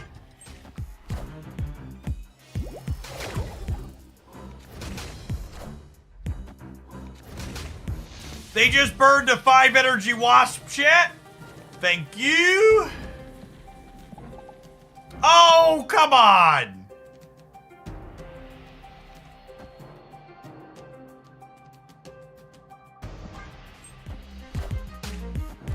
Friendly neighborhood Spider-Man here.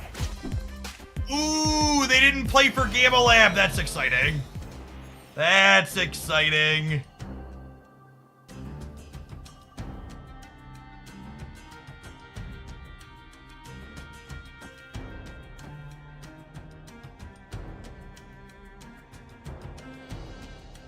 I'm just gonna punt the throne room, yeah?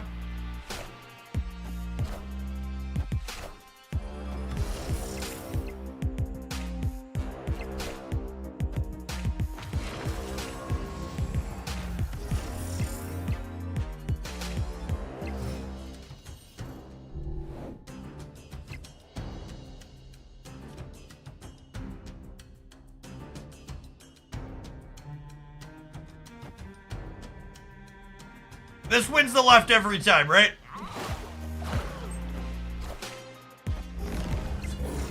Got him!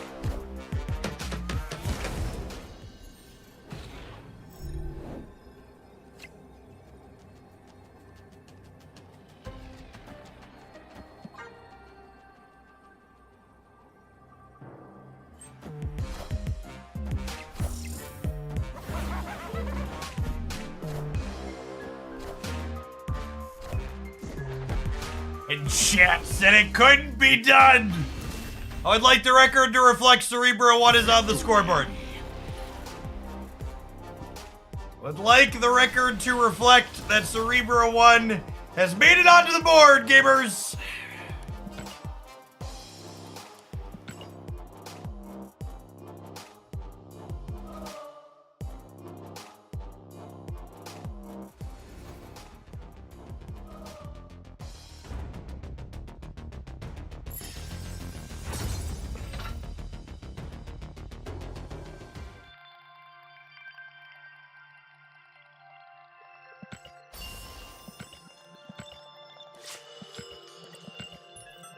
All right, can lightning strike twice is the question.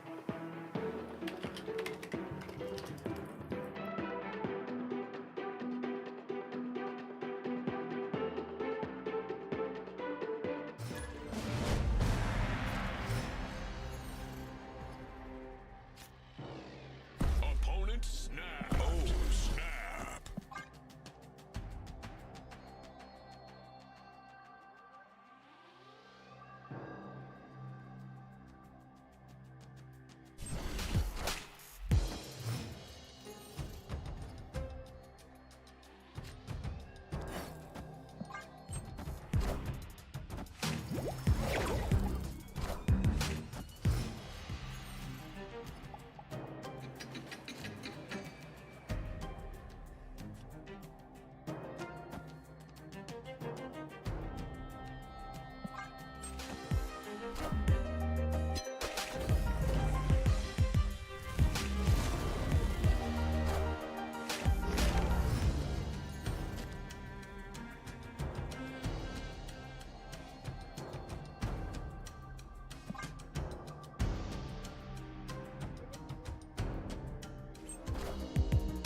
Hi ho, it's off to work we go. No!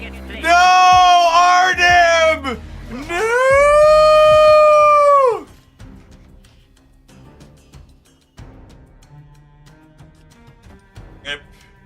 Rip!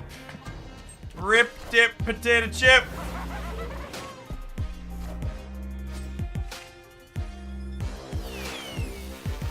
Behold my mighty hand.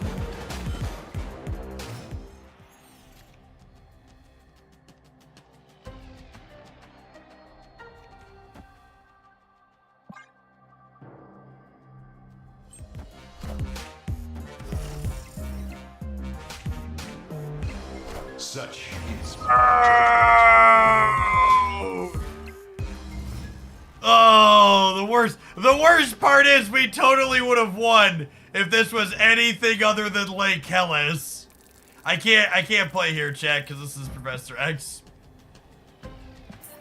Rip. escaped. Unlucky.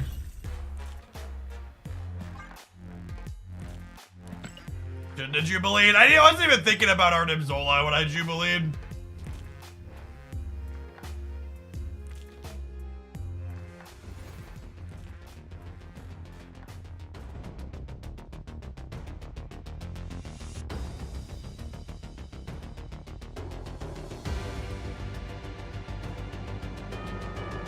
Oh! Oh, this is interesting. I wonder if this is gonna happen.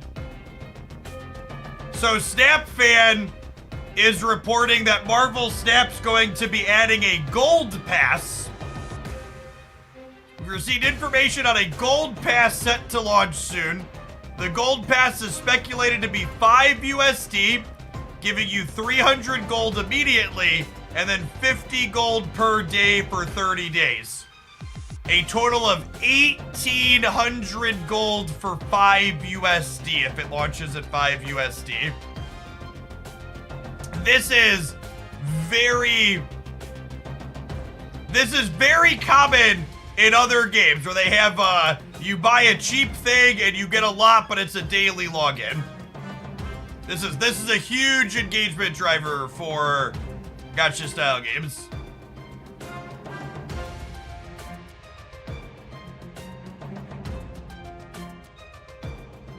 It's classic gotcha daily pass. Hook, line, and sinkum, chat. You're like, oh, you're well, so, chat, if you're a whale, you don't stop buying big bits of gold. You just also buy this and then still buy the big bits of gold.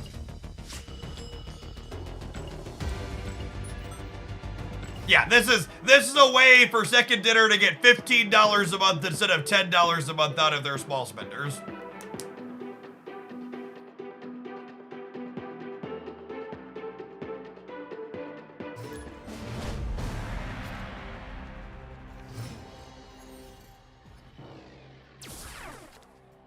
Will you stop with the Gamble Lab game? I can feel myself being pulled to shore, yep. And Marvel Snap. No Gamble Lab. Perfect. Opponent snapped.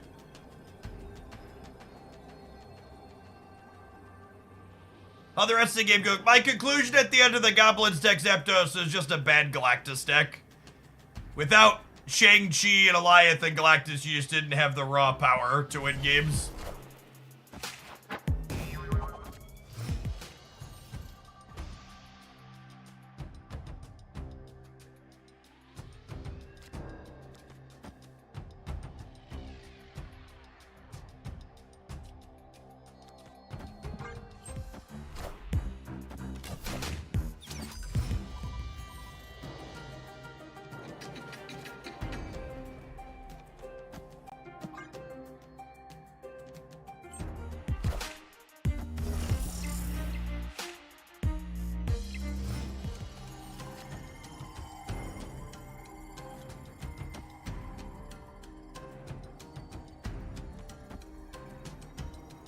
This is a little risky, but I need 1 power things on each side, yeah?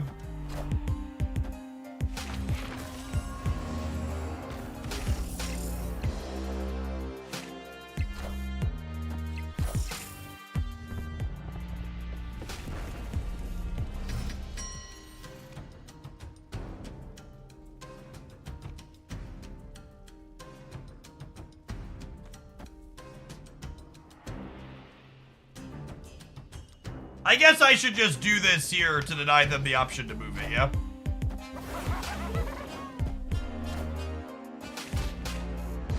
I am Iron Man. Behold my mighty hand. Oh, come on! 2 more shall take its place. We hit the one I didn't want to hit, and they hit their 1 in 5 to get Onslaught. That's some bullshit right there. I think we're dead, gamers.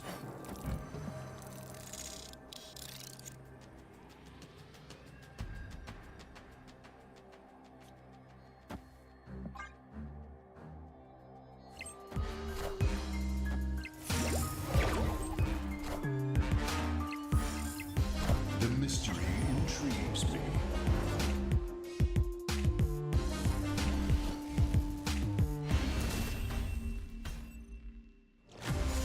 Weren't able to hobgoblin their Iron Man path in a New York game, and then they didn't have the extra turn, but they had the lucky Grand Central.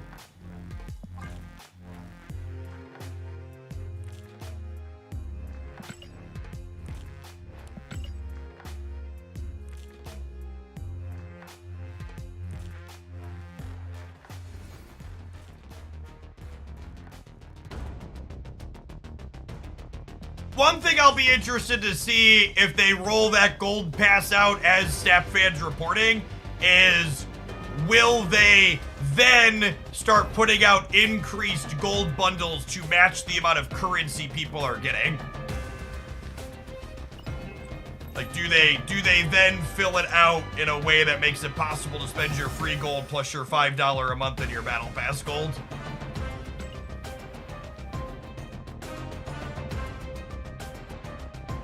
Make a command.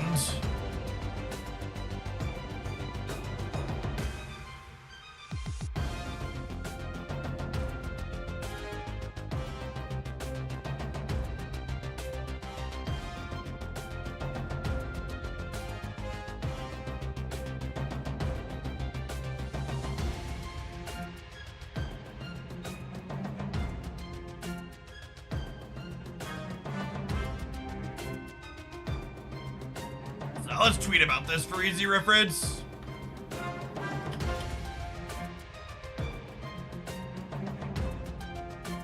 Well, you just can't. You can't pull up any kind of fucking tags on Twitter on stream without having partial nudity, huh? Well then, lesson learned. What an awful, atrocious site.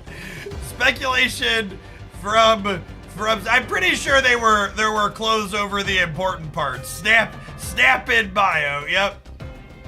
Speculation from Snap fan that a $5/month daily login pass turning into a total of 1,800 gold over 30 days is coming to Marvel Snap. Would not be surprised to see this happen. Is fairly typical monetization in other gacha style games. Speculation from Snapfan, the $5 month daily login pass is turning the $5/month daily login pass turning into a total of 800 gold over 30 days coming to Marvel Snap. Would not be surprised to see this happen. It's very typical monetization in other gacha style games.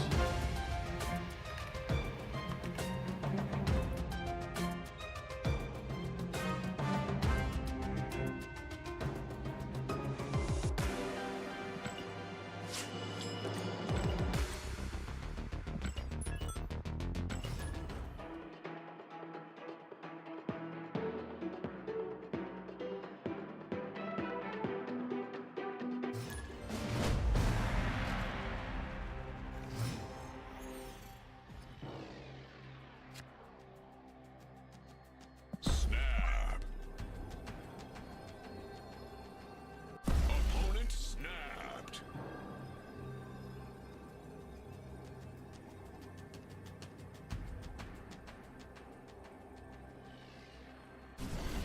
They might trick me into another $5 a month. Yeah, basically.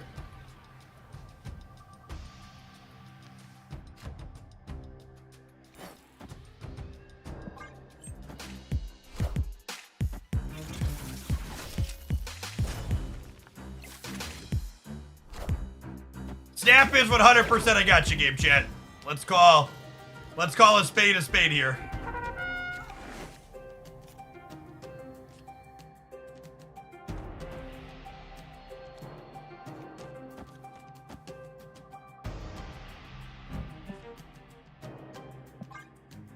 That's a piece of candy.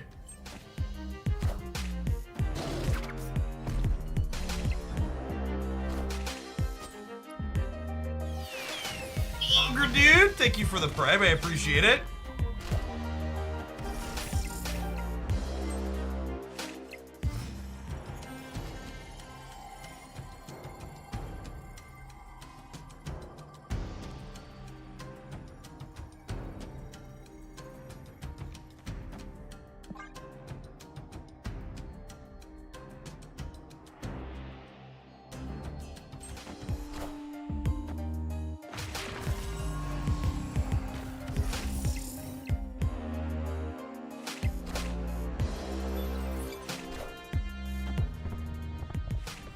Yeah, I should have played the Goblin. I almost did it too.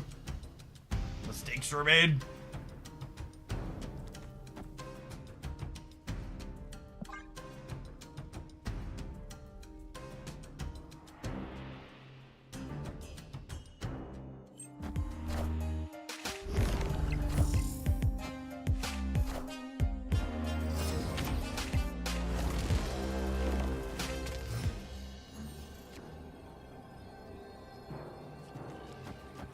There's a world where this wins the game. I don't believe we're living in it. Why do we have a chance to win? Asking the real questions.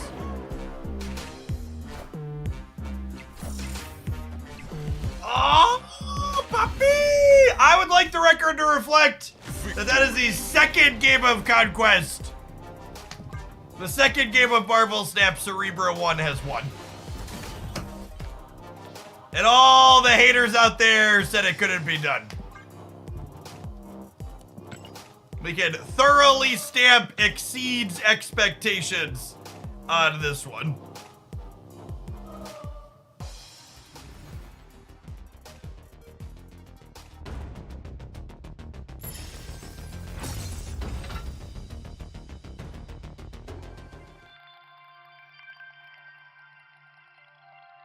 Bested the Proving Grounds.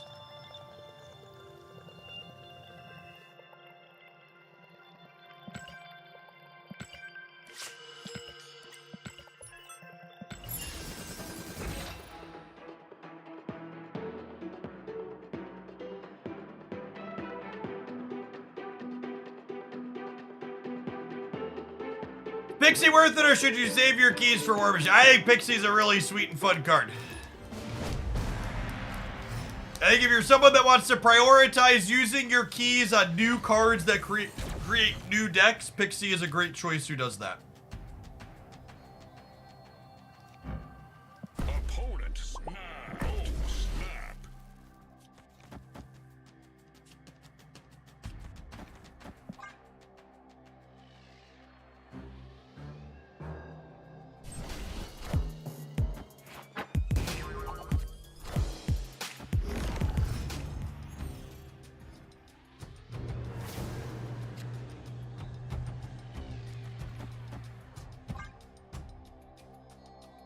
You have 3 weeks to get your keys back for War Machine. That's true. You get about a key a week.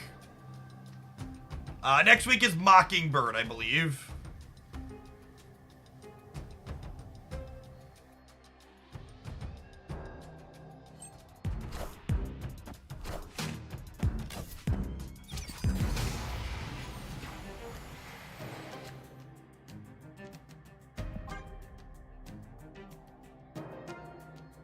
Good thing I only need 1 key a week to open the card. That's true. Just don't be unlucky and you'll be fine.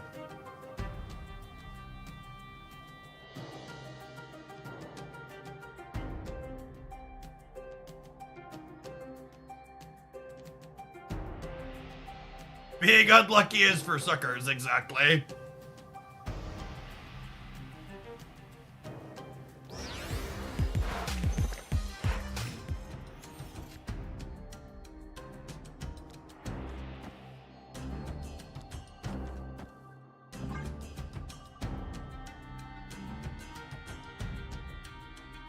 What are they doing? They're clearly pumping Cerebro 1, chat. So I can put a gold ticket on the video. Victory.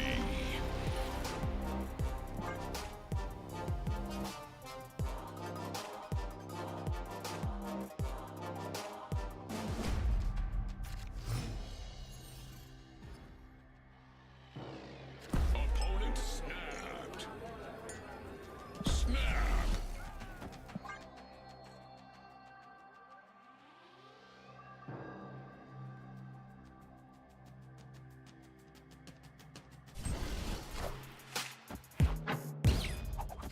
Kill, Daddy! It's a good one to get porked.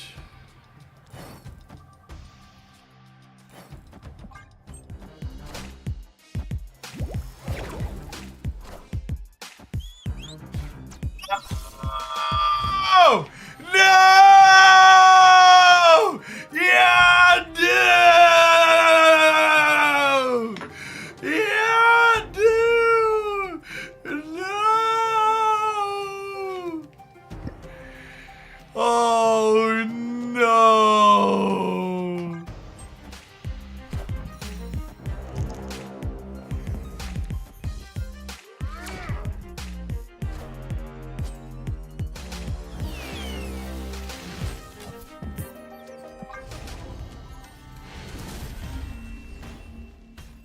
Escaped.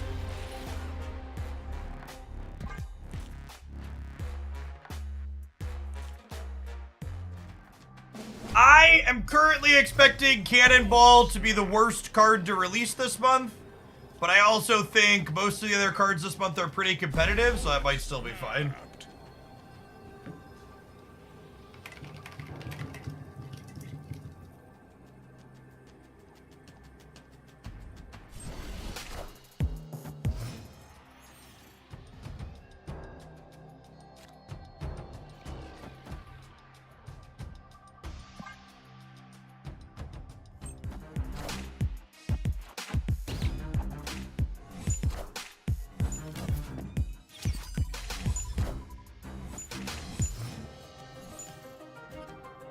He's basically Stegron. He's controlled Stegron, which is a big deal. I should have put Hawkeye over here.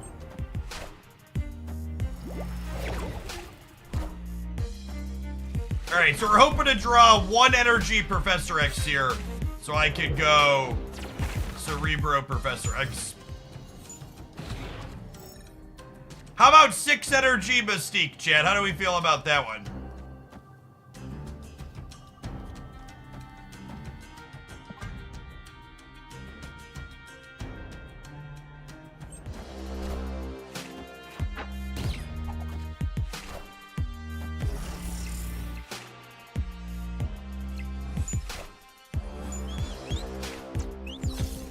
Energy Wasp, thank you for your service, Yondu.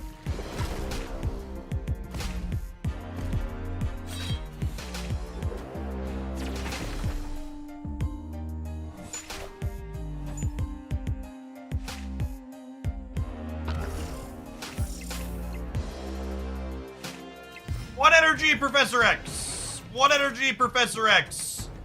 Thank you, chat. I'll be here all week.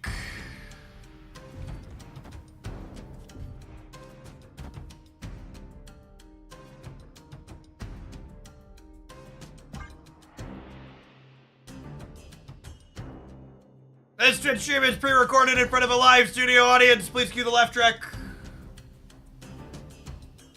Oh, actually, you know what? Am I supposed to... It might be that I'm supposed to save the Hawkeye for next turn. So I can go Cerebro, Hawkeye, Professor X over here. Yeah, it's probably what I'm supposed to do. Wow! Christ, what an asshole.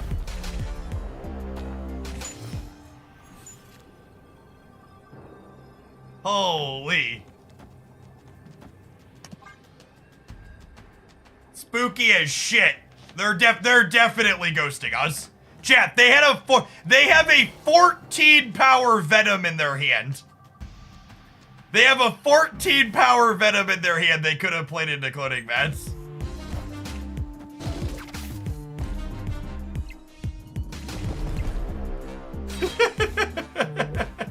Well, at least our perfect record was only blemished by some screen peeking.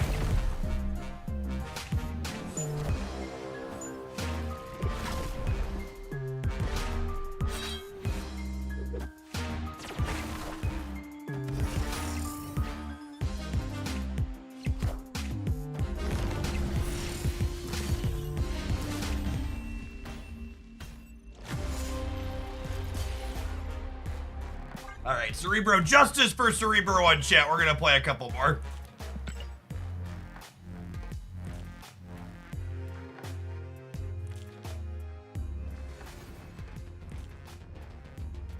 They were winning with the Killmonger anyways, not necessarily.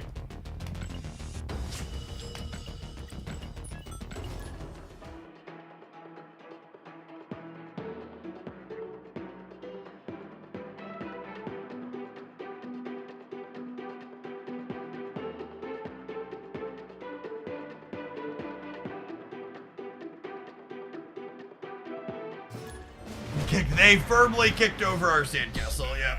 Unfortunate. Opponent snapped.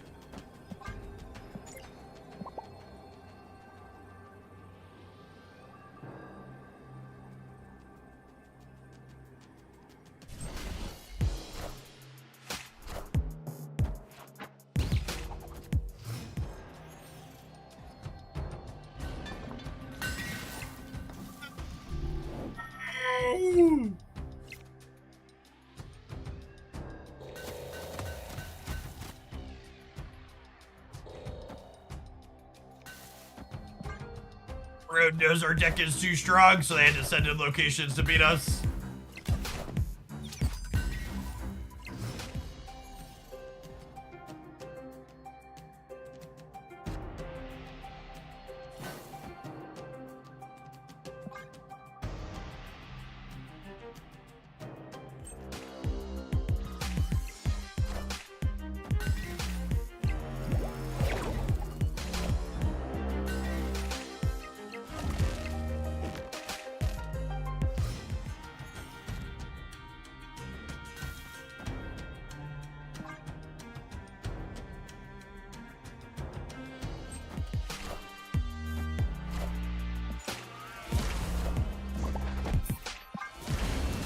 Going on, Toadmaster. Thank you for the 13 months. Welcome back.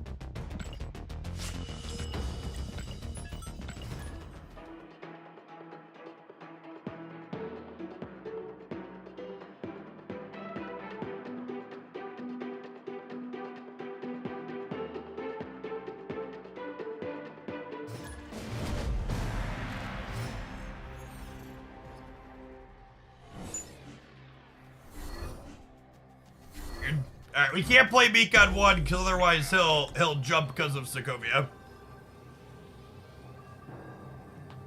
Opponent snapped.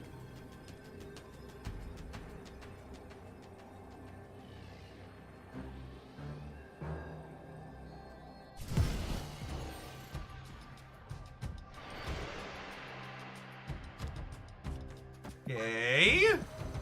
We lost Zola, so don't have to worry about splitting this.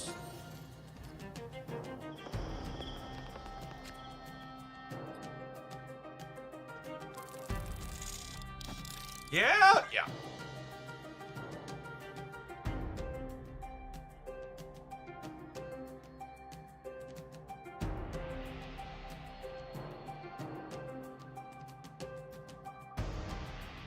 I just learned the hard way that playing Pixie after negative gives your cards the original cost. Yeah, it was FAQ.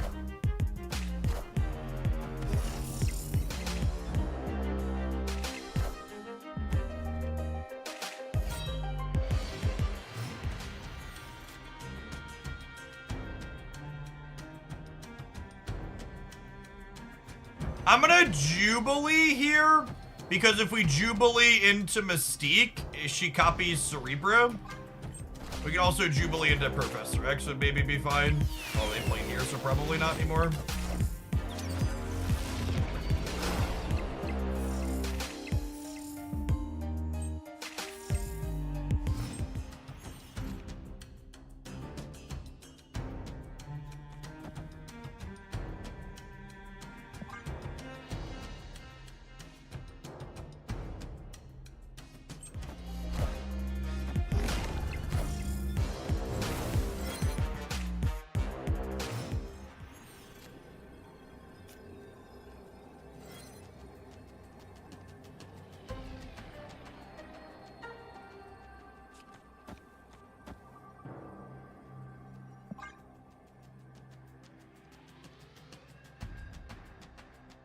Hopefully they play like one card here or like Ghost Rider, and then the Hobgoblin gets them.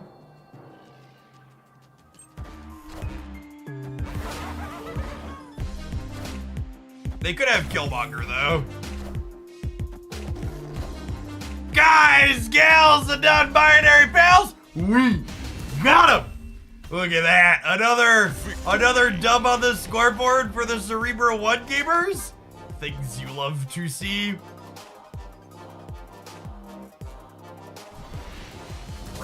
Cracked, chat. I had to resplit this Bad Bama Jamma for gold at some point.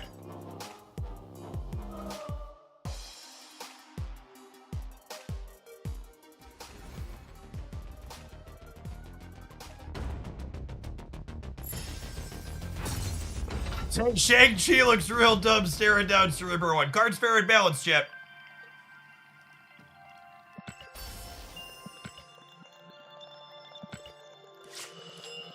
Honestly, the Arnim Zolas felt kind of whatever so far.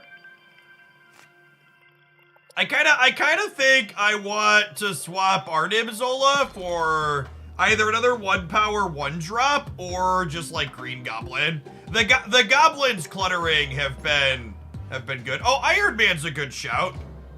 don't hate that idea. I wouldn't hate another cheap card, though. I think I'm gonna go Green Goblin.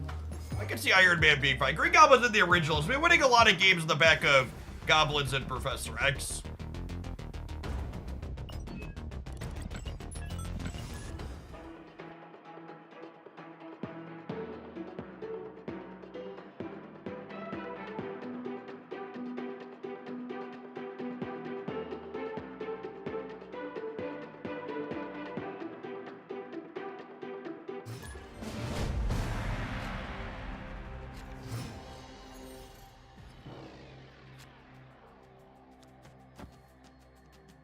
Snap.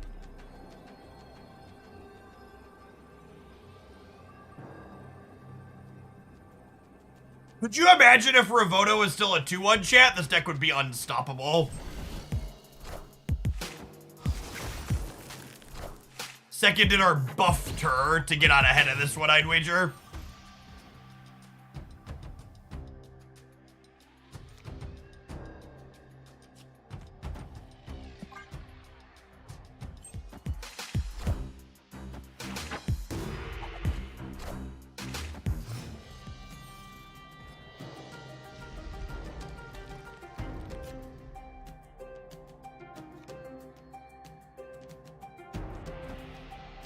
They're definitely a bounce deck.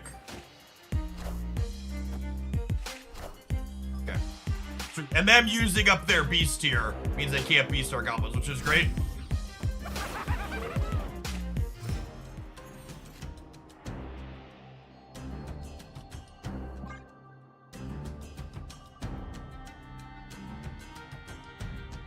Jeez, chat. I put a second goblin in my deck and I immediately queue into someone playing beast. Wake up, sheeple. The truth is out there.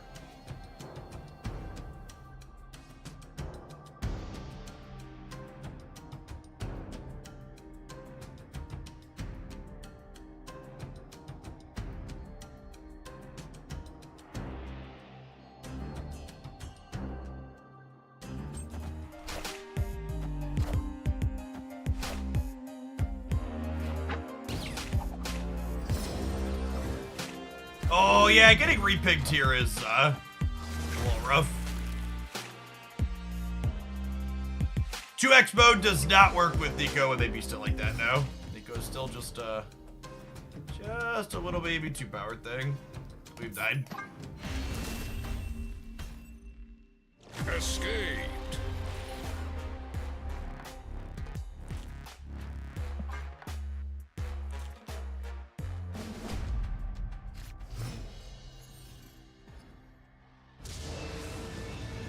Oh, snap.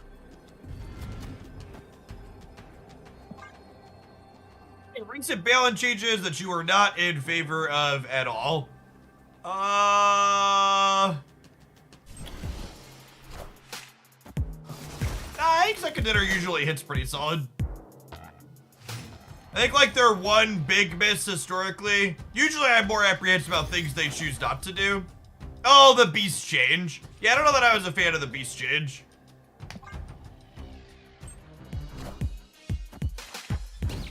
I definitely preferred old 3-4 beasts with permanent cost reduction.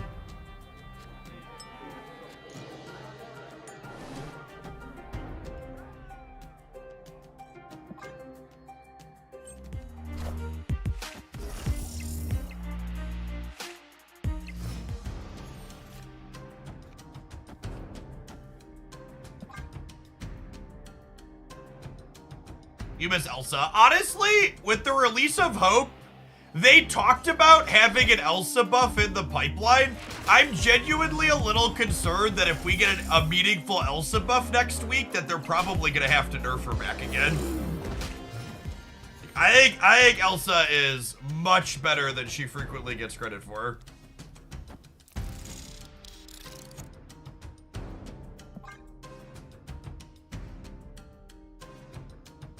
I think she was close before Hope release, and she feels pretty good with Hope.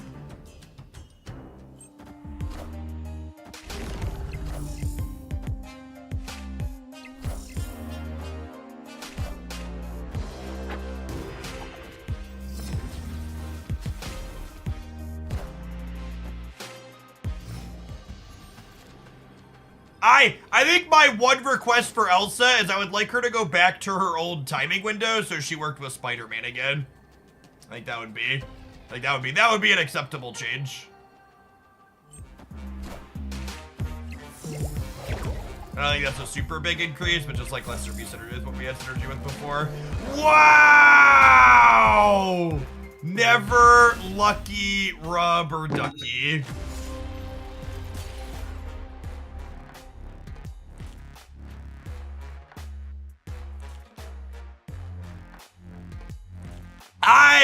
I should have been thinking about this too. I could have played around this, yeah. If I would have Professor X'd Wakanda, they couldn't Sentinel here and make this. We could have Professor X'd with the Wasp here, and then played my other cards here, and then we would have beat them on raw stats. Breaker to breaker. They had also, yeah, maybe, but like this cut them off of one of their 2 outs, right? So like, you're right, I didn't have a line that could play around Hood, but I decidedly had a line that could play around Sentry, and there's a real chance that if I lock them out of being able to Sentry here to make a Void, if they play Hood, I just beat them here and here with the 5 power everywhere. Alright, gamers, it's been fun. This deck was way more competitive than I expected it to be, which was not at all. It's time for some ads. We'll be firing up a different deck when we get back. Thanks for hanging out. Don't go anywhere.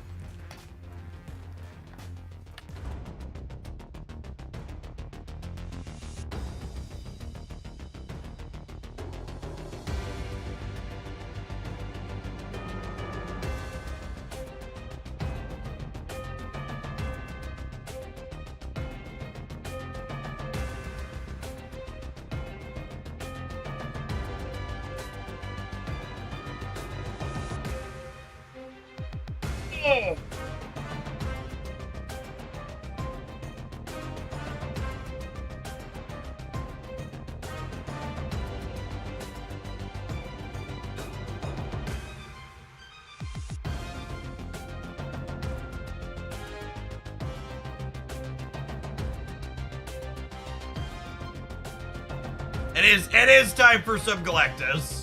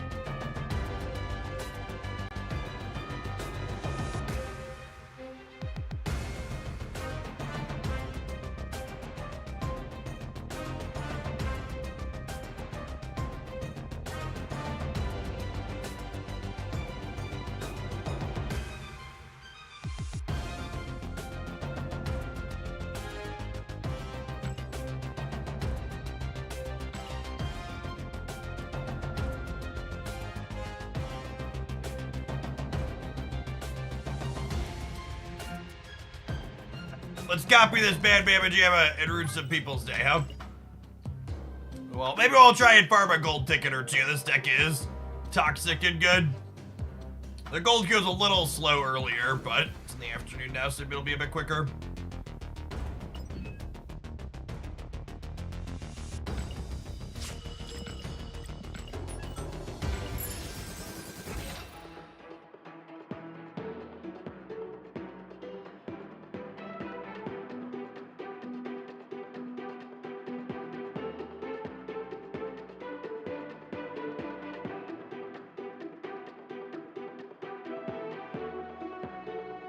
You know, the clan system is coming out in the next patch. You don't have any information about what features or not features are being implemented in the next patch. I would be surprised if clans was in it, though. Simply because they were just asking about naming things, and I feel like they would do that further out than releasing next week. Like, I imagine they have to integrate the name into a bunch of places in the patch. I'm not expecting that in March. Maybe we'll get some of the card customization stuff they hinted at, or the like character stuff where you level up your specific card mastery. Could maybe be a thing, but I don't know for sure. Will there be a Hoaglandia alliance? Yes, so for reference, when they come up with alliances or clans or whatever they're going to be called, generally speaking, they tend to be kind of limited in space, usually 20 to 30 people. So I have to imagine we'll have a number of Hoaglandia clans. And then I personally am going to solve the issue of who will get to be in my personal clan in the most democratic way possible. All tier 3 subs on the channel will have first dibs. And then past that, we'll probably keep a spreadsheet in the Discord server for other Hoaglandia clans people can join.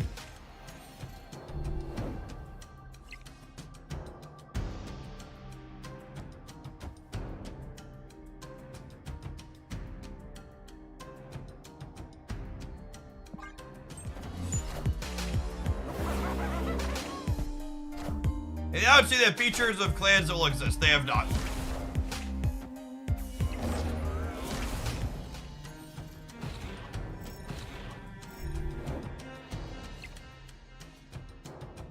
They have all of the energy, chat. I think we have died.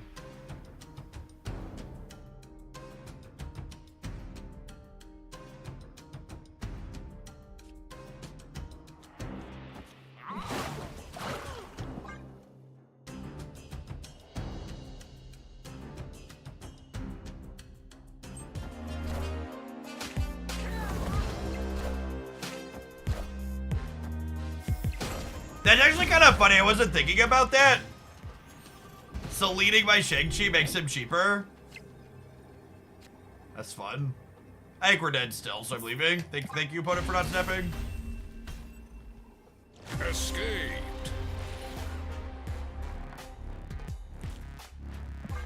I think Pixie is a fun and potentially powerful card that opens your ability to play new archetypes you can't play without her.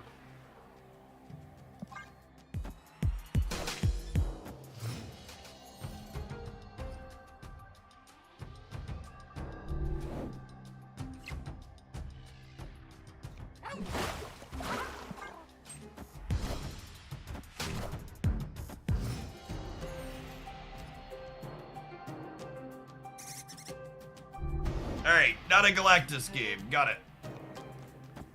Oh, snap. Big set. I think we're going to win the Asgard, so I'm going to snap him here. Does Pixie at Carmartage do anything? So, if you Pixie multiple times while you have Mobius in play, Mobius will ensure that whatever the lowest cost a card rolls is the cost that it will have. But just on her own without Mobius, no. Doesn't do anything. Doesn't accomplish anything for you.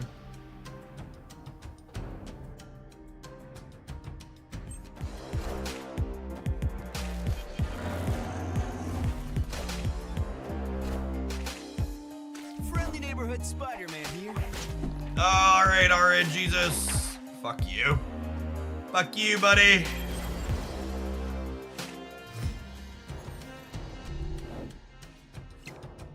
That's fine. We drew any anyways, Jack, because we're a goddamn professional.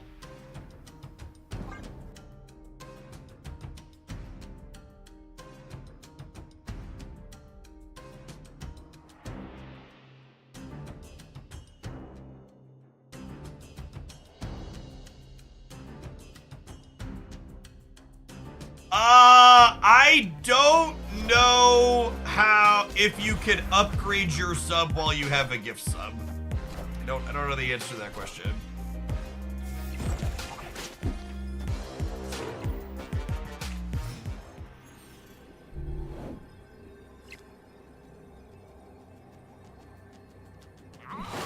How big is Kitty Pride, chat? Someone smarter than me who is paying attention, quickly.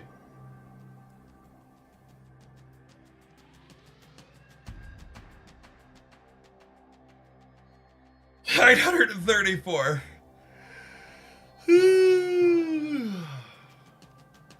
Eight. Chat says 8. So this is winning.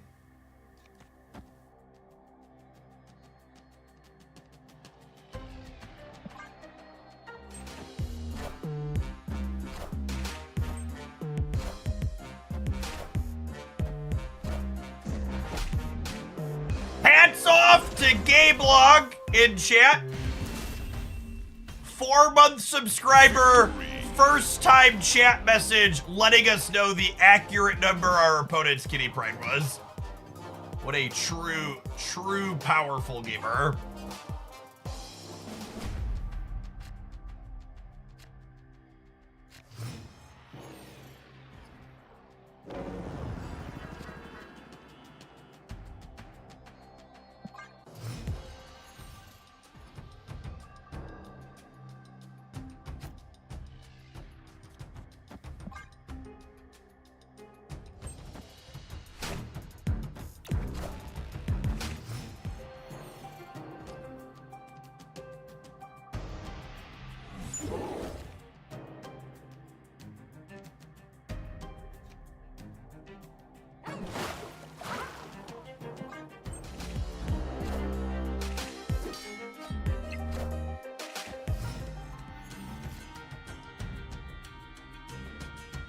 And they fill the left every time, right? I should just sentry instead of goblin. No, chat, they have almost all the gals.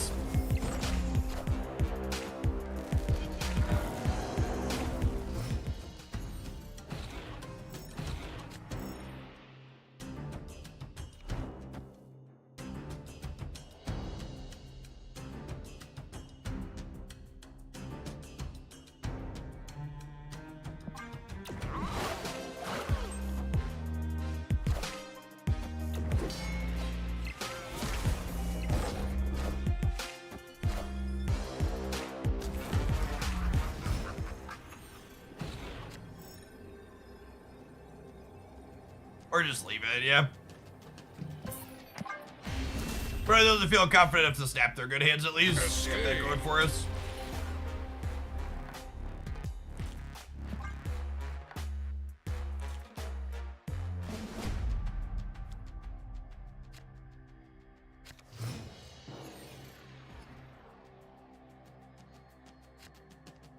That is definitely a location that favors them. Thank you. Arceline's been real awkward. Just keep having her in hand without either of our goblins. Assuredly they can figure out they should snap Shuri Live Kitty Pride, right? Escaped.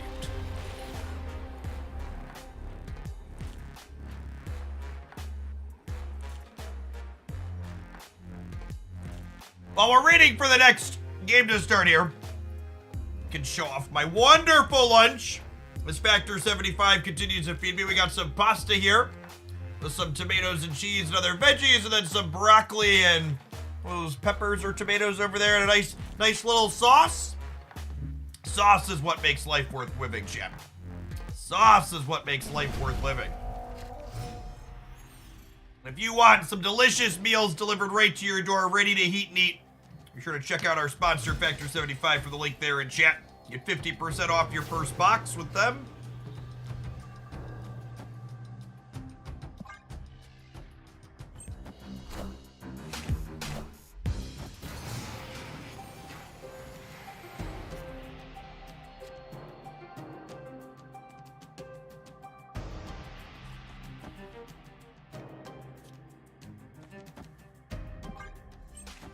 Hey, Malibu Ken, thanks for the 5 months. Welcome back.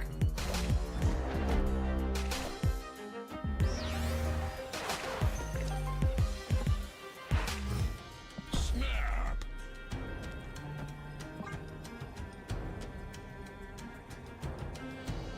It's absurd.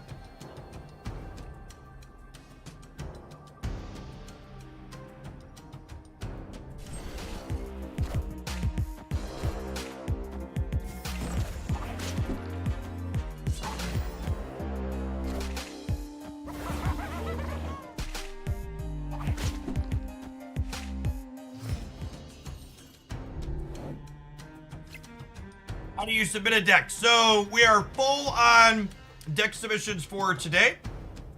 But typically when we are taking deck submissions on viewer deck days, it is a 10 USD tip to my stream elements link, and then your deck will get played for 45 minutes to a half hour to 45 minutes on stream. Goodbye, friends. Kneel before Galactus. It was almost a disaster. We won it. We won our 50-50.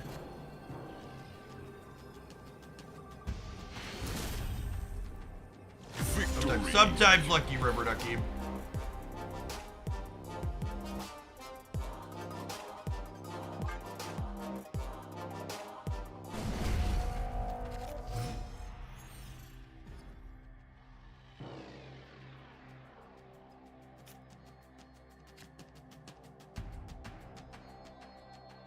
And one of my favorite things in pasta is, chat, the whole cherry tomatoes. You just gotta make sure you puncture them first so they're not super hot and burn your mouth with the juice. But they add that bit of sweetness that's delicious.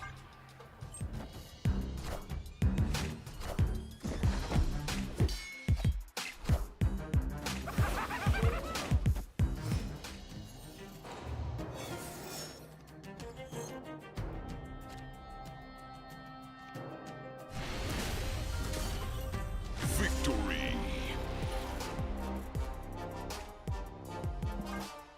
Opponents had enough. They've read this book before and they know how it ends.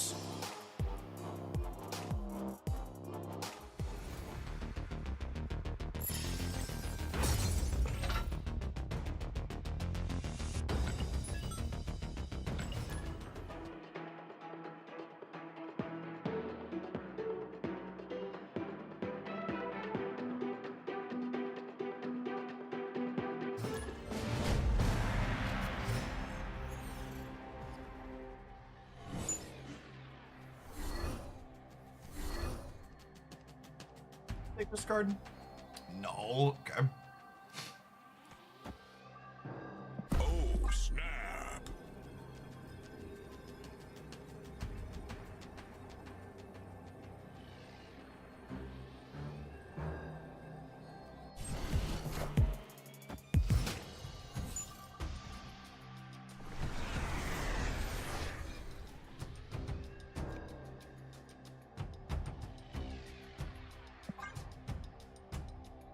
Keep running into a variation of this on a liner that's running Hope. Yeah, per the stats on Untapped, the builds without Hope are performing better at the moment.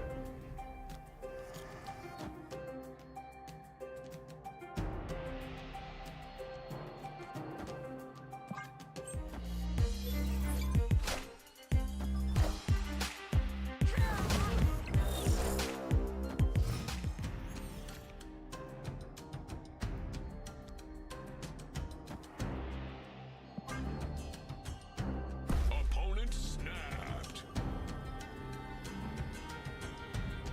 Stan, I think G-Man on the right can win this game. Their start hasn't been super impressive.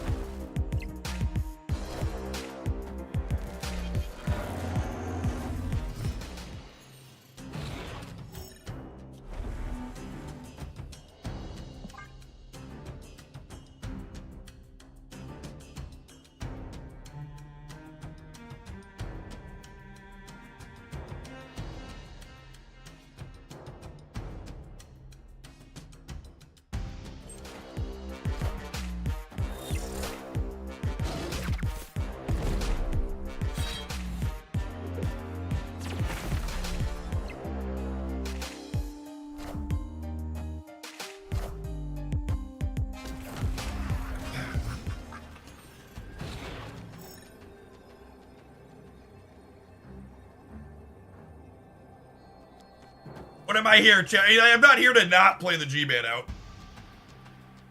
Null got discarded by Sokovia, yeah.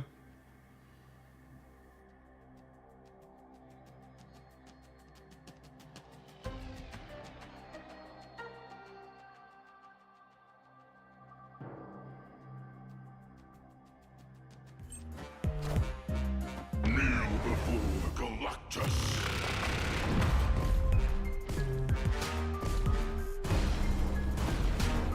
Alright, is there a death here?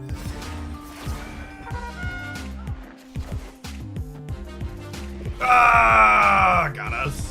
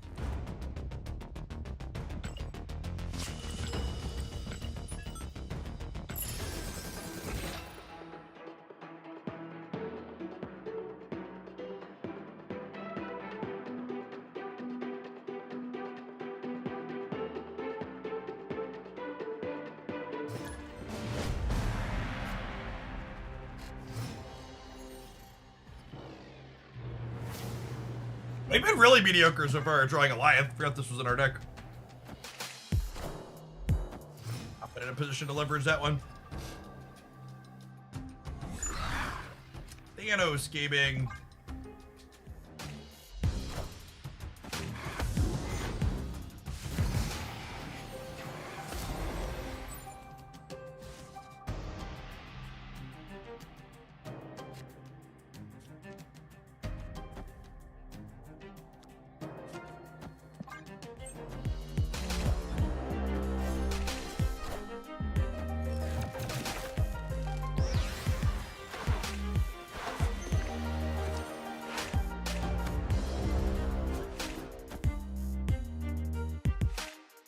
I was playing this deck with Jean Grey, Wasp, and Yellow Jacket. Yeah, I saw a couple other creators doing that. It's cute.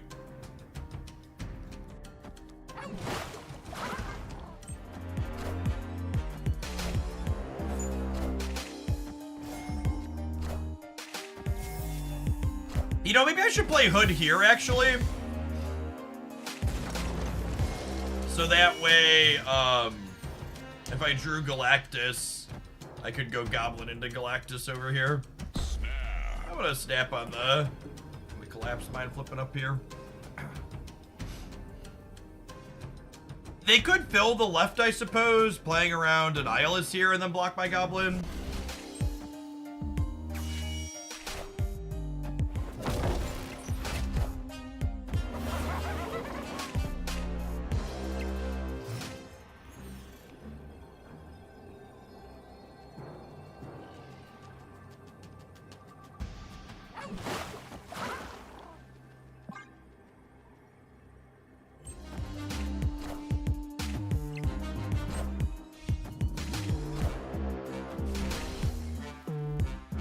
Coin flip. Victory.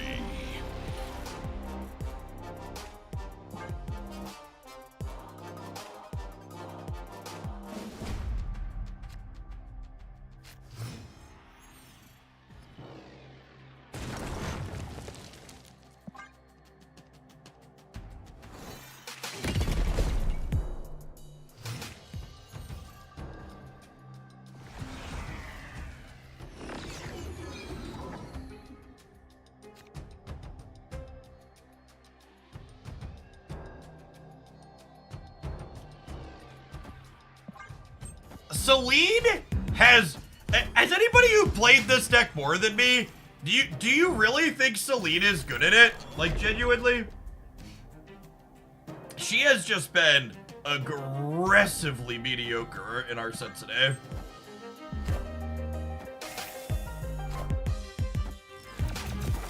Has not remotely felt like a real Marvel Sap card.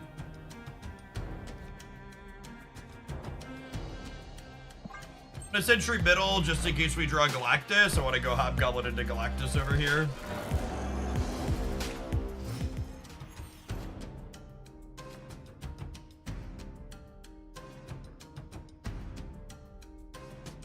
I don't have Galactus teed up yet, so I think I just go for this. Opponent snapped. I have Celine, Demon, Shang-Chi on the last turn. I assume they're blocking the Void on the right, but I have Hood in the center, so I think we're still ahead here. She feels like a dead draw 9 games out of 10, and sometimes she's the only thing that enables a Galactus play. Sure.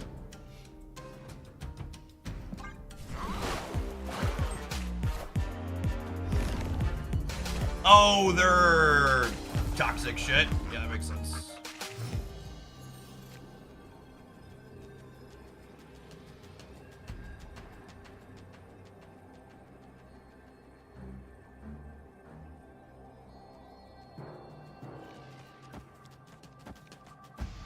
How do they ever beat this?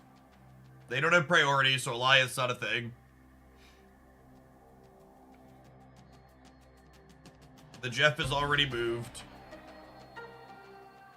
They Shang me middle. They're 0 to 13. They blob left. They blob left. Oh, if they blob left. If they blob left, my I have priority. Yeah.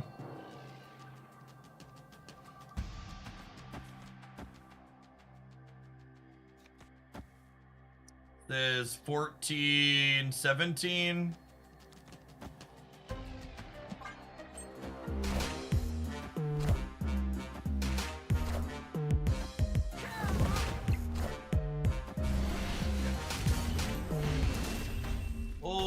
Okay. Victory.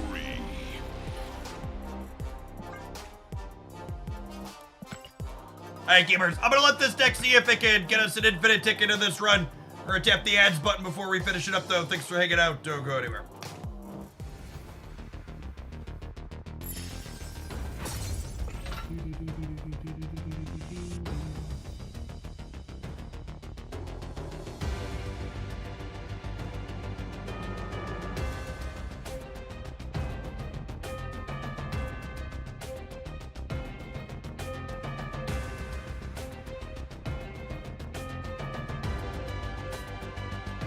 Jeff, you posted a She-Hulk control deck with Hope and Pixie in your Discord server, and it's been a freaking blast. Yeah, we're gonna try that one tomorrow, Chloe.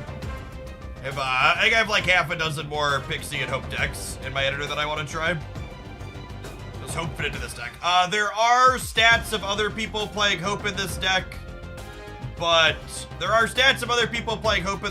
they're worse than this build that I'm currently playing.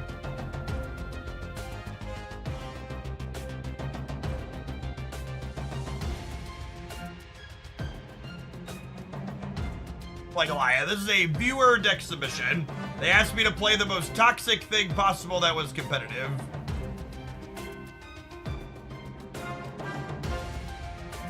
It's definitely this.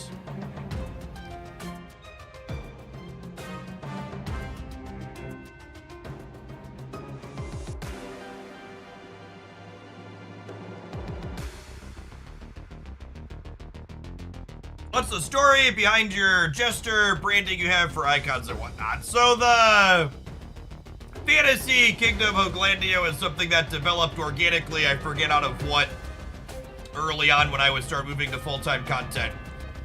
And then the Mythical Kingdom led to people frequently asking if I was the king in this Mythical Kingdom of Hoaglandia. To which the answer is that... To which the answer is a resounding no. I am very clearly the court jester. Which is where the icon from. Yeah, Holat, I'm gonna kinda agree with that timeout. You'd take it chill, bud. No need to be so confrontational.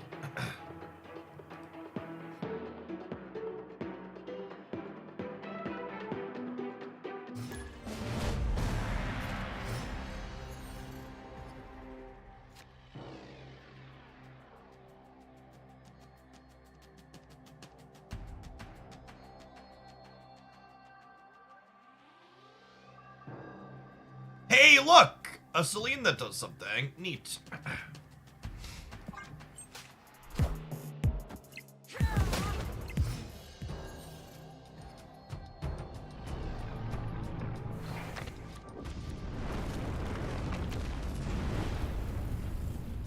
None of those were the Galactus or Annihilus I wanted for Christmas, gamers.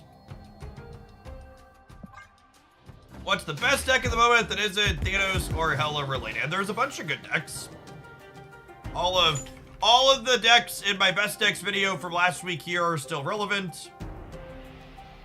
And if you're looking for decks with Hope and Pixie that have good stats, I'll have an updated best decks video live tomorrow morning on the channel. I think this is just a fact-finding mission. I'm just gonna let them play cards, then we'll leave. Our hand's terrible enough that we can't win the game.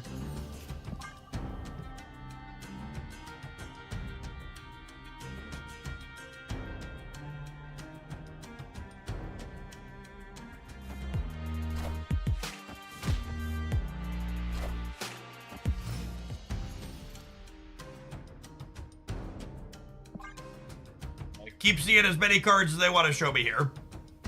Until they snap or until turn 6 we need to leave organically.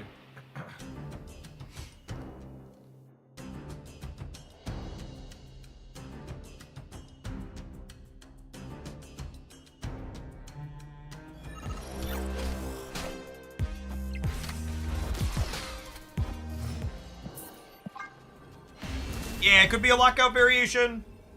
Escaped.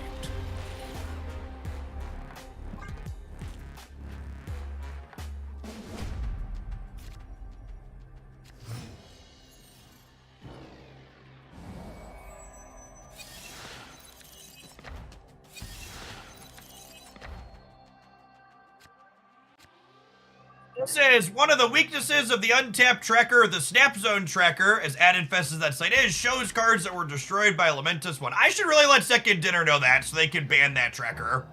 That would be ideal. The untapped tracker actually explicitly goes out of its way to not give you extra information that you don't have access to if you weren't playing the game normally, because that's actually cheating. Getting to see which cards your opponent had in their deck is an added thing that you wouldn't be able to track with a pencil and paper, so it is functionally cheating. Untapped made a conscious decision to make it so their tool does not allow you to cheat.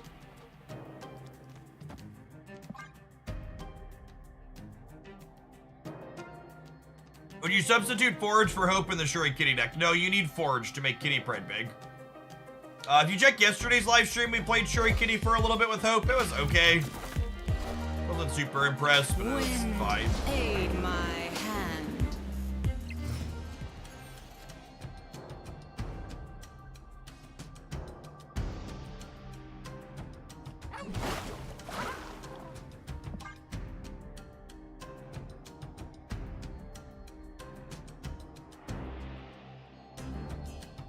Opponent snapped. You gotta snap before you storm, bud. Escaped. Is regular Shuri Sora unviable in this meta? It's going to be listed as one of the top performing decks in my video tomorrow. It has very good stats per untapped.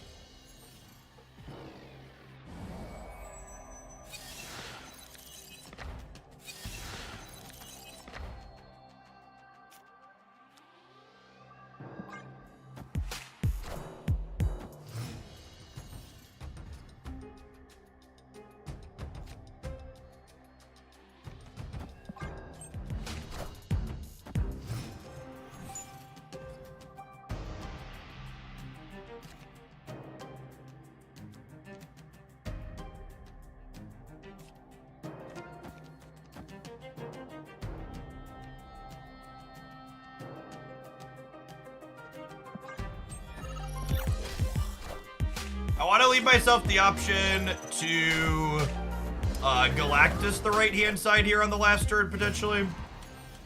That's why I didn't play either of these here.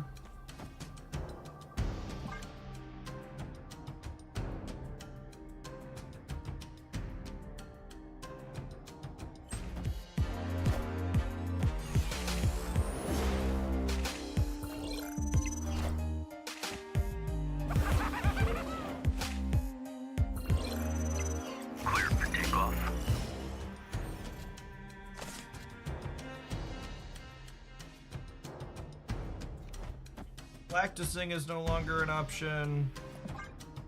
You revisited Moon Girl She-Hulks with the addition of Hope. Yeah, we played Moon Girl She-Hulk Pixie stuff on. It's on the YouTube highlight from the other day. Felt pretty reasonable. Oh, that's actually bad for us. It makes it harder for me to win over here now. It's unfortunate. I think we're dead. This Galactus is still good. This deck has very good stats, yes. This deck has been in or around the best decks in the format since Annihilus released. It is consistently very powerful. Oh, snap. Oh, Snapper, he hits pretty good, and I'm tired of treading water. Need to get a win.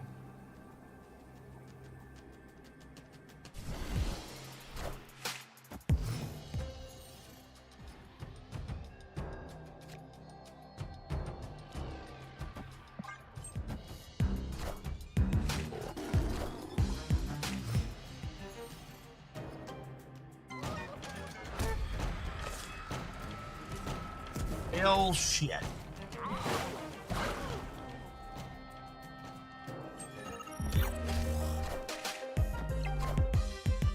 Wind, aid my hand. Hey, thanks, Storm. Appreciate you.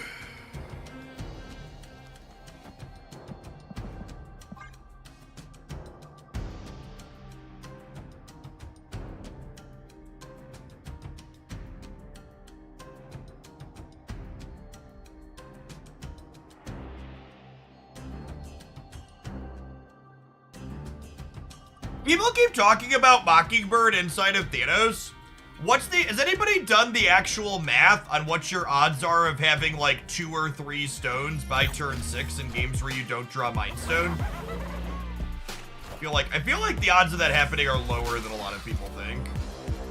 Doom rules all. This is the downside to DC. They have Dr. Doom. Opponent snapped.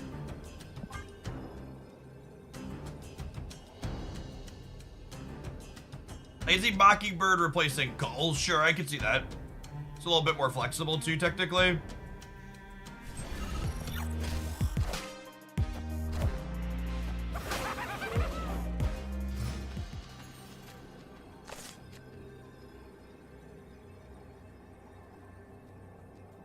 That's true. A lot of the Thanos decks are playing Scar. Although the control builds that are more popular right now aren't. Hey, Grenade Gamers. Alright. We ran late basically every other day this week, so I think I'm gonna go ahead and take a little bit of an early afternoon today after we say thank you to Dead Silent for the entire year. Welcome back. I will be back tomorrow playing some decks of my choosing. Thank you to everybody who sent in a tip with a viewer deck today. If you're looking for more content from me, be sure to check out both of my YouTube channels. I'm going to publish a Hope Silver Surfer highlight on the Jeff Hoagland YouTube channel in a little bit. And we had a fantastically fun Bast Pixie deck that went up on the Hoaglandia Stamp channel. That was the deck I plowed through to Infinite with this season. So check those out. Drop a raid to someone here on the Twitch side.